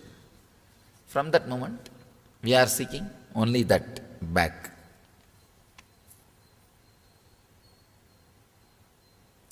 So many times I see the same kind of disturbing situations come in my life. Means you are carrying the blueprint of that. Straight away you are responsible. Nobody else is responsible. If it's an accident, even for accident we are only responsible. To tell you honestly, even for accident, we attract accidents. Please understand, I am not insensitive towards your suffering. I am not talking irresponsibly. I am talking responsibly. Even your accidents you are attracting. You may say, how can it be, Swamiji? I was driving in right lane, that fellow came and dashed. How can you say that I am attracting? So, as you say, so many times I see the same kind of disturbing situations to come in my life. We are responsible. Change the blueprint. It may take little time and energy, but you have to. It is just like if you become overweight, if you put on weight, you work for 6 months to reduce and bring it to balance. Same way, you accumulated too much of samskara, too much of engrams. So work for 6 months, take it as a project. That's all. But the problem is weight everybody can see, so you feel compelled to reduce. The engrams nobody can see, so you think, oh, I am okay, I am comfortable, it's okay. That's the only problem. But take it as a project. That's the only way.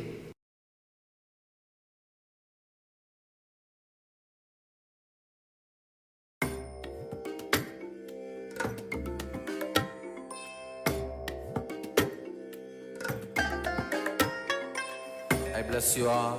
Let you all open all your 3 eyes and manifest the powers of Mahasudashiva. Om Nityananda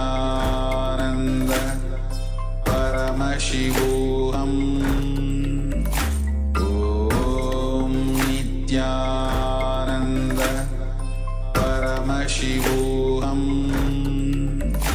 Om Nityananda Paramashivoham. Om Nityananda Paramashivoham. Om Nityananda Paramashivoham. Om Nityananda Paramashivoham. Om Nityananda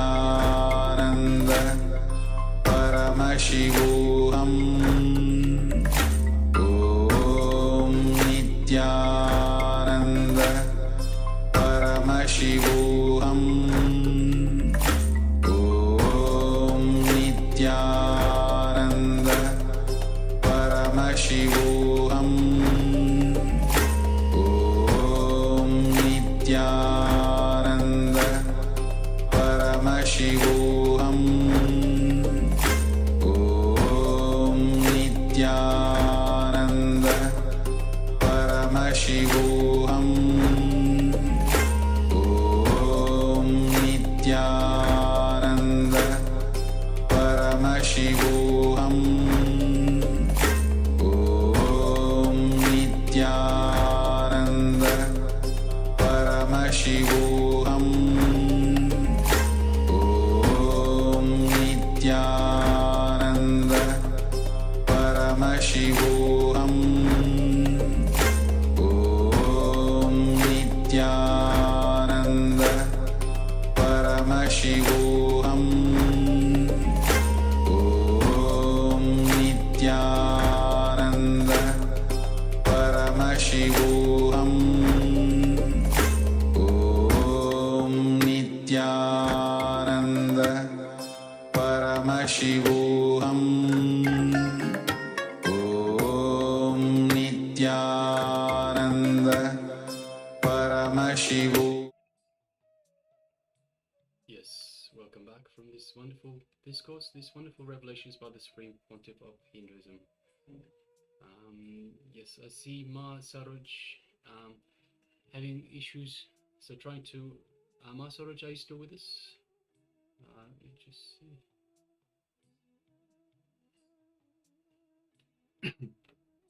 Alright, it looks like Ma Saroj is left for now. So we'll be addressing when she comes back, if she comes back. Alright, so we heard from the Supreme Pontiff of Hinduism, from Swamiji himself, on an introduction to the Kalpataru, to Kalpataru itself. What is Kalpataru? So just to give a few concluding points.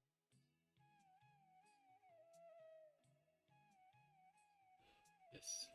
So just to give a few concluding points. So what is Kalpataru? Kalpataru is a symbol of abundance. So the Kalpataru represents the wish-fulfilling tree, which symbolizes abundance and the capacity to manifest the desires that we want, to manifest these desires effortlessly. It's a connection to the divine energy. So the Kalpataru signifies a deep connection with the divine energy. It allows us to tap into our inner potential and align with the cosmic flow of existence. A manifestation science. So Kalpataru itself is the science of manifestation. It embodies the very science of manifestation. It teaches us how our thoughts, our intentions, our actions can shape our reality. Engaging with the concept of Kalpataru itself encourages an inner awakening and self-realization within us, leading us to a deeper understanding of our own purpose in life. The essence of Kalpataru itself emphasizes the importance of collective consciousness, where individual growth contributes to the upliftment of all beings. So yes, these are just a few points about the Kalpataru itself. So introduction to the Kalpataru, and of course, Swamiji says that a couple of truths that Swamiji shared. We are seeking fulfillment. So if we are here, we are seeking fulfillment. So this is one truth that Swamiji revealed to us. So Swamiji said, if there's any truths that I want you to take away, we are seeking fulfillment. This is, as human beings, this is our nature. We are seeking fulfillment. In whatever we do, we are seeking fulfillment. And the second truth that Swamiji shared with us, fulfillment is not achieved through external objects. So through objects, fulfillment is not achieved. So next we'll be moving into an internalization exercise. So Swamiji introduced told us about the internalization exercise, the exercise that we will be shortly going through, which is a follow-on from this introduction to Kalpataru.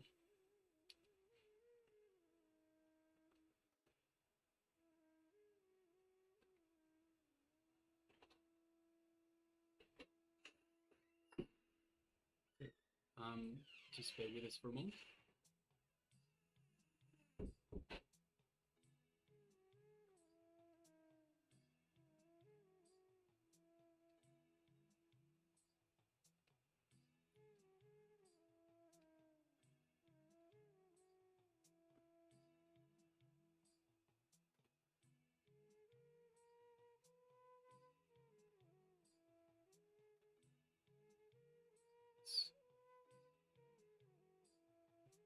Yes. So we will now be entering into the internalization exercise. So it's more of an exercise for the entire day today. On this day, the day 1 of the Paramashivoham Level-1 program, which is themed on the topic of Kalpataru, how to manifest the reality that you want in your life. So we will be picking one desire that we want to manifest, and we will be working on it and learning the knack of how to manifest this one desire. Once we learn that, it will be easy for us to just replicate the science and manifest whatever we want to manifest in our life. Now, as we have said before, and as Swamiji also explained, we are sitting under a Kalpataru tree all the time, right?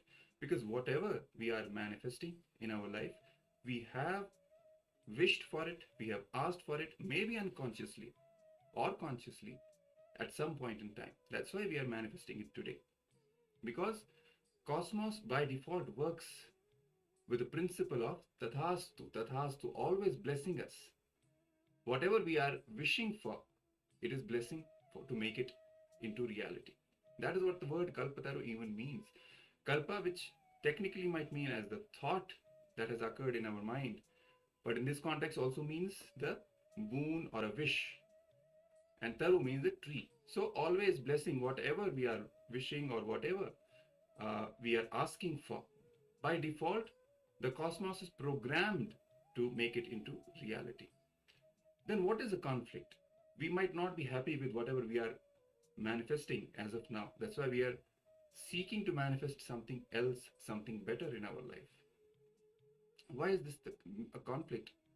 Why this conflict even exists? The reason is that we don't really know what to ask and how to ask.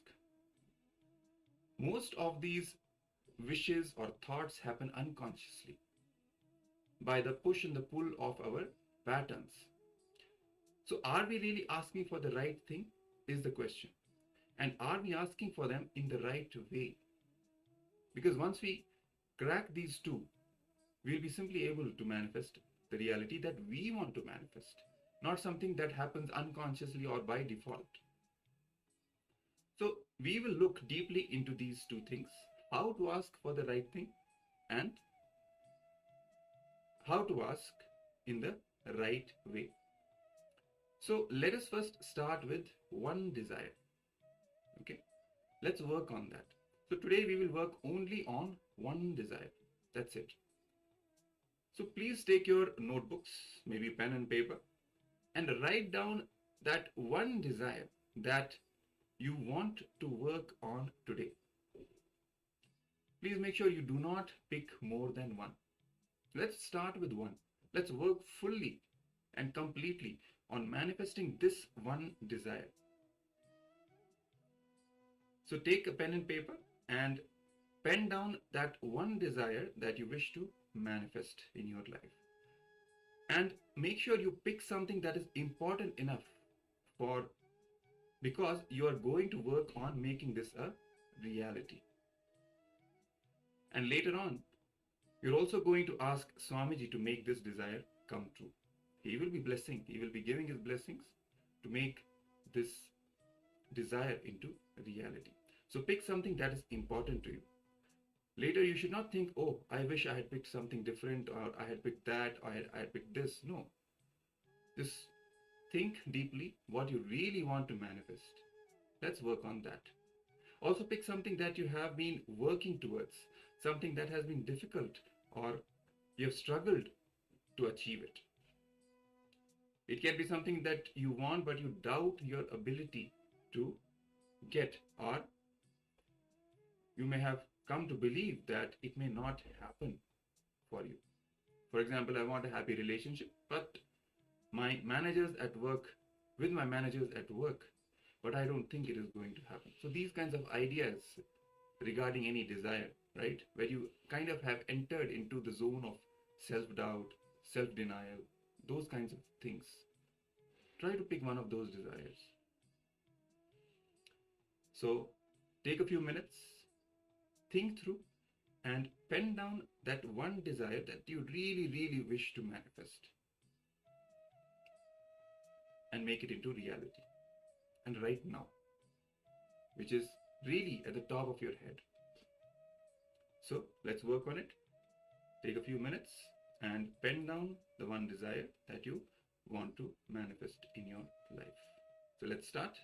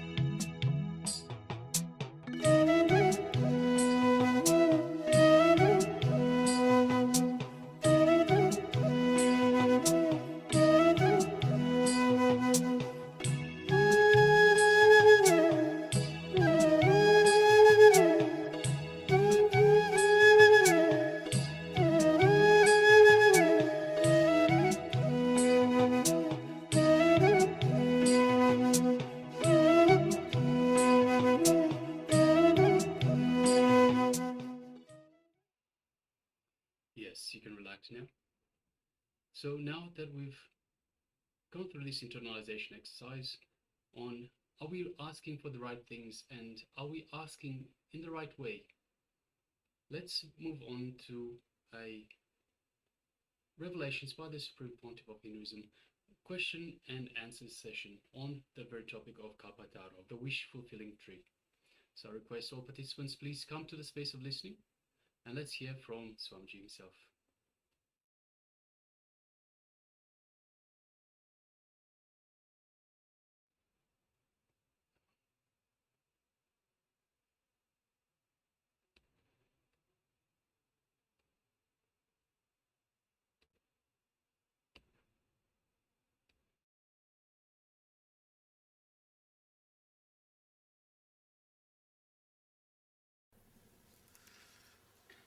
Swamiji is a seeker. If a seeker has a tremendous pull towards his goal, as you said, he or she would sacrifice anything beyond imagination to achieve his or her goal. But if there are strong obstacle in his way, the seeker gets helpless. How would you pull him out? You said trust whatever I say. Swamiji, please explain. Out of you, I'm not able to understand what he...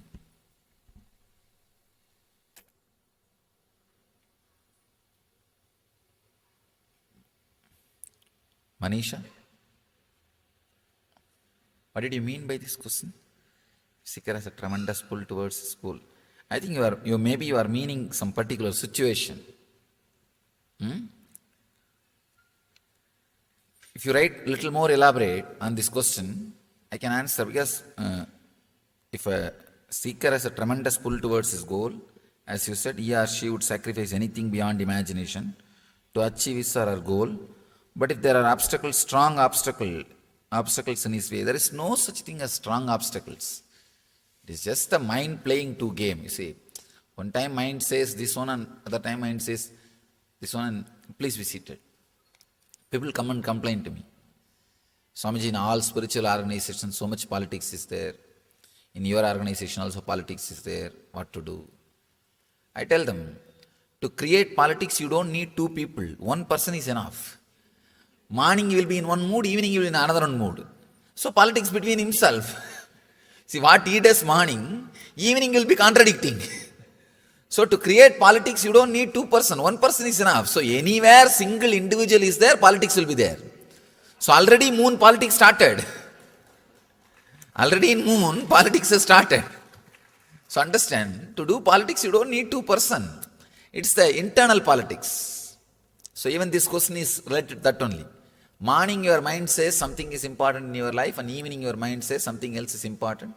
That is what you call obstacles. There is no such thing as obstacles. There is no such thing as obstacles. It is your priority. That's all. And your emotional strength to fulfill your priority. Emotional readiness to live your priority. That's all is the... Otherwise there is no obstacle. Obstacle word is just... There are so many words, meaningless, but commonly given meaning because of our hypocrisy. Same with the gap between the efficiency and victory, achievement. There is no gap. Because of our hypocrisy, we don't want to believe we don't have efficiency. We know we have not achieved the result, but we don't want to believe we are the responsible for it. So we always say, no, for my efficiency, for my skills, I should have been somewhere. God has punished me. All these are usual statements we use to hide our inefficiency. So these words like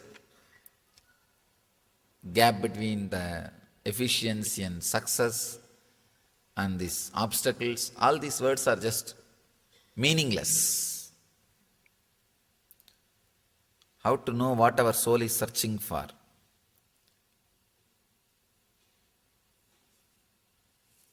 Please understand, anything you seek, maybe I can give this simple technique. you will really experience and find out what you are seeking for. For example, if you are working now to achieve some desire, why are you working? To achieve something, not just to get your food and stay. Most of you don't have to work just for food and stay. You are working active, still alive for something else. See, when that happens to you, when you achieve that, how your mind is behaving, how your mind is suddenly shifting. Just experience 2-3 times what you want. When you experience what happens inside you, suddenly you will see you are not seeking what you are seeking. You are not seeking what you think you are seeking. If you think you are seeking just relationships or money or some comfort or anything, when you achieve that, just see how you feel. Suddenly you will see. Just 2-3 times, be aware when you experience what you wanted. You will understand what you are really seeking for. All of us, whether you want or not, whether you understand or not, directly or indirectly, seeking a feeling of fulfillment, which you lost when you started feeling individual identity. By the age of 10 or 11, usually the person starts feeling an individual identity. From that time only, you start feeling that unfulfillment. From that moment, we are seeking only that back.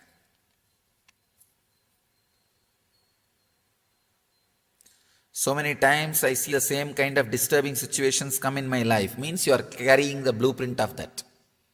Straight away you are responsible. Nobody else is responsible. If it's an accident, even for accident we are only responsible. To tell you honestly, even for accident, we attract accidents. Please understand. I am not insensitive towards your suffering. I am not talking irresponsibly.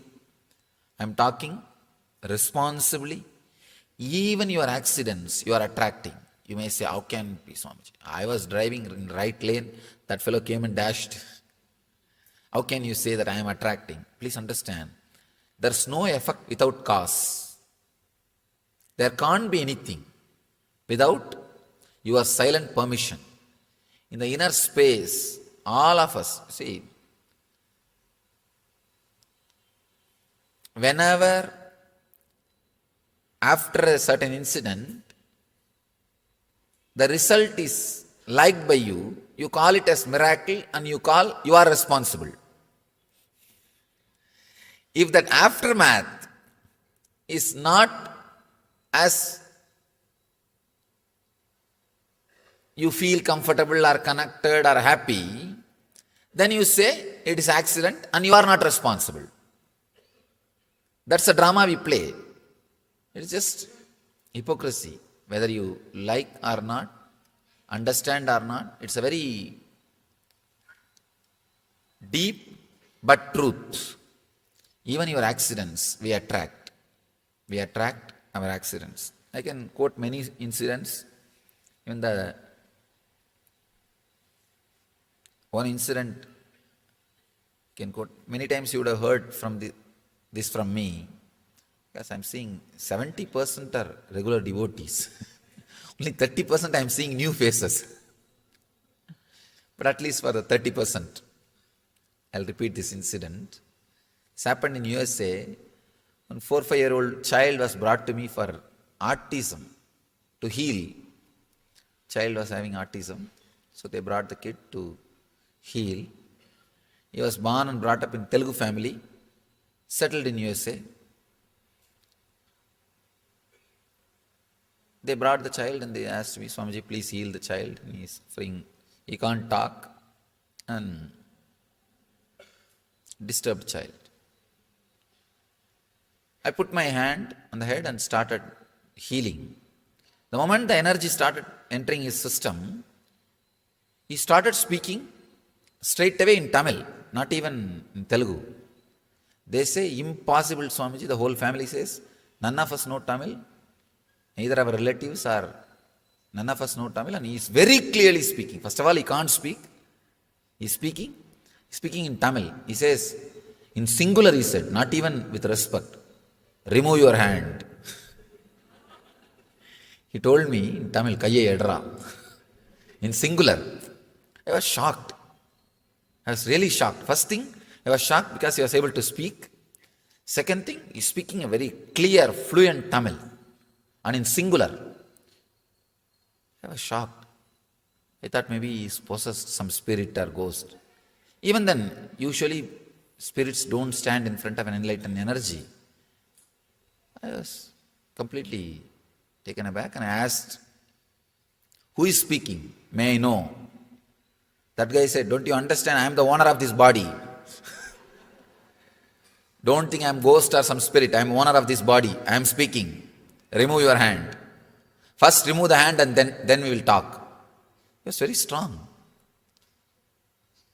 I said, why? Don't you understand? I am healing you. Why do you want me to remove the hand? He says, I don't want to be healed. I want to live like this. I was shocked. I asked, why? What made you to take this decision? He says, I am tired of living a responsible routine life. Taking bath, going to college, going to office, and I am tired of this responsible life. There is nothing. So I decided one life I will enjoy without any responsibility. I want others to take care of me. People to attend me. I was shocked. Now see, really, after the IT invention, IT civilization, that's what I have to use, that is the word I have to use. After this IT revolution only, the artistic child have become more. Because people are tired of working 24 hours. What will you do? Unnecessarily creating infrastructure without enjoying. Now, I am not saying reduce GDP. No. I am saying learn how to live also. You will actually be more productive, more creative, and you will be enjoying also. I have seen these countries too much oriented towards working. Those countries are suffering tremendously with depression and this kind of kids. Because souls are becoming tired of working. They say two lifetime we worked as a IT software professional, now let me become artistic child. No, really, I don't want to work anymore. These kids are taking this kind of decision. Anyhow, if you understand little deep mystic truths, you may understand what I am saying. But the incident itself is truth. Please understand. The incident I am reporting as it happened, without mixing anything, without adding or reducing. I may be giving my commentary, my interpretation, but incident itself happened as it is. Let me finish the incident. Then I asked him, all right, you wanted to rest and live a irresponsible life. Okay. But what about your parents? They are good people. They are suffering. Why did you take birth to them? They are very good people. He says, I took birth to this couple because they are very good people. They will take care of me. Somebody else may put me in some residential school or somewhere else. They may put me in some residential houses, homes, to be taken care. I know these people are good people. That's why took birth in their family. Actually, usually, whatever you read intellectually, let me introduce the word Kalpadaru. In Sanskrit, the literal translation, literal meaning, the Kalpadaru word is Sanskrit word. Literal meaning is fulfilling your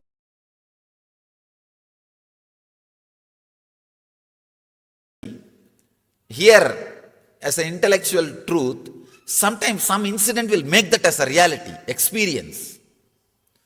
Some incident suddenly will make the truth as a click in your life. Something will click. You know, God, what that Swami said or what that book says is true. You will experience. Same way,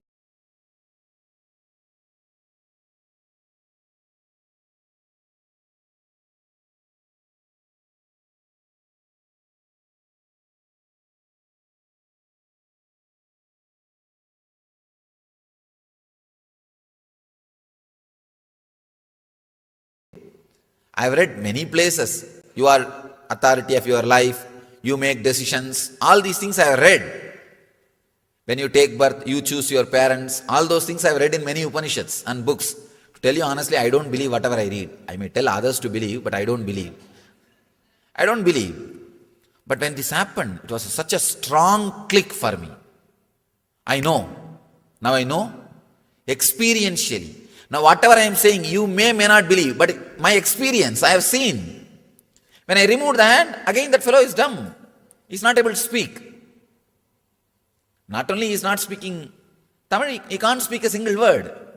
If I put the hand again on his head and ask any question, he answers. It's my experience. Shocking, mystical, but truth is very clear. When he speaks, very clearly he is uttering the words. Only thing he is uttering in a singular abusive language. Because he is very tired. Retired, he wants just retirement. Tired, want to retire, irritated, stressed, but doesn't know how to retire eternally. How to retire. So, instead of, for example, if I want to leave this space, I can just get up and walk.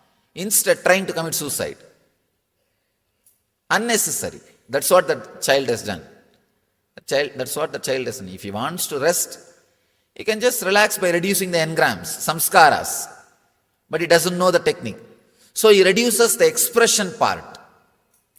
He reduces the possibilities of expression.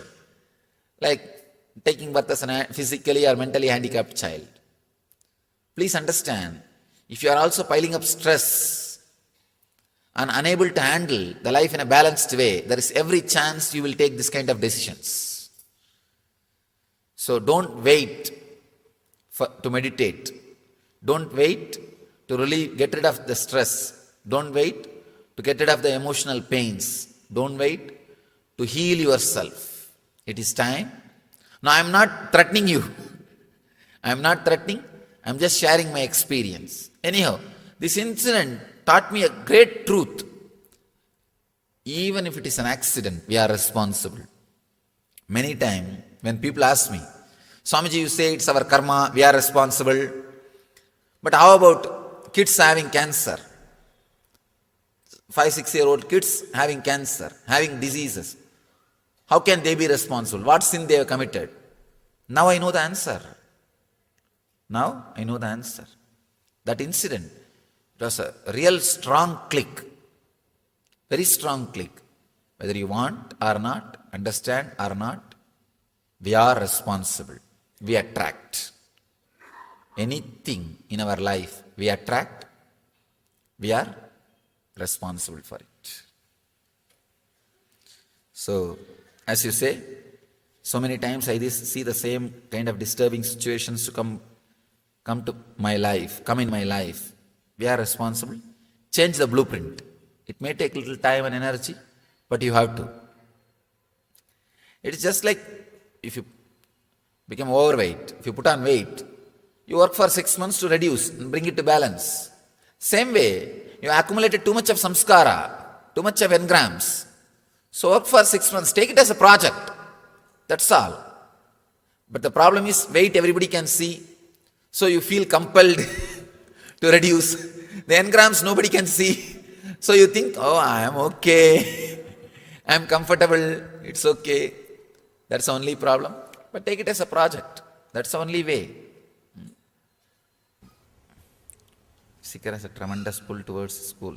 I think you are meaning some particular situation. If you write little more elaborate on this question, I can answer, because if a seeker has a tremendous pull towards his goal, as you said, he or she would sacrifice anything beyond imagination to achieve his or her goal. But if there are strong obstacles in his way, there is no such thing as strong obstacles. It is just the mind playing two games, you see. One time mind says this one, and other time mind says this one, and please be seated. People come and complain to me. Swamiji, in all spiritual organizations, so much politics is there. In your organization also politics is there. What to do? I tell them, To create politics, you don't need two people. One person is enough. Morning you will be in one mood, evening you will be in another one mood. So politics between himself. See, what he does morning, evening will be contradicting. So to create politics, you don't need two person. One person is enough. So anywhere single individual is there, politics will be there. So already moon politics started. Already in moon, politics has started. So understand, to do politics, you don't need two person. It's the internal politics. So even this question is related to that only. Morning your mind says something is important in your life, and evening your mind says something else is important. That is what you call obstacles. There is no such thing as obstacles. There is no such thing as obstacles. It is your priority. That's all. And your emotional strength to fulfill your priority. Emotional readiness to live your priority. That's all is the.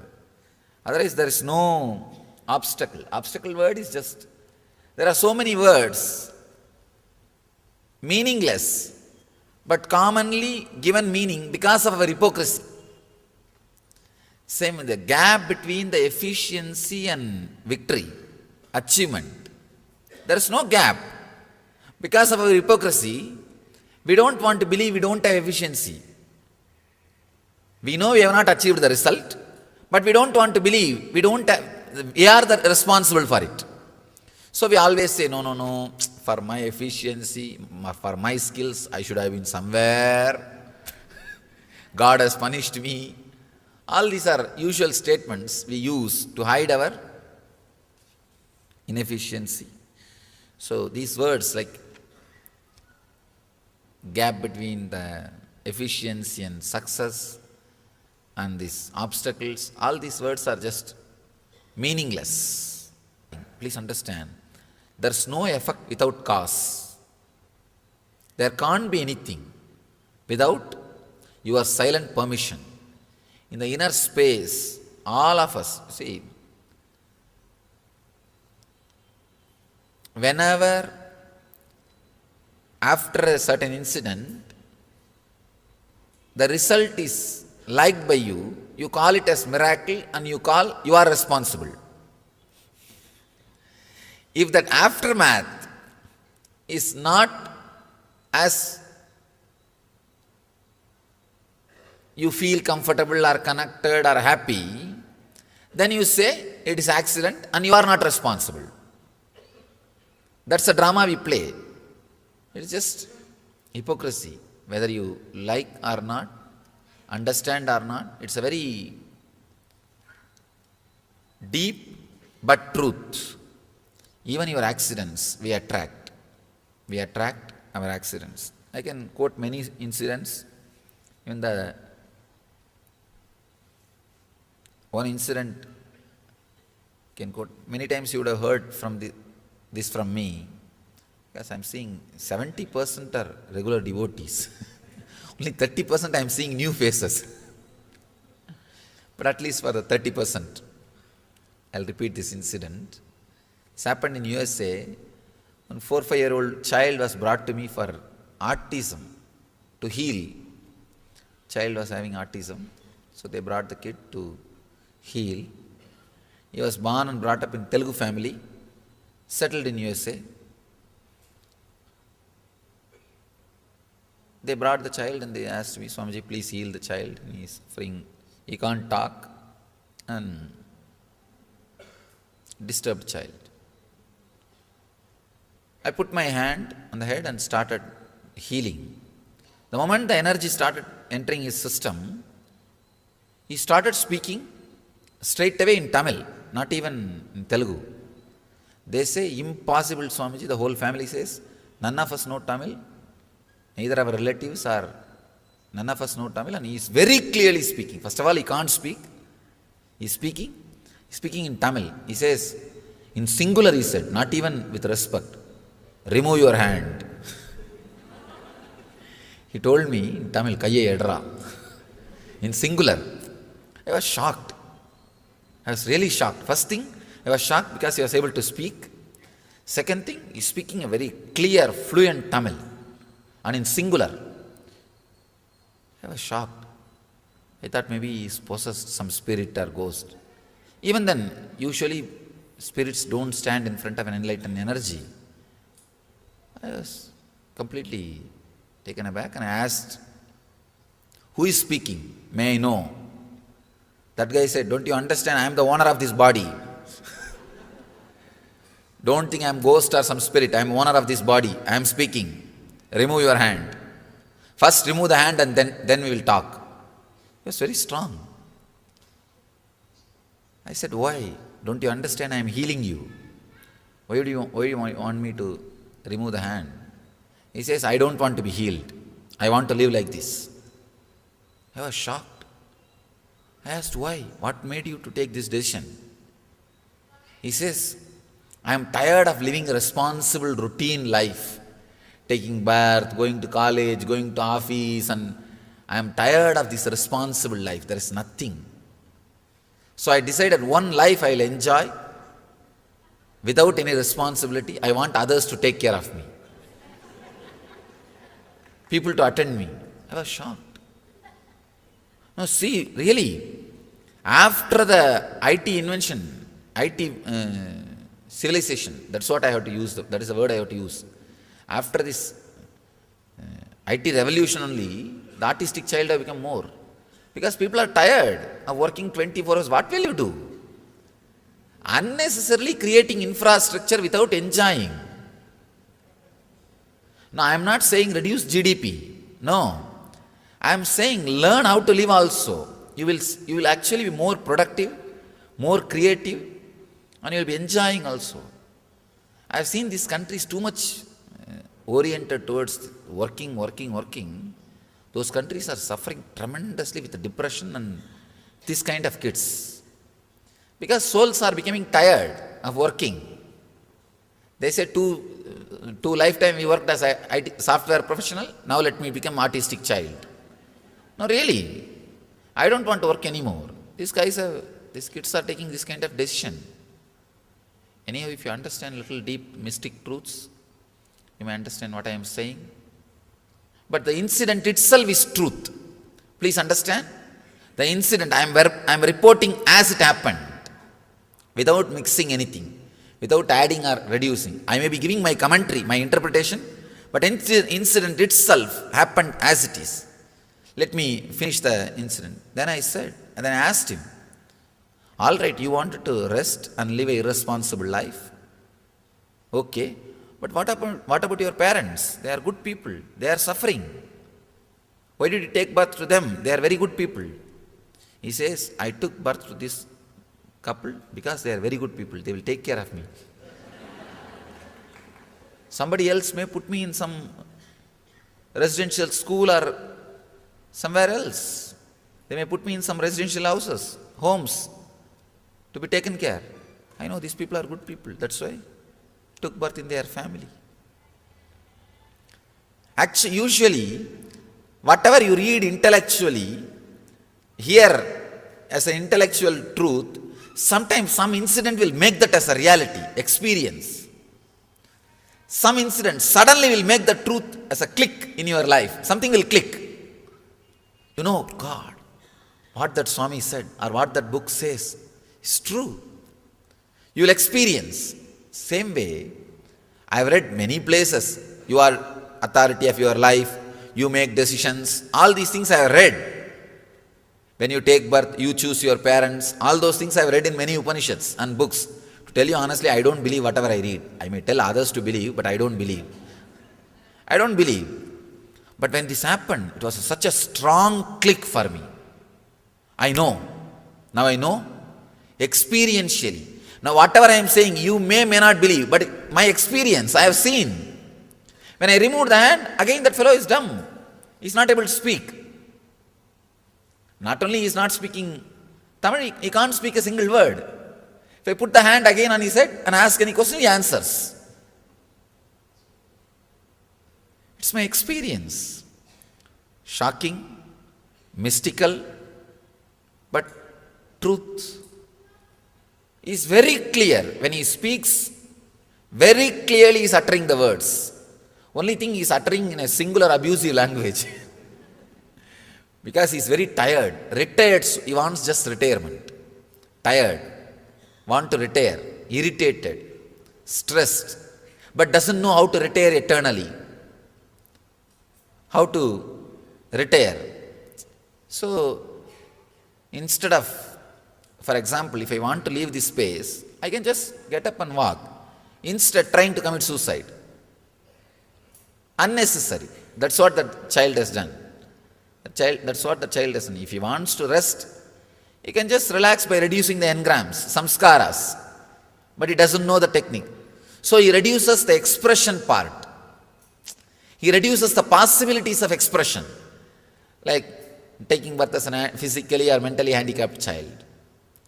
Please understand, if you are also piling up stress and unable to handle the life in a balanced way, there is every chance you will take this kind of decisions. So don't wait to meditate. Don't wait to get rid of the stress. Don't wait to get rid of the emotional pains. Don't wait to heal yourself. It is time.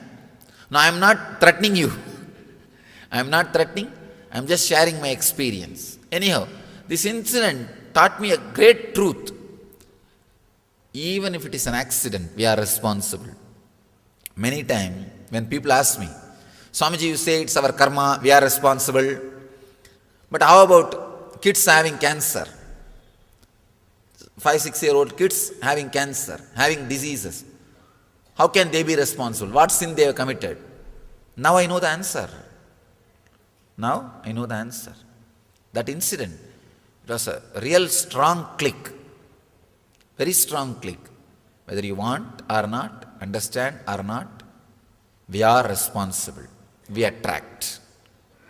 Anything in our life we attract, we are responsible for it. So, as you say, so many times I see the same kind of disturbing situations to come in my life. We are responsible. Change the blueprint. It may take little time and energy, but you have to.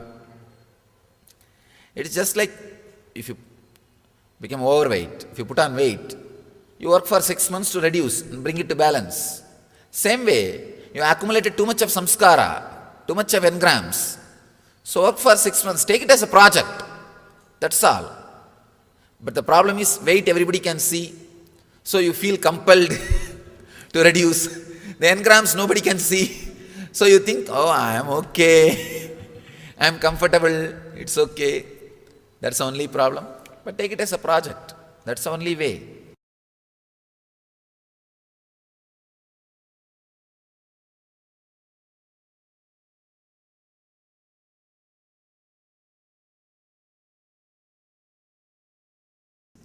Let me introduce the word Kalpadaru. In Sanskrit, the literal translation, literal meaning, the Kalpadaru word is Sanskrit word. Literal meaning is fulfilling.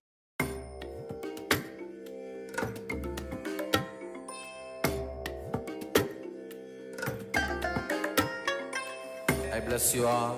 Let you all open all your 3 eyes and manifest the powers of Mahasadashiva. Om Nityananda Paramashivoham. Om Nityananda Paramashivoham. Om Nityananda Paramashivoham. Nityananda Paramashivoham. Om Nityananda Paramashivoham. Om Nityananda Paramashivoham. Om Nityananda Paramashivoham. Om Nityananda Paramashivoham. Om Nityananda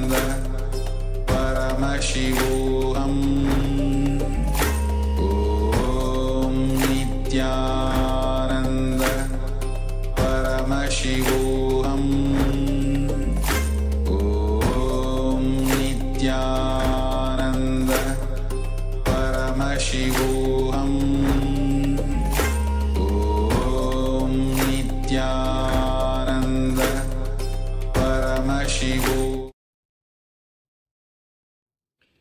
Yes, so that was wonderful revelations about the Supreme Pontiff of Hinduism. So this was questions and answers on the Kalpataru itself. So just to address, so let's just have a look. Chayansh, Aya, so we're not the ones dealing with the NHU. So this is just the program space. We will send the screenshot to the people, the relevant people, so it can be addressed. So please bear with us as we do that. We'll get back to you as soon as we can with regards to that particular issue. Yes.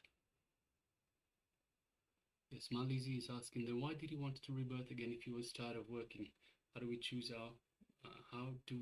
our blueprint, and why did the parents attract the kid with similar issues?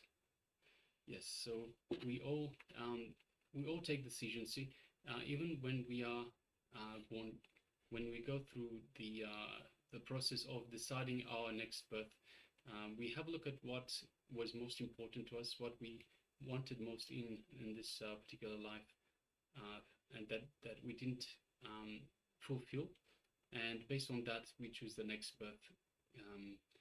Why the spirit decided to go to those parents, yeah, we don't exactly know in terms of the spirit. Swamiji can let us know. It's probably best to ask these sort of questions to Swamiji directly in the darshans. So yeah. See, generally, when it comes to the decisions regarding why even to take a birth when you were not happy with a particular lifestyle, it was not that the soul was not happy with taking a birth fundamentally. It just wanted a different kind of a lifestyle. So the soul chose that kind of a lifestyle. It is only when the yearning to go beyond, taking birth itself happens, to go deeper into the truth and experience the truth. When that kind of yearning happens, then only we manifest a life where a master, a guru happens in our life to take us towards enlightenment. And once enlightenment happens, there is no birth after that. But in this case, there was no seeking for enlightenment in particular. There was just a decision to not live one kind of lifestyle, but another kind of lifestyle. So it's just the decision to choose another lifestyle. So still, the soul wanted to take birth, live the life, but in a different way. So that's all what happened in this case. And according to that desire, the soul chose the right parents, the right womb to take birth in, which will help the soul to manifest that kind of a reality. Okay, so hope that answers your question. All right. All right, now let's move on to the next segment. Swamiji will be talking in more detail about the Kalpataru process itself.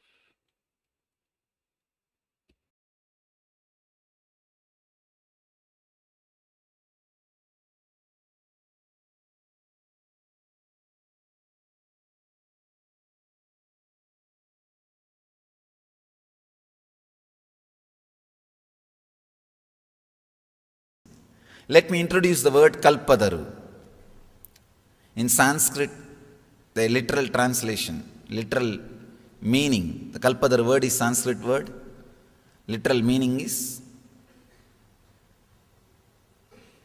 fulfilling your wishes, the tree which fulfills your wishes. Kalpataru means, Kalpa means whatever you can visualize.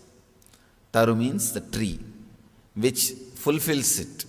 Please understand. Fulfilling does not mean giving.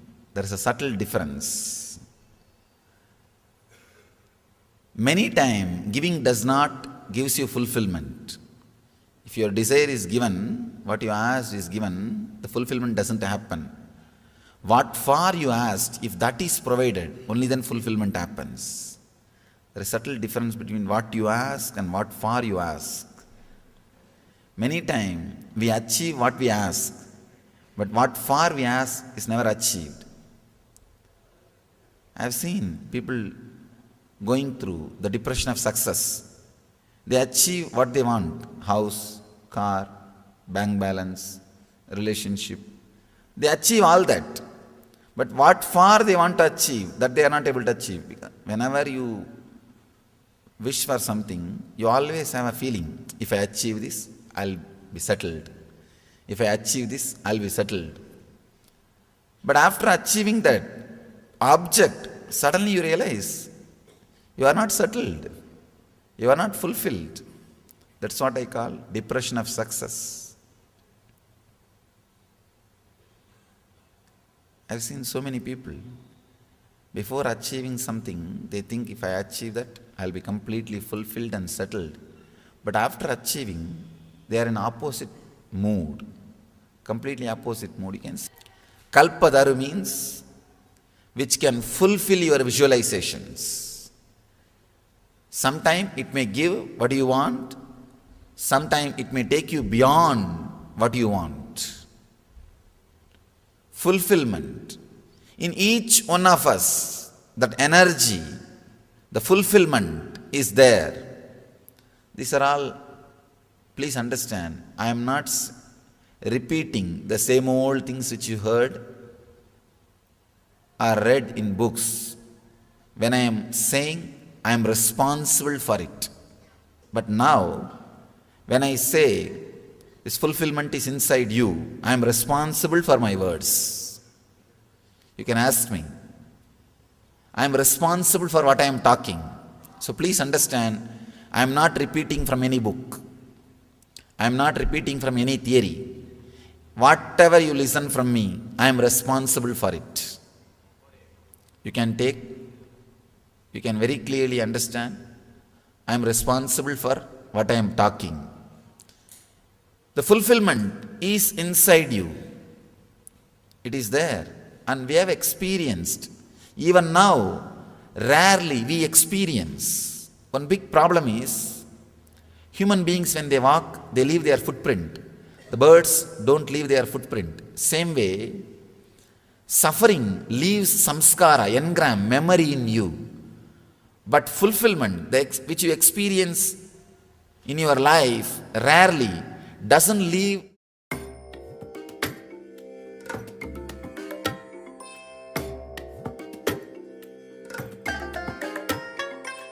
I bless you all. Let you all open all your three eyes and manifest the powers of Mahasudashiva. Om Nityananda Paramashivoham. Om Nityananda Paramashivoham. Om Nityananda Paramashivoham. Om Nityananda Paramashivoham.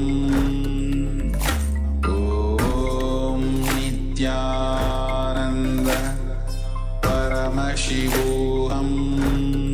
Om Nityananda Paramashivoham. Om Nityananda Paramashivoham. Om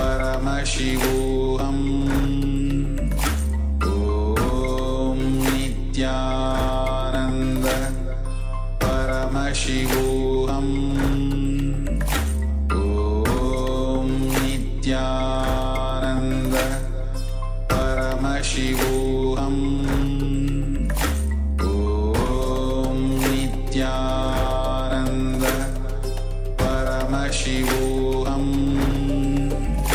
Paramashivoham. Om Nityananda Paramashivoham. Om Nityananda Paramashivoham. Om Nityananda Paramashivoham. Om Nityananda Paramashivoham. Om Nityananda Paramashivoham. Om Nityananda Paramashivoham.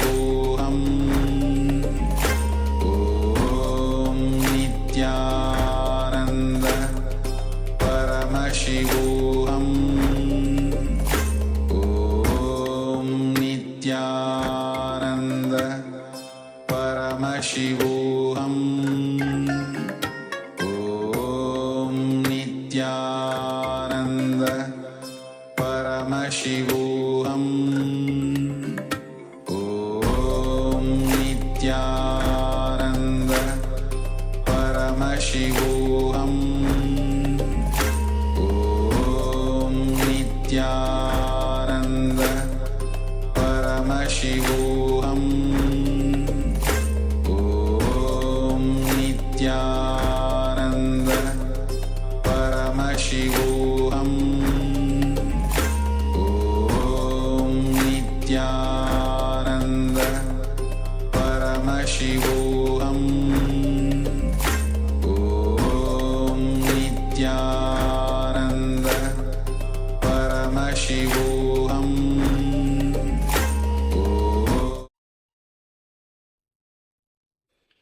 Yes, Nityananda. So we apologize for the technical glitch, and it seems like, yes, we have had a duplicate video. So now let's move on to the next segment. So let's go through the process of Kalpataru itself. Just to address Ajay Shaya. So yes, we have seen your screenshot. So once again, I've already mentioned this in the previous just a few minutes ago. Please listen. We have seen your screenshot, and we will be sending it to the people that are dealing with that particular issues. So please note that we will address it. We are as soon as we get information on it, we will revert back to you. So yes, now let's look at the Kalpataru process itself. So step number 1 of the Kalpataru process is space. So let's go through the importance of space. The first step in the Kalpataru process is to create the space for what you want. So space is bringing your future possibility into the present. So once again, space, creating the space is bringing your future possibility into the present.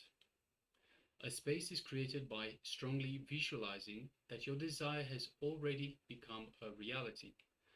So create a strong visualization that your desire has already become a reality. So that's step number 1 of the Kalpataru process. Imagine what you want is already present. You already have attained it.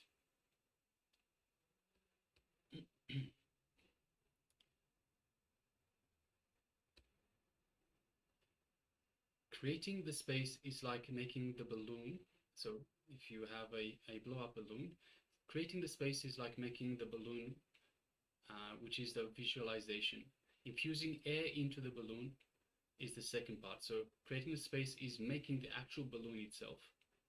And the second part is infusing the energy. So blowing the air in it is infusing the energy for the reality to manifest. If you're creating space for health, just see it as it's already real. It's already happened. You are already healthy. So creating space for health, imagine it's already real. It's already happened. You are already healthy and you are living healthily. This is the creation of space for health. Your inner space is equivalent to your womb. The way a child can grow in a womb, in the same way, you can grow whatever you want in your inner space, and it can be made into reality. It can be delivered. Yes. So the next step for this process is eliminating SDHD in the space. So first step, as we have just explained, is how to create the right space for manifesting what you want as reality. So suppose you want to manifest a job, a high-paying, very high-profile job. So creating the right space for that to happen. Visualizing very strongly that you have already manifested that. Living as if you have already manifested that, that has already happened, and living from that space. That is first step. Second, eliminating the SDHD means self-doubt, self-hatred, self-denial in the space. Now, once you create the space, there will be naturally some doubts coming. Hey, have I really manifested it? will I really be able to manifest? Oh, I don't think I really deserve that kind of a job. Or no way that kind of a job is possible for me. All these things, doubt, hatred, denial towards the self, this has to be eliminated from the space. So naturally, your mind will not accept the space you have just created. That is what is happening. Once in the first step you create the space, your mind will say, no, no, no. I have knee pain. I can't even sit. I have back pain. I'm coughing. I'm sneezing. I have headache. All my spare parts are functioning on their own if we create the space for a healthy lifestyle, right? So it will create the counter narrative for that. No, no, no, it is not possible. I have knee pain, I have this pain, I have this kind of a problem. So how can I be healthy? Your mind will question all of this.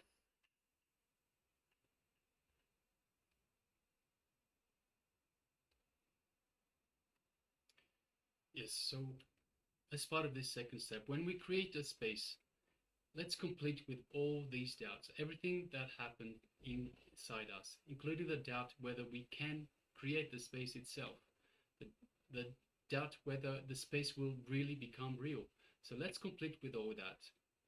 And this is very important. Do not fight with the space that you've just created. Take responsibility for the space you have created. If you have created a space that you will be completely healed, you will become healthy. Don't fight with it. Don't challenge it. Just take responsibility for it and act from that space of responsibility.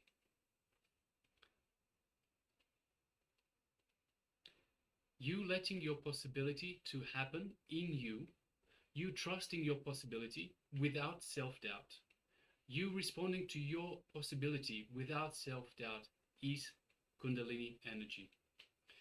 When the impossibilities come up, see what pattern is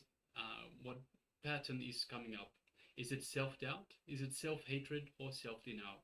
SDHD. Self-doubt, self-hatred, self-denial. Find out when this kind of pattern started in you, constantly doubting you and making you believe impossibility. Once you find where this has come up in you, decide to relive and complete. Complete with it and simply drop it. So once again, when the impossibilities come up, have a look at the pattern. Is it self-doubt, self-hatred, or self-denial? And simply complete with that pattern by reliving it, and it will simply drop. So let's do that. Let's ability.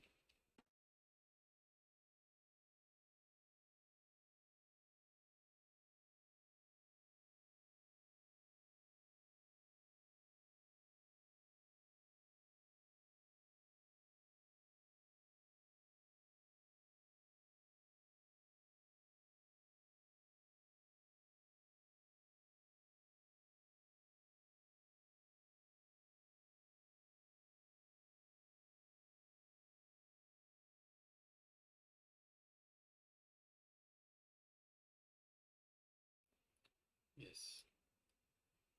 So step number 3 of this Kapatara process. So once we've created the space and once we've identified the patterns, the limiting patterns, and completed with them, relived the patterns, relived the incidents where these patterns first created, we need to recreate the space. So after completing with the SDHD, which is once again very important, we need to complete with the self-doubt, self-hate, self-denial. The next step is to recreate that same space. So the space, once again, is like that balloon that we mentioned earlier. The SDHD is like holes that have drained the air out of the balloon. So we don't need to throw the balloon out. Do we need to get a new balloon? No.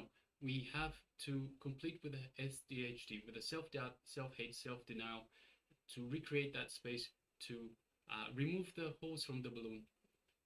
So please, this is a very important step. So once we create the step, we create the space to manifest what we desire. We have a look at what pattern is it: self-hate, self-denial, self-doubt, self-hate, self-denial. Once we identify the pattern, we need to go back in our life and identify the incidents where these patterns have come up and relive that incident and complete with the self-doubt, self-hate, self-denial. then we need to recreate that same space and recreate it. So when we recreate it, it will be without the SDHD, without the self-doubt, self-hate, self-denial. Yes. Then decide to hold on to the new space you created as the reality for your life. Align all your thoughts, actions, feelings, and life to this reality.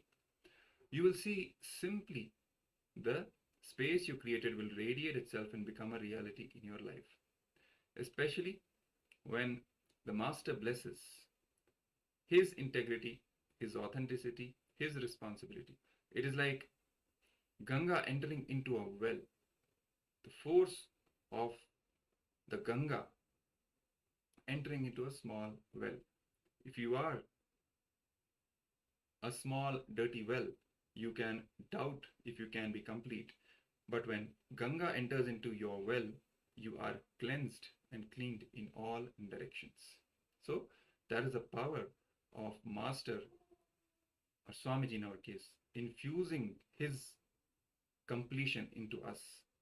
So we are always supported with his intense energy of completion, which helps us become complete and to radiate that pure space of possibility, which in turn manifests the reality that we want to manifest.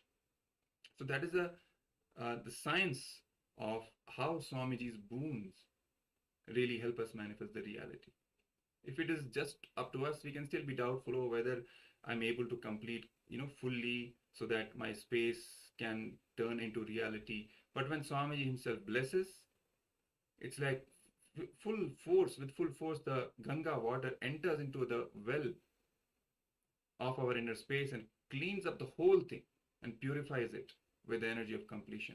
After that, there is no doubt left that yes, our space that we are holding, the desire that we are holding, can simply become reality with the space that we just hold. So this is the step after the completion happens. Then we recreate the space for the desire to manifest into reality. And then comes the Kalpataru Darshan. What is Kalpataru Darshan? This is the step when the Supreme Pontiff of Hinduism, who is an incarnation, plays his part in the process. In this step, you will ask, and you will talk to the Supreme Pontiff of Hinduism himself and express your desire verbally. Now, what is the significance of this step? It does two things. First, through his presence, he just looking at you, the Supreme Pontiff of Hinduism, will awaken your Kundalini energy. This is called Shiva Dīkṣā. Initiation through seeing. At times, Swamiji may conduct a meditation to awaken your Kundalini. Or he may just have a glance at you, and with his one glance, he will simply awaken your Kundalini, the inner potential energy, through the Shiva Dīkṣā. Second, the Supreme Pontiff of Hinduism removes all cosmic obstacles to your desire by saying Tathastu, so be it. He himself removes all your obstacles. This is the cosmic blessing. Since Swamiji lives in the space of oneness with the cosmos, he is able to say yes on behalf of the cosmos. He saying yes is the same as the cosmos saying yes to your desires. The strength of his integrity also gives him the power of words, that is Vak Siddhi or Vak Shakti. Means whatever he says has to become true, because he is in pure integrity with the cosmos. He is in pure integrity with Paramashiva. So whatever is expressed through his Vak, through his speech, is Paramashiva's own words, and they have to become reality. And when he says yes to something, the cosmic forces move to remove obstacles in its way. That is the power of his blessing.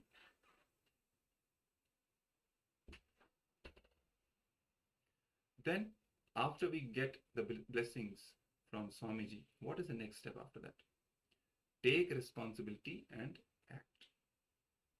Take responsibility and act. start moving in that direction. So this is the last step, which is very important. From the space of possibility that you created, along with the Kundalini energy that was released by the Supreme Pontiff of Hinduism, take responsibility for your desire and act. With integrity, authenticity, and responsibility, align your thoughts, words, and actions to this new reality you have created the space for. So literally starting to move in that direction as if it has already manifested.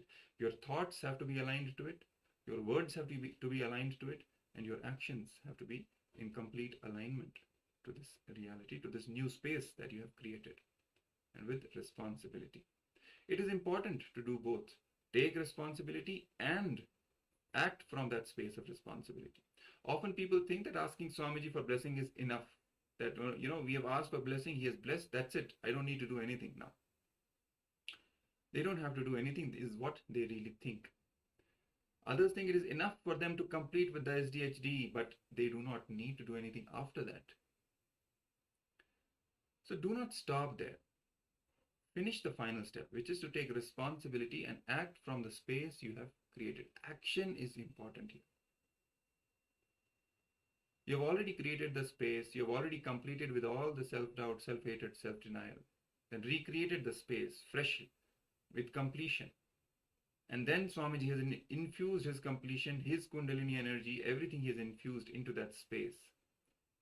Now don't stop there.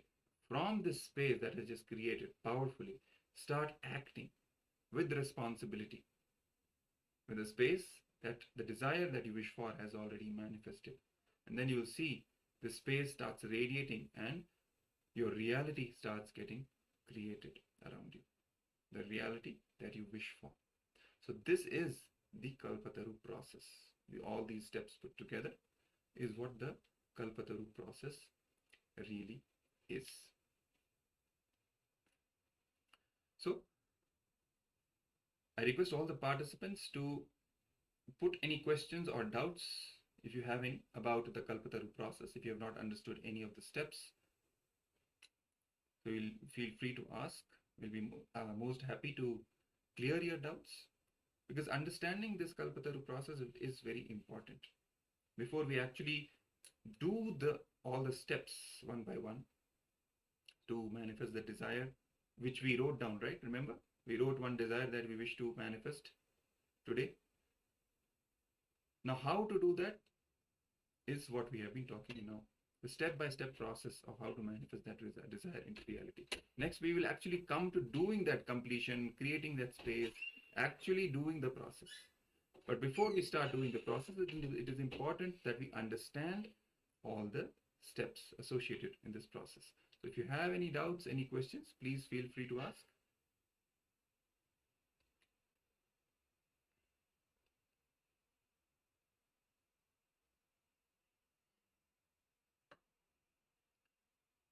Yes, so just look through the comments. So Chayan Shaya, can you please repeat? First making the space, then eliminating self-denial, and then what? After SDHD, one needs to be done. Please repeat. How many total steps?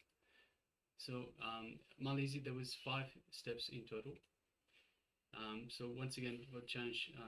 So we create the space, then we identify the self-doubt, self-hate, self-denial. We relive that the incident where this has first come up. So we relive to relieve, complete with the pattern. Then we recreate that space. After we recreate that space, then we get the blessings from the Supreme Pontiff of Hinduism, from Swamiji himself. And the 5th step, the final step, is act. So we need to take responsibility and act towards making this a reality. So yes, if you have any other questions, please do let us know in the chat, and we will be addressing each one of you.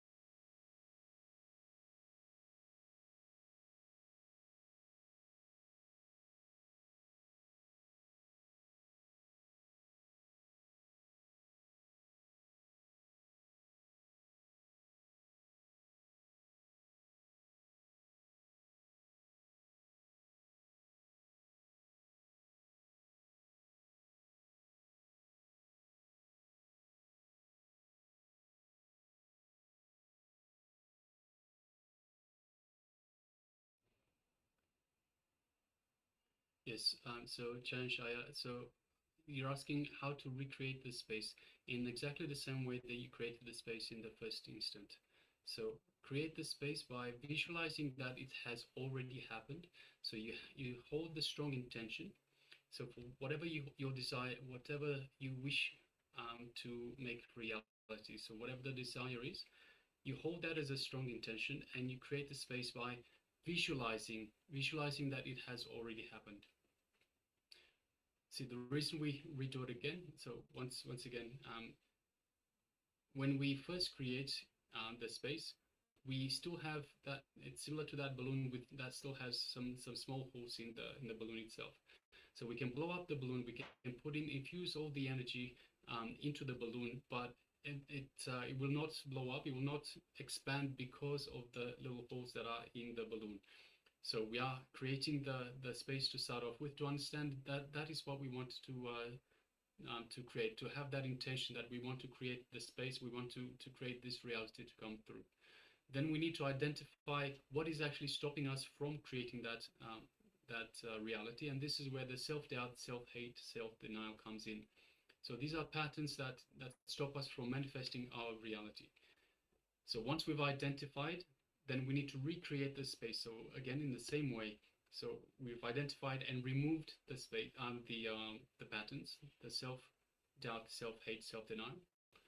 And once we do that, then we recreate the space, this time without the patterns. So so use the analogy of the balloon again. This balloon will not have any holes in it. So we'll be able to expand it until it reaches the size that we want. So until it reaches the desire that we want to manifest, to come back to our desires. So the recreation of the space is exactly in the same way that we did in the first step, only this time the balloon will expand, only this time the desire will have the space created for it in a proper way. So without the patterns or the holes in the balloon, without the patterns that are stopping the desire from coming into reality. So yes. Is this clear? Does anyone else have any other questions related to this? So this is important. You need to understand these steps to make sure that you can manifest your desires. So today is all about manifesting your desire.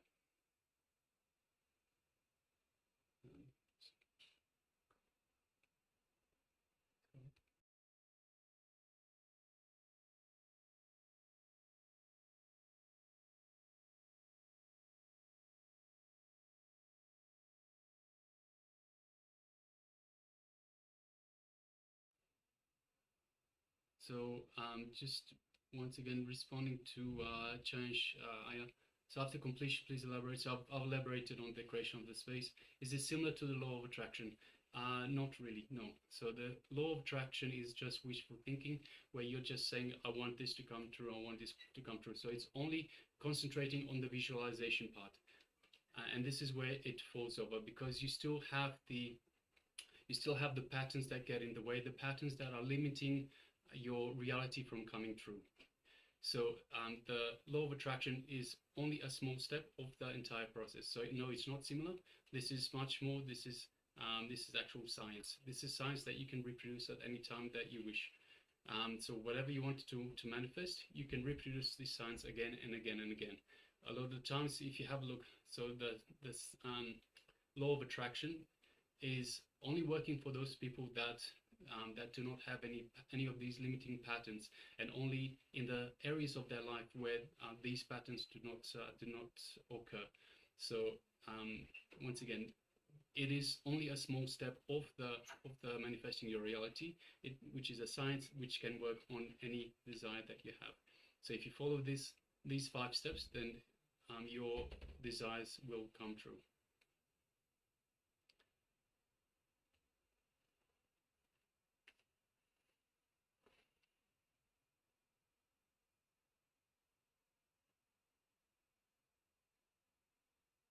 Where does unclutching fit into these 5 steps? So we didn't mention anything about unclutching. So unclutching is a totally different technique for different things. So unclutching itself is where we remove the connection between one thought and another. So we're moving into a mind that is free of thought.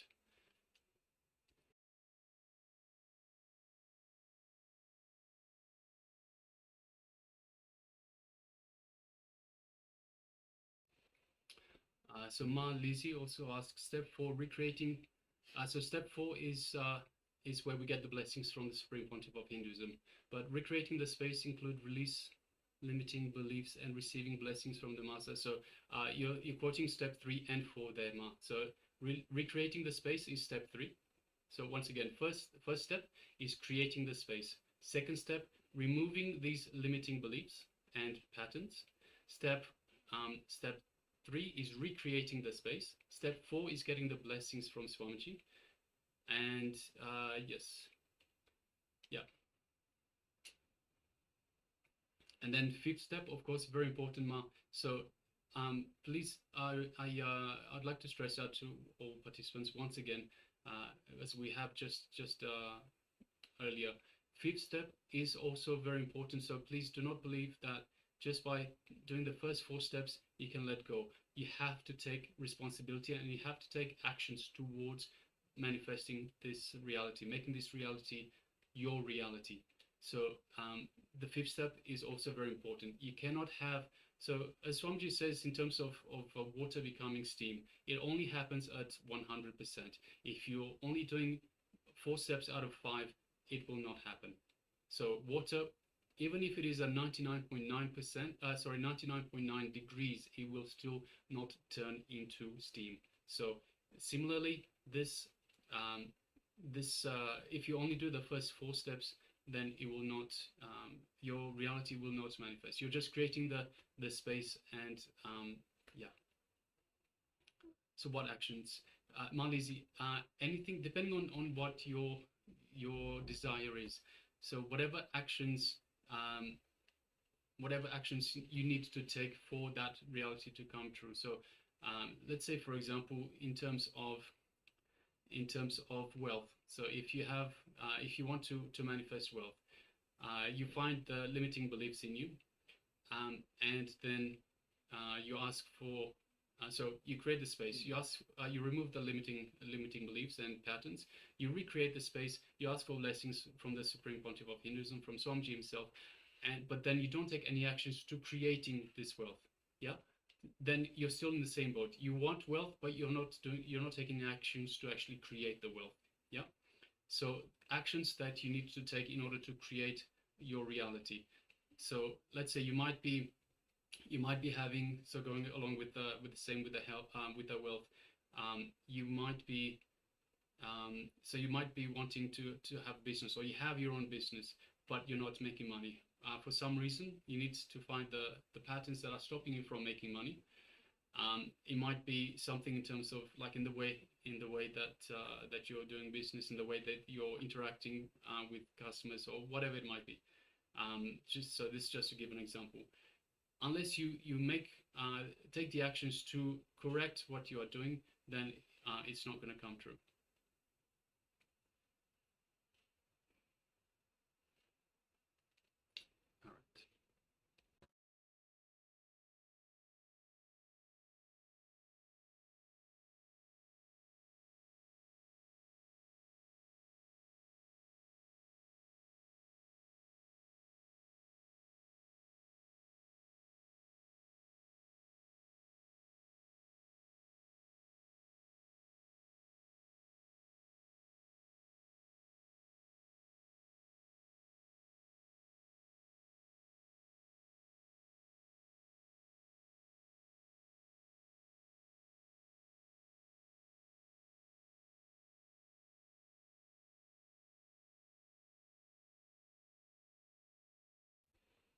Yes. So we're just going to take a couple of minutes break. So we'll get back to you in a couple of minutes. So please stay tuned. It'll be a very short break. We just need to clarify something quickly before we move on. So just requesting a short break, very short break. We'll be back in a couple of more minutes.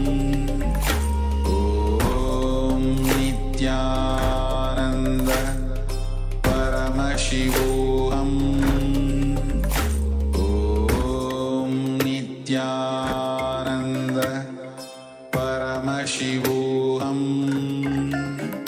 Om Nityananda Paramashivoham Om Nityananda Paramashivoham Om Nityananda Paramashivoham Om Nityananda Paramashivoham Om Nityananda Paramashivoham Om Nityananda Paramashivoham Om Nityananda Paramashivoham Om Nityananda Paramashivoham Om Nityananda Paramashivoham Om Nityananda Paramashivoham Om Nityananda Paramashivoham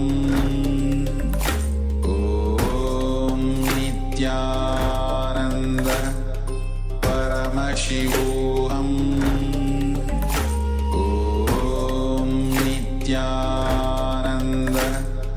Paramashivoham Om Nityananda.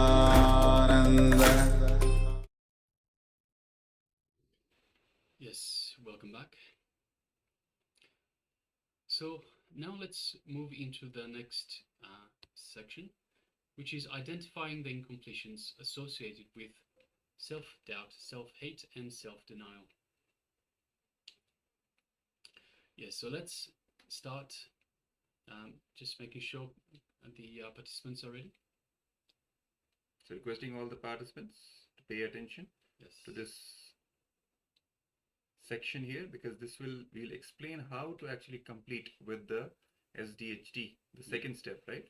So this is a very important step, because when we actually do the process, this is where the actual completion will happen. You'll create the space from completion, and then after that you'll be recreating the space for the manifestation.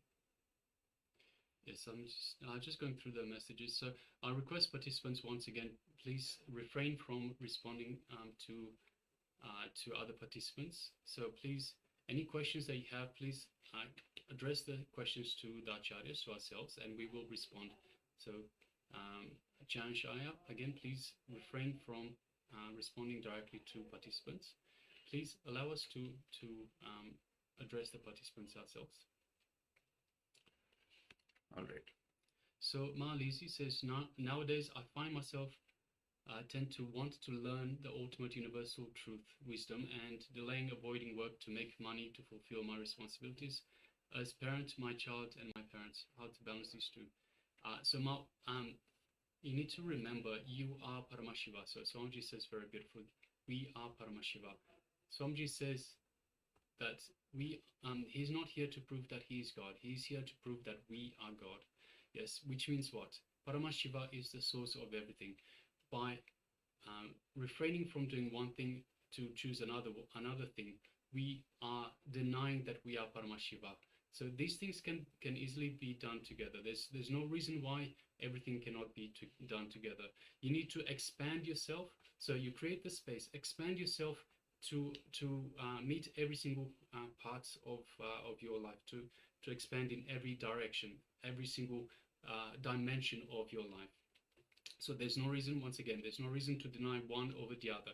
When you deny one over the other, then the one that is denial, you are denying that you are Paramashiva, and you are also denying this as being part of your life, or something that is occurring in your life. And when you deny something in your life, it will come back again and again and again and haunt you.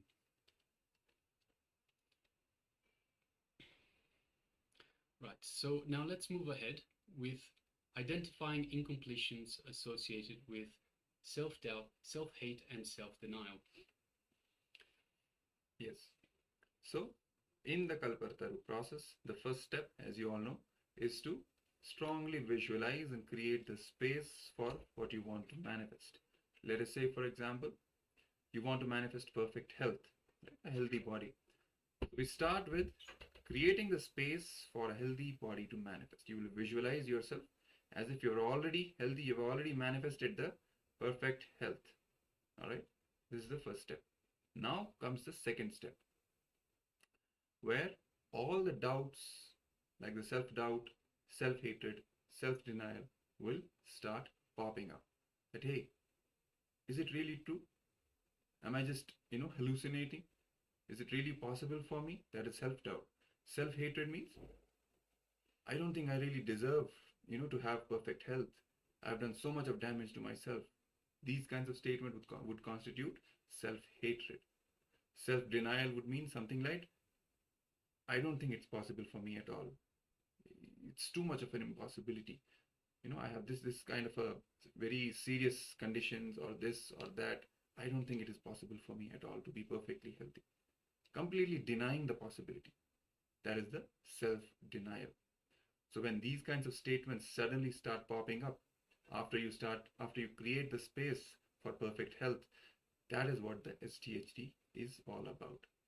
In this step, we have to complete with this SDHD. Completion means all these patterns, self-doubt, self-hatred, self-denial, which don't allow you to manifest the reality that you want. They're all incompletions.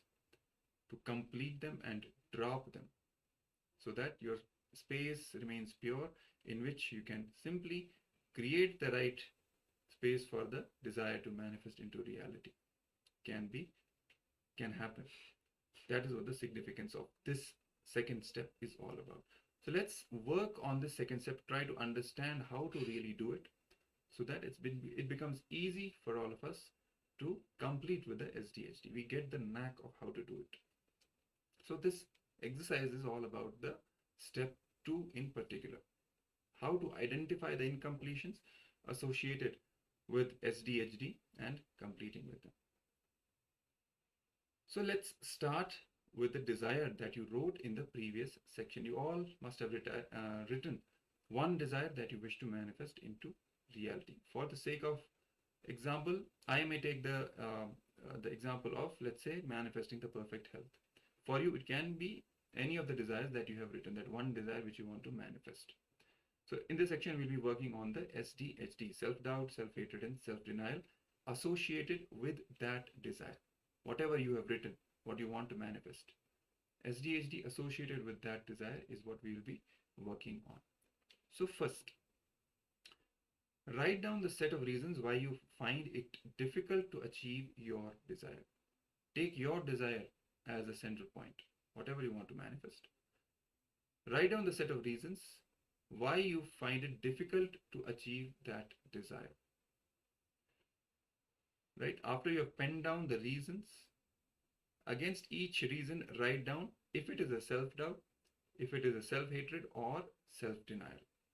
This will require careful introspection. Sometimes it can involve more than one, perhaps all three. So take some time. First, pen down all the reasons why you find it difficult to manifest what you want to manifest. And for each of these reasons, identify if it is self-doubt, or if it is self-hatred, or if it is self-denial, or a combination of all these, 2 or all 3. All right. So let's take a couple of minutes and do this first step so that we can then move on to the further steps. So let's continue.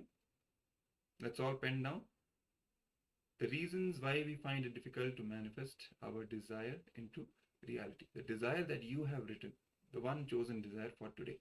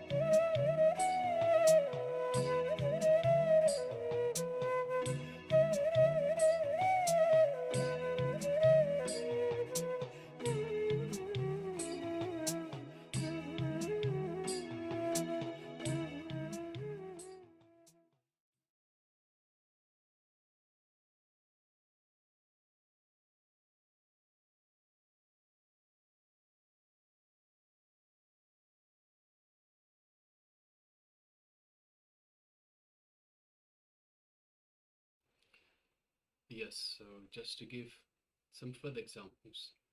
If you write, I want a promotion, but I'm not as skilled as I'd like to be.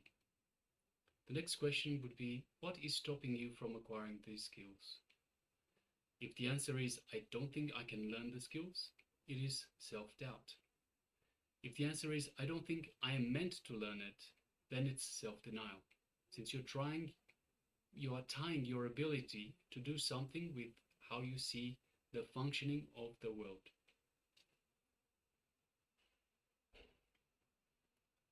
So for each of the items in your list, analyze depending on whether it is self-doubt, self-hatred, or self-denial. Write down the belief, the images, and the gaps between them. So once again, for example, if the belief is, I don't think I can learn this skill, it's based on your inner image of I am not good at learning, or I'm not good enough.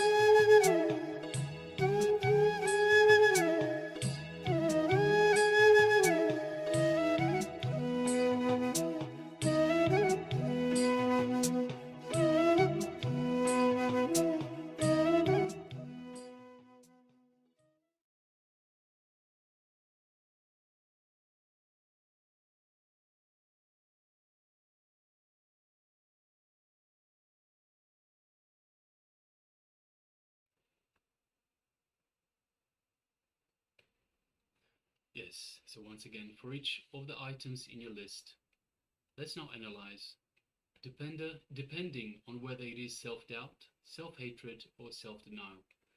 Write down the belief, the images, and the gaps between them. So once again, for example, if the belief is that I don't think I can learn this skill, it's based on the inner image of I am not good at learning, or I am not good enough. And let's identify what is the source of our belief. What were the incident or incidents that created this belief in you? So please pen down, identify the incidents, the source of your belief. So when that incident happened, how did you perceive yourself? How did you perceive the situation? How did you see others around?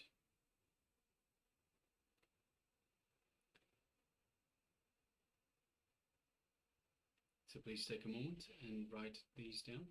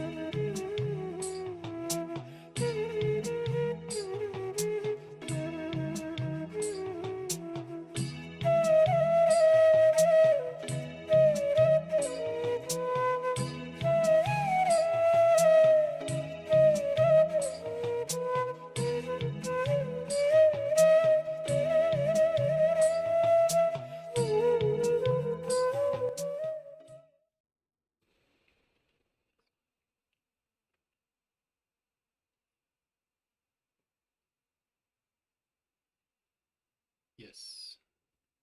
So once again, when the incident happened, so you've identified the incident.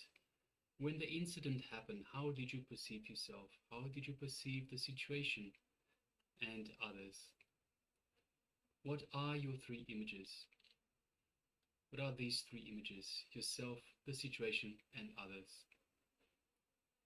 Do you see how the perception has stayed with you? Is that perception true? Is there a chance that the perception is wrong? Are any of the situations repeated again and again? Please go ahead.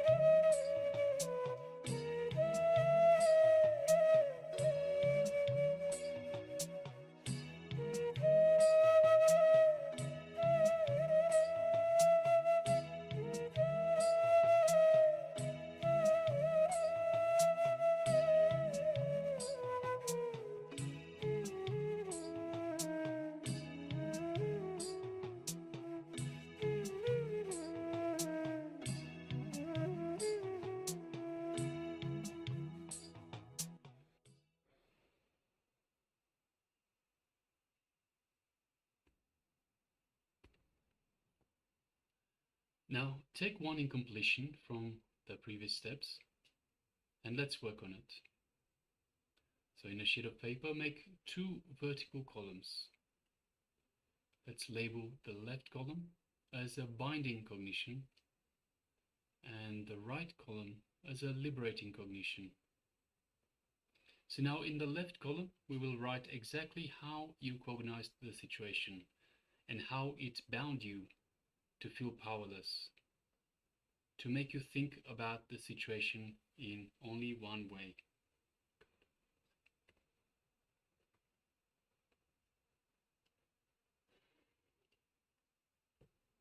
In the right column, write down other ways of looking at the same situation. So in what other ways can you look at that same situation? Do any of the cognitions give you more options than your binding cognition? So let's first start just with the left column. So write down exactly how you cognized the situation and identify how it bound you to feel powerless. So once again, we take one incompletion identified in the previous exercise. And in the left column, write exactly how you cognize the situation and how it bound you to feel powerless.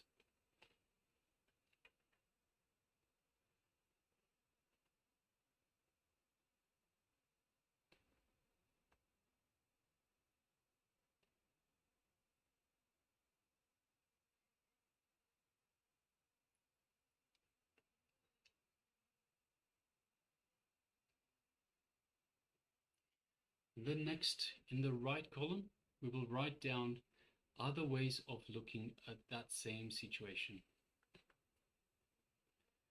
Do any of these cognitions give you more options? Any of these cognitions in the right column give you any more options than your binding cognition that you wrote in the left column? So if these were your new cognitions, how would you act? How would your actions be different from before? So let's look again at your actions as a result of the binding cognition.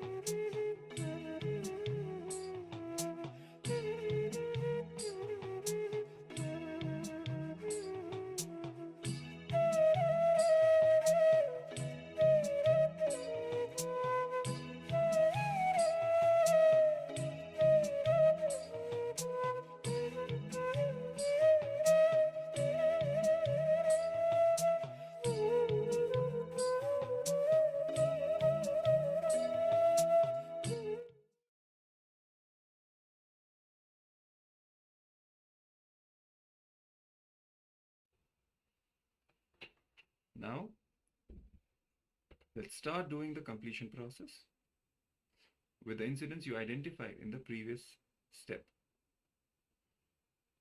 Now, with the incompletion that you have chosen, you must have identified a root incident from which that belief, that limiting cognition, that binding cognition started, which made you feel powerless again and again. So let's complete with that limiting cognition. Don't be distracted by outer events or thoughts. Start reliving the situations and incidents as if they were happening to you now. So those incidents which started those powerless beliefs in you. For example, I am not good enough, or I won't be able to do it. So you must have gone to the root incident where it all started. Now go back to that incident which made you feel that way for the first time. It might be at a very early age that you might have experienced that. Start reliving that situation exactly as it is, as if you are that person. You are that child who is going through that situation or an incident, as if it is happening to you now. So if you feel emotional, do not resist or do not break the process. Go through the emotions and relive them as if they were happening now. Do not disconnect from the emotion, even if it is painful.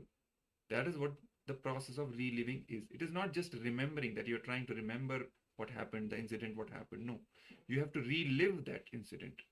Means if whatever you're going through physically, even emotionally, you have to go through it, you have to relive it. That is what the completion process really is. Alright, so let's take a couple of minutes. Take one incident and let's relive that incident fully with intensity. Let's continue.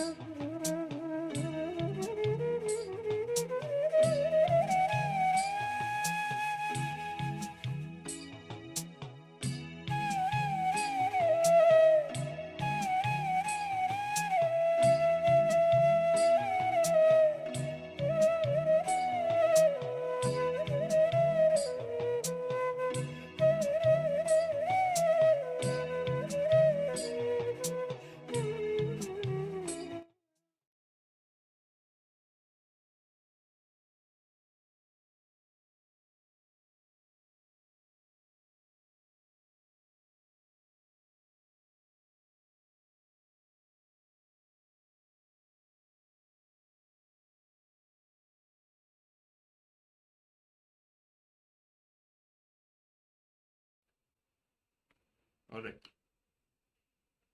Now look at all the identities you have cognized in each of these situations.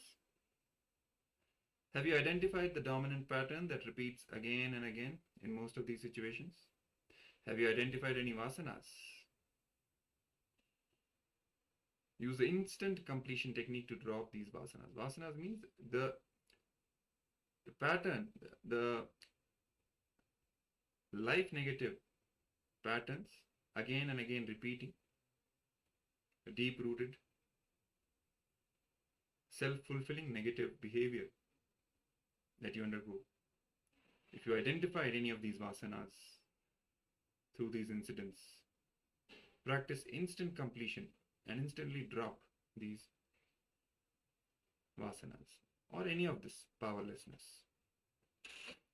Now, how to complete with the incompletion?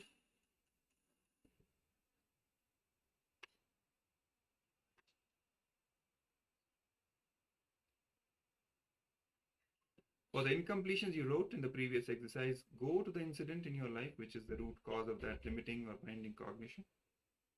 Relive the whole incident intensely again and again. So you've already done for one incident. You can continue and fully, completely relive that incident.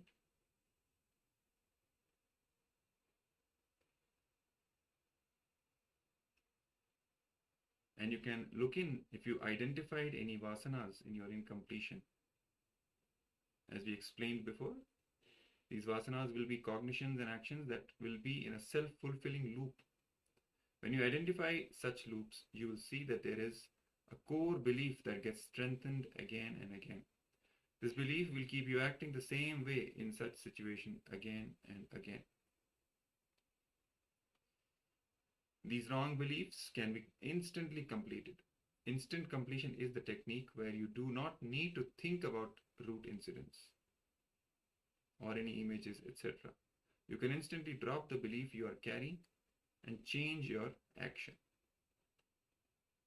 When you clearly see that your belief and the subsequent action is costing you a lot in life, you can instantly drop it. Instant completion is a very powerful technique. So once you identified these incompletion and the root patterns, which are again and again running like a self-fulfilling negative loop, simply instantly complete and drop it. Change the direction of your behavior or action.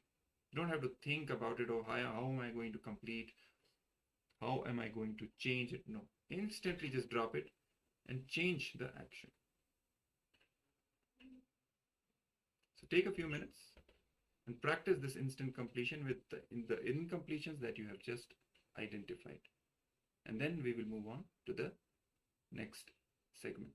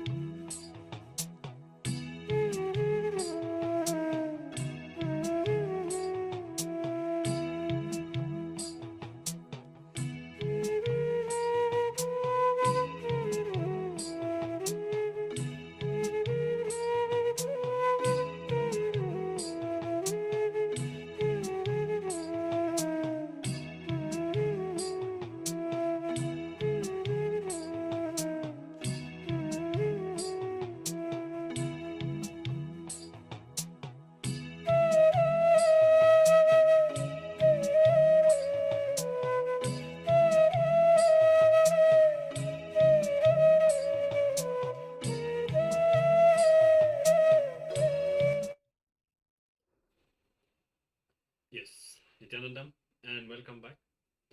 And now, with this Kalpataru process that we all have discovered, how to manifest our reality, how to create the right space inside us and hold on to that space for our desires to become a reality. We'll be continuing now with our next session.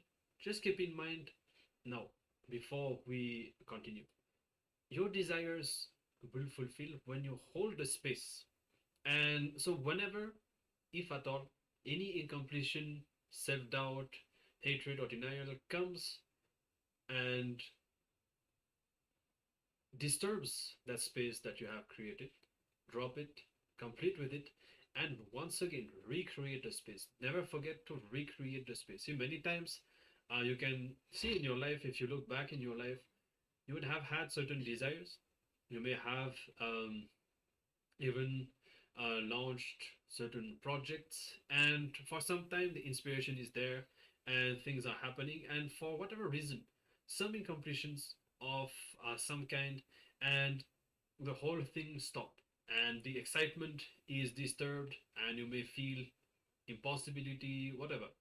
Then now, if you look back at these incidents, you may have failed to manifest what you want just because you did not complete and recreate the space. So this is the part that is really important. Now that you have learned the whole science, how to create your intention, create the space for it, now keep in mind always to recreate the space. Do the completion, recreate the space by bringing once again the visualization that whatever you want to manifest has already happened, and it is already it has already manifested in the present. And keep on doing this again and again until you see that what you want to manifest has happened. So this is the key now. And of course, just before the darshan, we'll be having a very short Kalpataru meditation so that we can prepare ourselves to receive Swamiji's blessings, and Swamiji will be infusing his own energy into the space that you have created for your desire to manifest even more powerfully. Okay, so hope that you are clear on the whole process, that you have understood all the steps. If you have any question or doubt regarding this Kalpataru process, feel free to ask us in the Zoom chat, and let us now continue and move on to our next session, and another very important session which is going to be on the Shiva Dīkṣā, which is an initiation that all of you will have the opportunity to receive today from Swamiji, from the Supreme Pontiff of Hinduism, during the darshan in just about 2 hours from now. And if you'd like to receive it, we will give you the link to register. And before that, let's discover what Shiva Dīkṣā is and why is it so important. So, Paramashiva manifests his powers through this Diksha. Paramashiva beautifully and clearly describes in the Vedas and Agamas that human beings are the Amritasya Putra, meaning we are the sons of immortality. We are not sinners that we need to repent. We are the favorite inheritors of the cosmos, as the verse from the Vedas tell, Brahmanyam Bahuputratam, meaning the favorite inheritors of the cosmos. So over the course of time, we have lost this ultimate experience and understanding we have had about ourselves, and we have forgotten the power we truly have inside each and every one of us, and it needs to be awakened, and that is only the Diksha. When Swamiji awakens it, it is called Diksha. So when the Diksha happens, the powers of the third eye also start expressing through us, and Paramashiva is the source of this. He is the exuberant energy of the third eye, otherwise known as the Agnya Chakra. Samaya Dīkṣā is the gateway towards the power and the third eye. Whether it's the blindfold reading, body scanning, the remote vision, all of these powers that you all witness today, all of these powers will start manifesting through us after the Samaya Dīkṣā. So the initiation into the third eye will be happening. Swamiji will be awakening all of our third eye and giving us that quantum jump. So the agamas are the manuals created by Paramashiva himself to teach us, to share with us about this great knowledge of Diksha or initiation. So the agamas were revealed by Paramashiva to Devi Paramashiva Shakti, who is his consort, or we call Parvati, and it is given to humanity by Bhagavan Vishnu for us to experience that Paramashivoham and that state of Jivan Mukti or enlightenment. So these were delivered vocally to Devi Paramashiva Shakti and passed on to Mahavishnu. Paramashiva blesses each one of us with the experience of Diksha or the initiation process, and he also gives us the next level of Diksha, and all of us will be experiencing one more level, which is the Vishesha Dīkṣā. Apart from the Samaya Dīkṣā and the Vishesha Dīkṣā, which is the level 1 and the level 2, we have the Nirvana Dīkṣā and the Acharya Abhishekam. But now during this Paramashivoham, on this first day of the Paramashivoham, we are going to be receiving the level 1 Dīkṣā, which is called Samaya Dīkṣā. Let us now understand what Samaya Dīkṣā is. Samaya Dīkṣā is the level 1 Dīkṣā given to each and every individual. It is for everyone. And Paramashiva describes it in the Agamas, saying that it is the first initiation every Hindu who wants to start his seeking process, who wants to start his journey towards enlightenment, has to take. Paramashiva compassionately reveals further that the Samaya Dīkṣā is a common entry for every beings, whether it is humans or animals, every being can receive this Dīkṣā.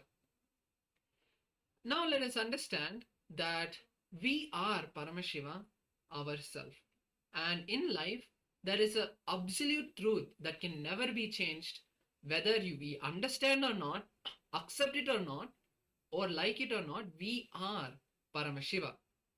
Whether we want to have the door or window, there's actually an example that Swamiji gives, saying that if whether the sun rises in the east and sets in the west, that truth can never be changed.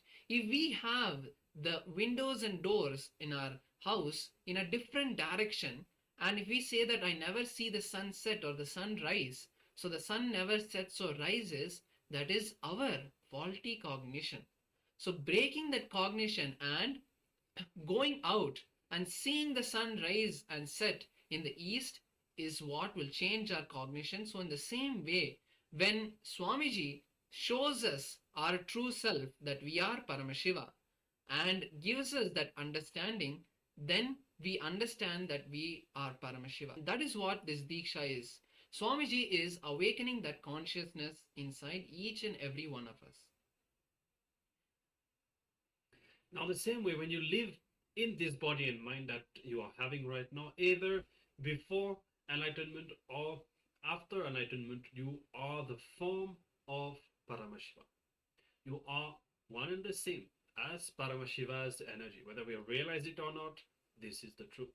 And as we said, some keep their door or window in the east-west direction and enjoy the rising of the sun and the sunset, while some keep them in the north-south direction and live without seeing it. The same thing applies to this truth. And a rare few, while living, due to their tapas and the austerities that they have done, they live in the space of Paramashivoham, knowing and experiencing that they are Paramashiva, celebrate, rejoice, radiate, and manifest the energy and the powers of Paramashiva, while others do not.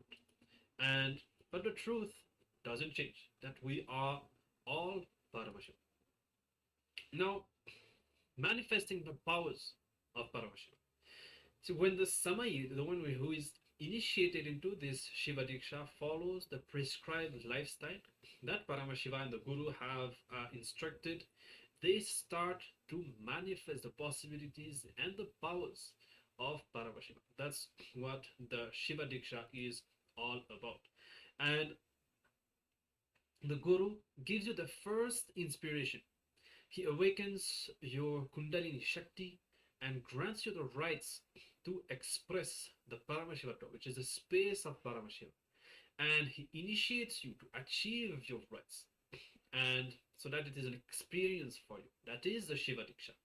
So when you receive this initiation from a person who is not enlightened, after the initiation you need to repeat the mantra continuously on your own effort, so that eventually you can experience that space of Paramashiva that we have spoken about.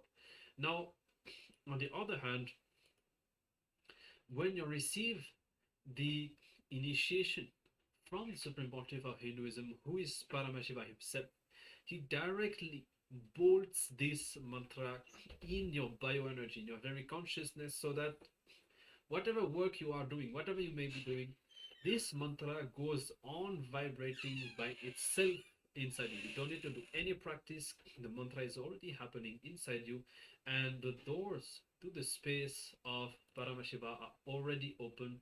You do not need to do any effort on your own. Now, when this mantra happens continuously after Swamiji's initiation, Paramashiva's remembrance, bliss, knowledge, power all pour and grow in your life as a Shakti, as a power.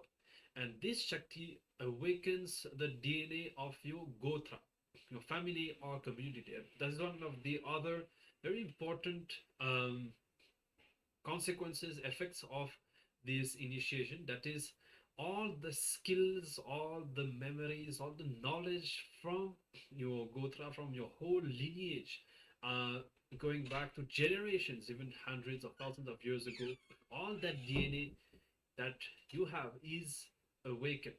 And by this awakening, all the knowledge, clarity, completion, fulfillment, skills, everything start expressing, and all of that is awakened inside you. So let us now understand the scriptural reference where in each place in our scriptures, in the Vedas and the Agamas, where Paramashiva explains to us about the Shiva Dīkṣā. So the Shiva Dīkṣā, as we mentioned earlier, is from the Vedas and the Agamas, which are the source books of Hinduism. And they are the cosmic law itself, where Paramashiva himself has given all the instructions for how we have to live our life. So the following verses are from various scriptures, and let's look at them one by one. So first, there is a scriptural reference from the Navatantreshwara, a powerful scripture revealed by Paramashiva himself. There he says, that action which bestows enlightenment destroys the three impurities, bondages of the self, Anava Mala, Karma Mala, Maya Mala, feeling belittled, karmic baggage and forgetfulness of one's original state.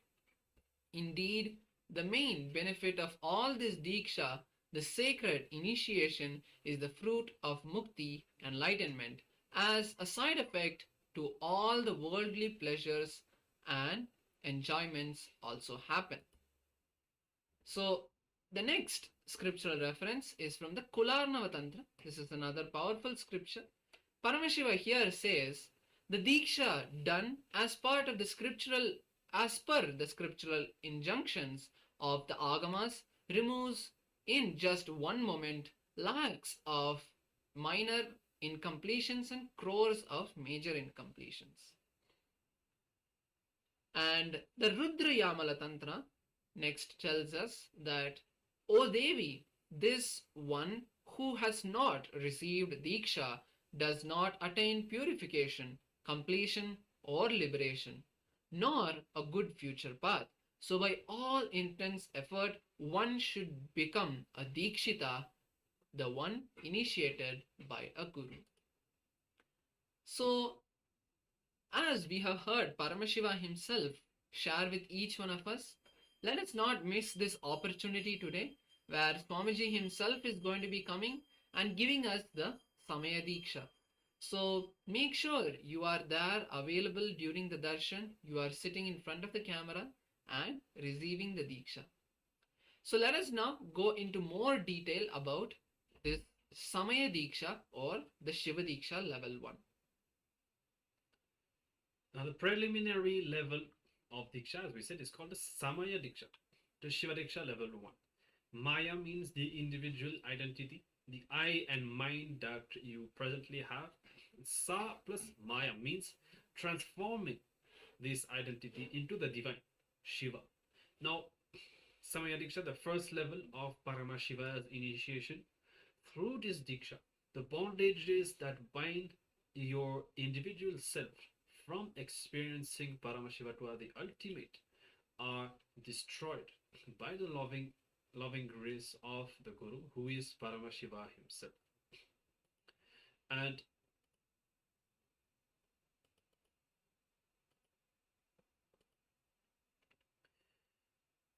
during this initiation, Swamiji will be awakening the space of Paramashivoham, oneness experience with Paramashiva in you, in all the disciples. Through this initiation, you become eligible to live and practice the Vedic lifestyle as ordained by Paramashiva in the Agamas. So, in other words, everything starts here. If you were to try living that lifestyle or manifesting the powers before, it would not be a success. It would not be something that transforms you and that elevates you towards enlightenment.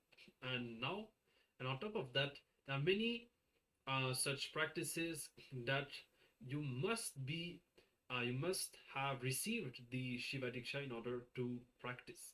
And it is not mandatory that a person initiated into the Samaya Dīkṣā should follow a strict vegetarian diet. If you wish to partake non-vegetarian food, you can do so. Whatever it is socially acceptable, except for example in Kailasas, Adinams, temples around the world. But otherwise, you still have the freedom to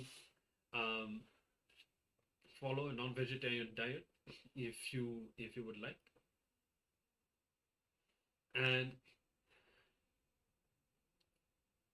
as part of this initiation, you will also be receiving the Gayatri Dīkṣā, and which is a very beautiful and necessary ritual that sets the right context for you to begin your journey with Paramashiva. And it is a very ancient ritualistic process instructed in the Vedas, and you will be initiated into a daily recital of the very powerful Gayatri mantra, and which is a mantra that is designed, that is revealed in the Upanishads to awaken your consciousness, to awaken your innate intelligence. And this is really one of the most auspicious beginning to for your spiritual life. Now, for the world, it brings tremendous healing and possibility for peace and happiness, because the more people are practicing, the more the world will become peaceful. So by receiving this initiation, by raising your own consciousness, you also contribute to the world, in the sense that you will not be fueling the global negativity, but on the other hand, you will be a part of a movement to raise the collective consciousness of humanity. And for the individual, the Gayatri initiation establishes the right context for spiritual growth. As we said, it establishes the reality of the self. It establishes the reality of the self's nature, the cosmic energy, and the reality that the cosmic energy is intelligence. It establishes the reality that the self is one with the cosmic energy. So all of this should become an experience after the initiation. That is the whole point. It will be more than just intellectual knowledge. You will start to realize all of this and enjoy all these fruits in your daily life. And the power of initiation and the daily recital of this mantra, which is very simple, brings the fulfillment of all desires and healthy long life, a solid foundation to keep you on the spiritual path always. So not only you have enlightenment, the spiritual growth, But as that happens, it also translates in success, fulfillment of our desires, material abundance, and all of this also starts to happen as a side effect of this initiation.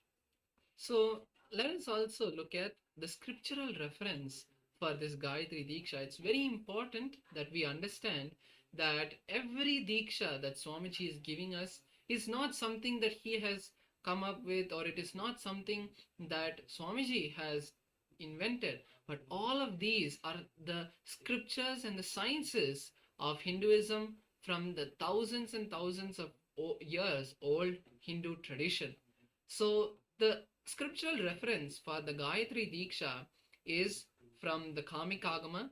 Bhagavan Paramashiva himself initiates and instructs the gurus to initiate their disciples with the Yajnopavita and the Gayatri Diksha. Paramashiva says that the guru should give the sacrificial thread Yajnopavitam, purified and energized with the recital of the Mula Mantra to the disciple, and make him wear it. Having offered the oblations of 1,000 or 100 times, which the recital of the Mula Mantra, he should offer the oblation with the same Mula Mantra. So Paramashiva continues to say, the disciple who has been given the participatory initiation, Samaya Diksha, this way becomes qualified to perform the personal worship of Shiva, to render assistance for the performance of fire rituals, and becomes competent for the systematic study of the scriptures, because he becomes qualified for listening to the recital of mantras. Oh, the sages, such disciple attain the position of Rudra. So each of us are going to become part of Paramashiva's own family and Paramashiva's own embodiment after this Diksha. So it is from the Kamikagama Uttarapada, chapter 20, Samaya Vishesha Diksha Vidhi, the directions for performance of the Samaya and Vishesha Diksha. So the next scriptural reference that Paramashiva gives from the Kamikagama, he says that in affecting humbleness into the seeker who has become fit enough to be favored, and in affecting compassionate feelings in the Guru, also Shiva is the causal Lord. The intimate communication between the blessed one and the blessing one is very rare and very difficult to occur. Thus, the blessed are those seekers to have the ultimate Guru. For us, the Guru is none other than Paramashiva himself, the Supreme Pontiff of Hinduism, our beloved Swamiji. And in their life, even among them, the chosen few have the Anugraha, the ultimate grace of Shiva, the Shiva Dīkṣā from the Guru, the embodiment of Paramashiva established in Paramashivatva. So this is the beautiful scriptural reference for the Gayatri Diksha.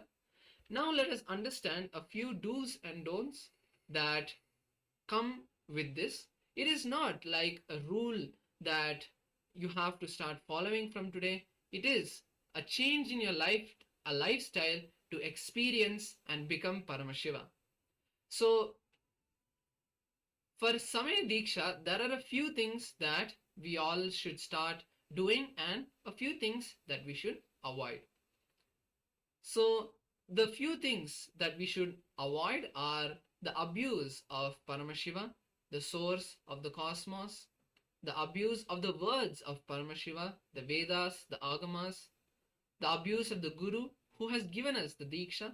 So never doing that abuse to Swamiji or his teachings, and abuse to other sadhakas means the other disciples and devotees of Paramashiva and Swamiji, crossing over the shadow of a Shivalinga, eating the food kept aside for Chandikeshwara. Chandikeshwara is a deity in the temples, and most of us will not have this problem, as we are not in we don't go to a Hindu temple, but Chandikeshwara is one of the accountants of Paramashiva. So crossing the flowers or food kept aside for Chandikeshwara or offered to Chandikeshwara or offered to Paramashiva. And what we should start doing to experience this is maintaining integrity with Swamiji. So all of the initiated disciples should till the end of this lifetime worship the Guru, Paramashiva and the Linga, whether it is through the rituals or the Atmartha Puja, which is your own puja. Offering that puja and worshipping the Guru is most important. Also, all the disciples should apply Bhasma or Vibhuti, the sacred ash, on their body and wear the Kanta Rudraksha, which is the Kanta Rudraksha is this mala that we wear after the Shiva Dīkṣā. You can wear it in gold, in silver, or even in a simple thread. Wearing that Kanta Rudraksha on the neck is like Swamiji beautifully says that it is like a sign to all of the negative energy that they cannot touch us. And when we wear this, Swamiji is always there to be with us and protect us. Now, the Guru Dakshina is the offering that is made by the disciple to the Guru after the initiation. So out of a deep gratitude to Paramashiva for choosing us to take this auspicious Diksha, Dakshina should be offered. And for a human being in this life, there is physical health, mental health, relationships, wealth, spiritual life, and so on. So to raise a human being in all the levels, Paramashiva himself happens in the human body, in the form of a Guru, and so Bhagavan Paramashiva has given his own life for us, and for him our expression of gratitude is the Guru Dakshina. Now, whatever the Dakshina that we are offering to him, he blesses us in return with multiple services. And this is not Guru Dakshina, it is the offering that we are giving to our own selves. And in the Srimad Kamika Agama, Paramashiva reveals what are all the various items that can be offered to the Guru as Dakshina. And we have a Shastra Pramana for that says at the end, the chief sponsor, the Yajamana, should worship the chief Acharya, the Guru, and so that is us worshipping the Guru, and honor him with new clothes, gold rings and others, the worthy materials used in this yajna, so the ritual, such as golden cloth and others, should be dedicated to the Acharya.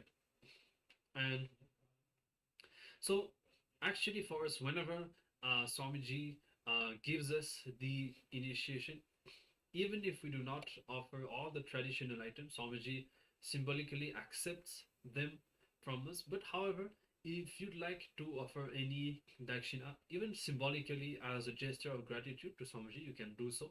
And a way in which you can do that is during the darshan in the YouTube super chat, in the comment section, you can offer whatever amount you would like, just as a gesture of gratitude for this initiation that you are receiving. Now we have another Shastra Pramana that is regarding the initiation itself, that says that the initiate should wear white clothes. Okay, so whoever wants to get initiated, kindly arrange for white clothes, whatever is available.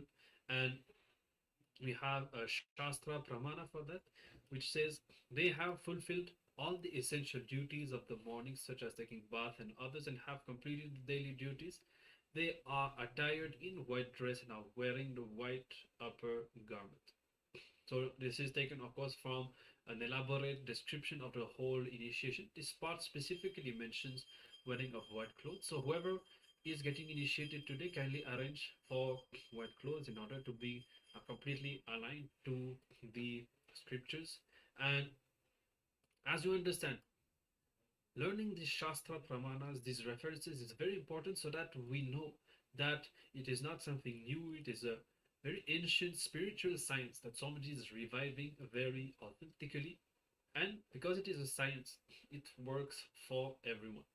Now, Shiva Dīkṣā is building your inner space on powerful cognitions, truths, understandings about you, the world, life, and you can literally become enlightened, manifest powers and all the possibilities. Shiva Dīkṣā is all about shifting the way you function from powerless cognitions to powerful cognitions. So we've been quite intense in going through all these slides, quite a lot of content. If you have any question or doubt, feel free to ask us either regarding the do's and don'ts, the context, or whatever it is. But essentially, this initiation really starts your spiritual life. There are many things in Hinduism. For example, if you want to get involved in the temple rituals, you need to have received this first level initiation.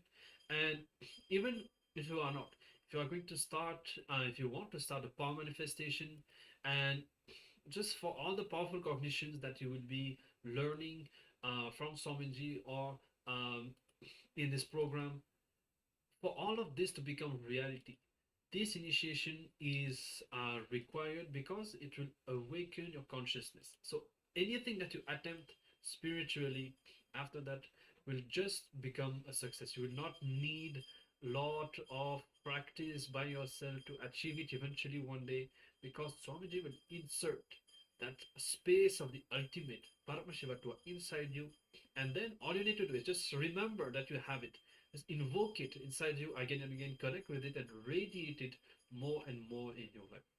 So with this, let us now watch a short clip in which Swamiji himself will be revealing deeper insights into what Shiva Dīkṣā really is about. So let us come to the space of listening and let us now hear directly from Swamiji himself.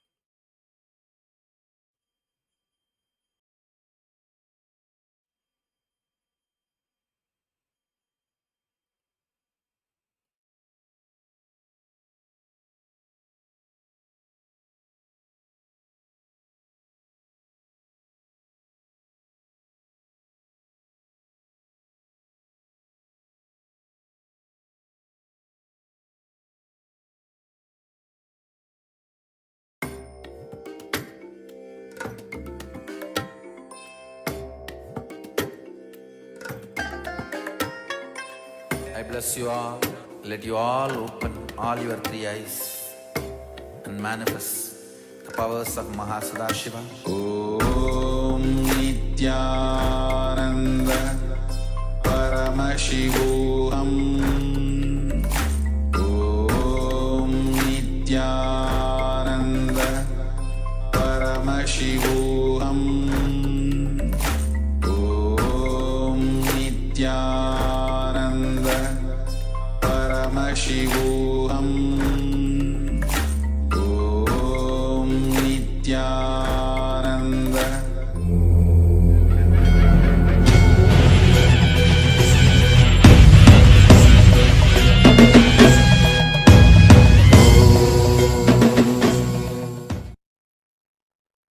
Om Nityananda.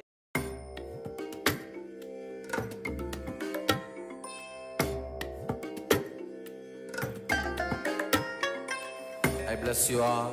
Let you all open all your three eyes and manifest the powers of Mahasadashiva. Om Nityananda Paramashivoham. Om Nityananda Paramashivoham.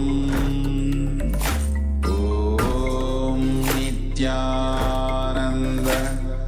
Paramashivoham. Om Nityananda Paramashivoham. Om Nityananda Paramashivoham. Om Nityananda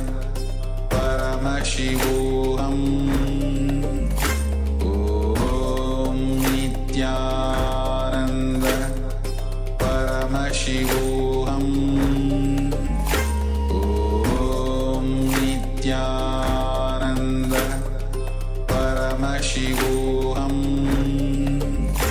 Om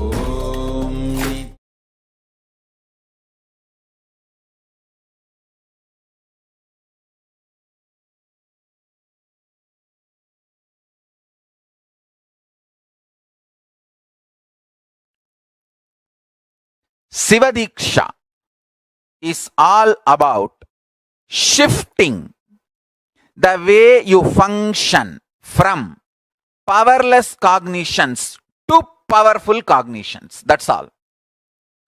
Shiva Dīkṣā is the way to shift you from functioning from powerless cognition space to powerful cognition space. Listen carefully. Understand life. Listen carefully and understand life.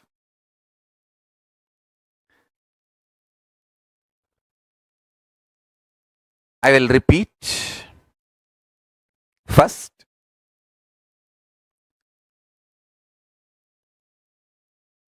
your inner space is like a software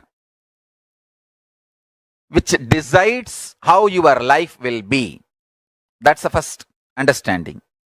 Second, if the inner space is filled with powerless cognitions, powerless, suffocating,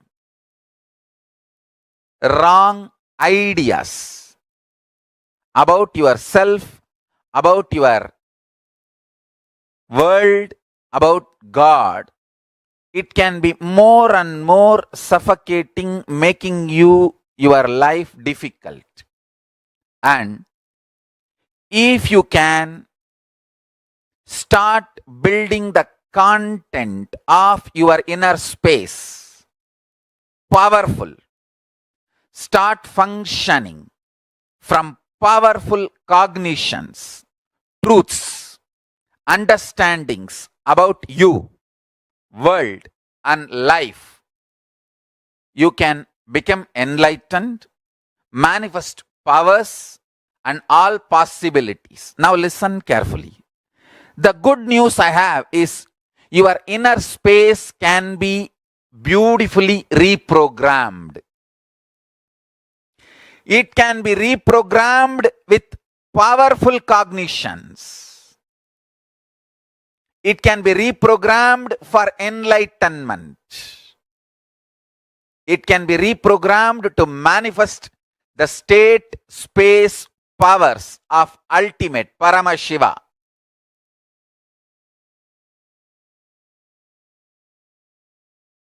I am describing the whole sacred secret as it is. Maybe at some time catch up with the signs I am revealing.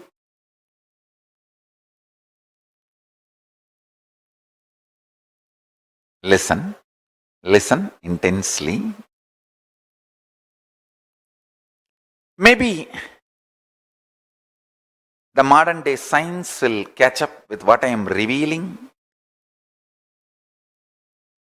at some time, sooner the better for the humanity. Listen. Your bioenergy is left inside your body when you assume the body. Like a snake, it just goes into your Mooladhara chakra and rests coolly in the Paramashiva Bodha. Between the age of 0 to 3, the first activity starts at one point. You start feeling, I exist. We say, na, the time I remember me. That happens between 0 to 3. the earlier it happens, better for you. The earlier it happens, the being is higher conscious. People who never miss that prajna, I exist, are incarnations. They miss just for a few days or few weeks, but within 1 or 2 months, get that I exist, are yoga prashtas. I have so many yoga prashtas in my Gurukul.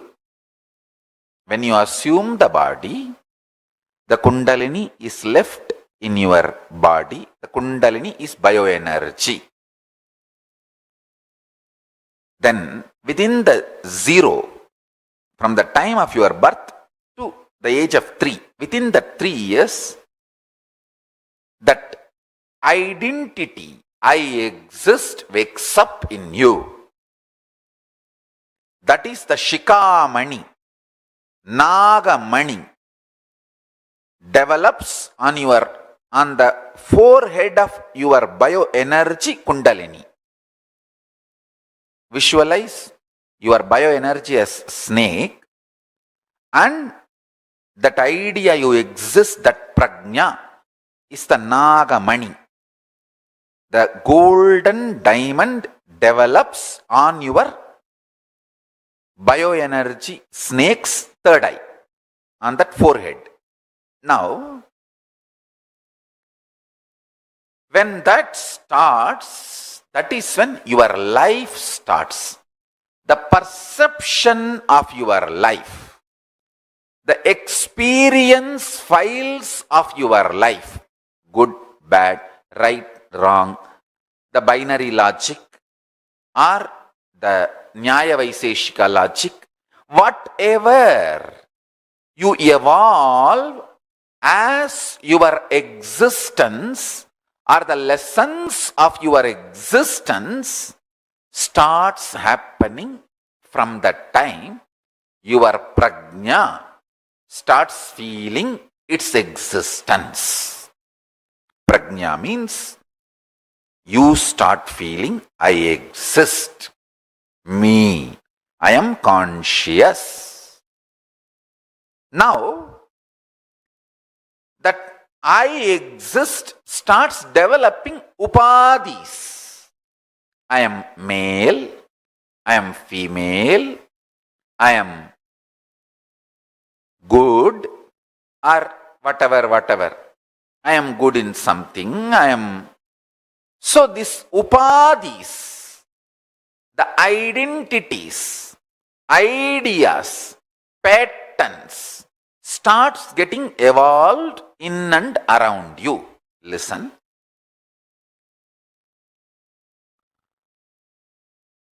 When you get the prajna matured, that happens by the age of 7. The prajna means that your existence getting matured at the age of 7. By the age of 7, that starts happening. That is the time you start developing your will. This is what I want. This I don't want. This is the way I will be. This is not the way I will be. That will starts getting developed at the age of 7. Listen. When you are born, your bioenergy is left inside you.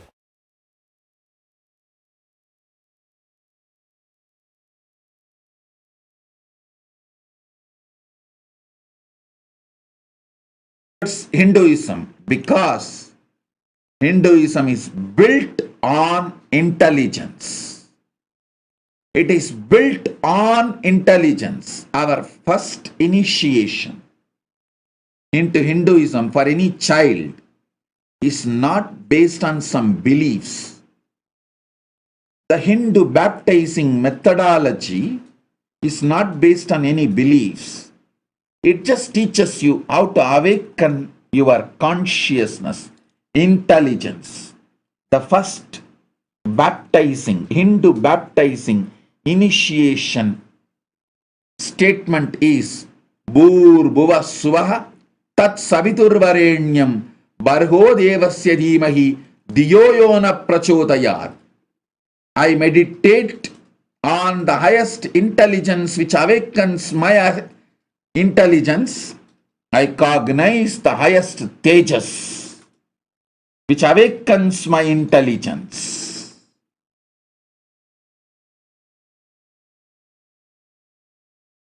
Listen.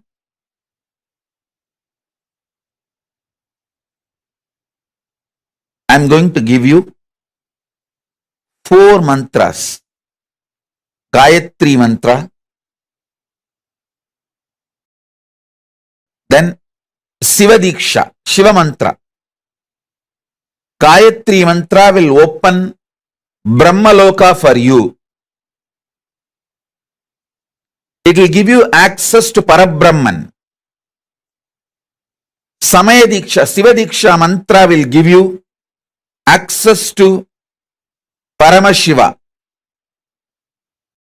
And I will be giving you Mahavagya, which will give access to me directly. It means which will give access to all gods and all the lokas. So listen. You can use these keys any time you want. Please listen. I am extremely responsible person. Whether it is some simple headache and physical problem or grave dangers and crisis, health crisis or business crisis or life crisis or accident, any crisis, use these mantras. I guarantee you I will be there with you. I am the cosmic 911. I will be there immediately to attend, protect, take care, do everything you need. Do not worry. I'll shower you with me. I'll fill you with me.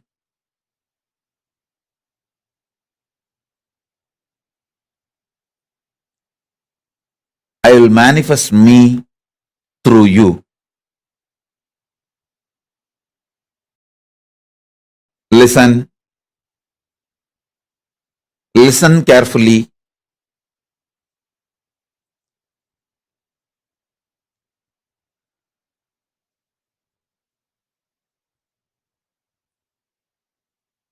When you use these mantras, you will understand why these great gifts have come to you so easily. When you choose me, you have proven your commitment strength. You passed the test. That is why this gift for you.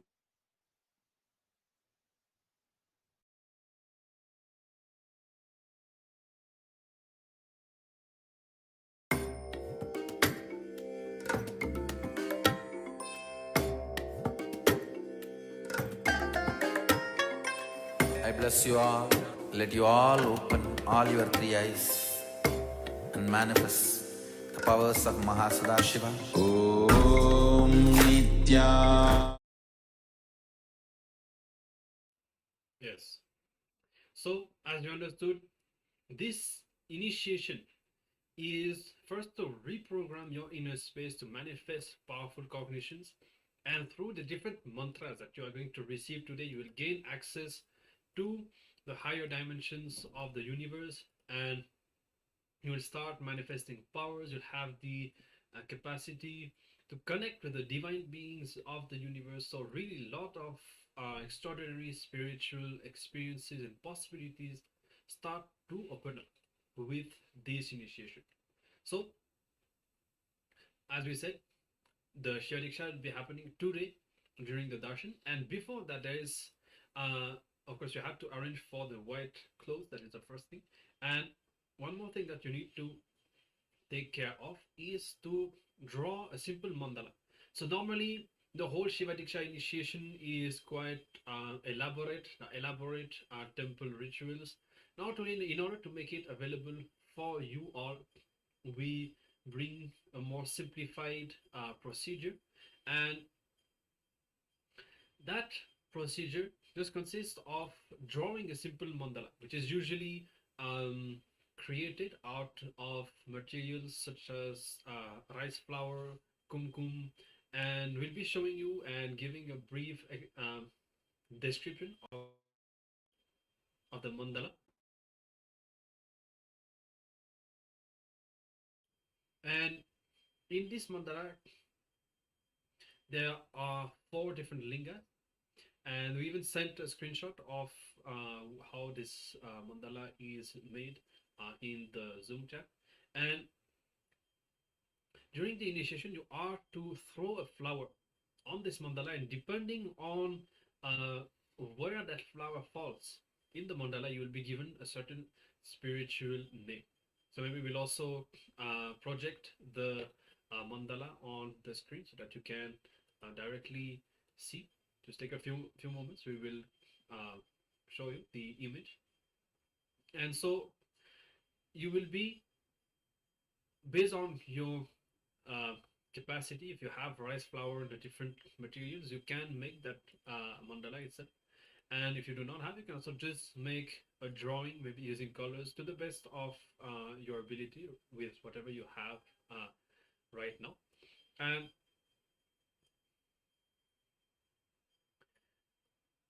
this mandala consists of 4 different lingas and a center portion, and these represent the 5 faces of Sadashiva. Sadashiva is the form of Paramashiva, who embodies the 5 cosmic actions of creation, sustenance, rejuvenation, delusion, and liberation. And yes, you can now see the mandala. And you will be to draw this mandala. We have sent the image in the Zoom chat. And there are also a few directions for drawing this Sadashiva mandala.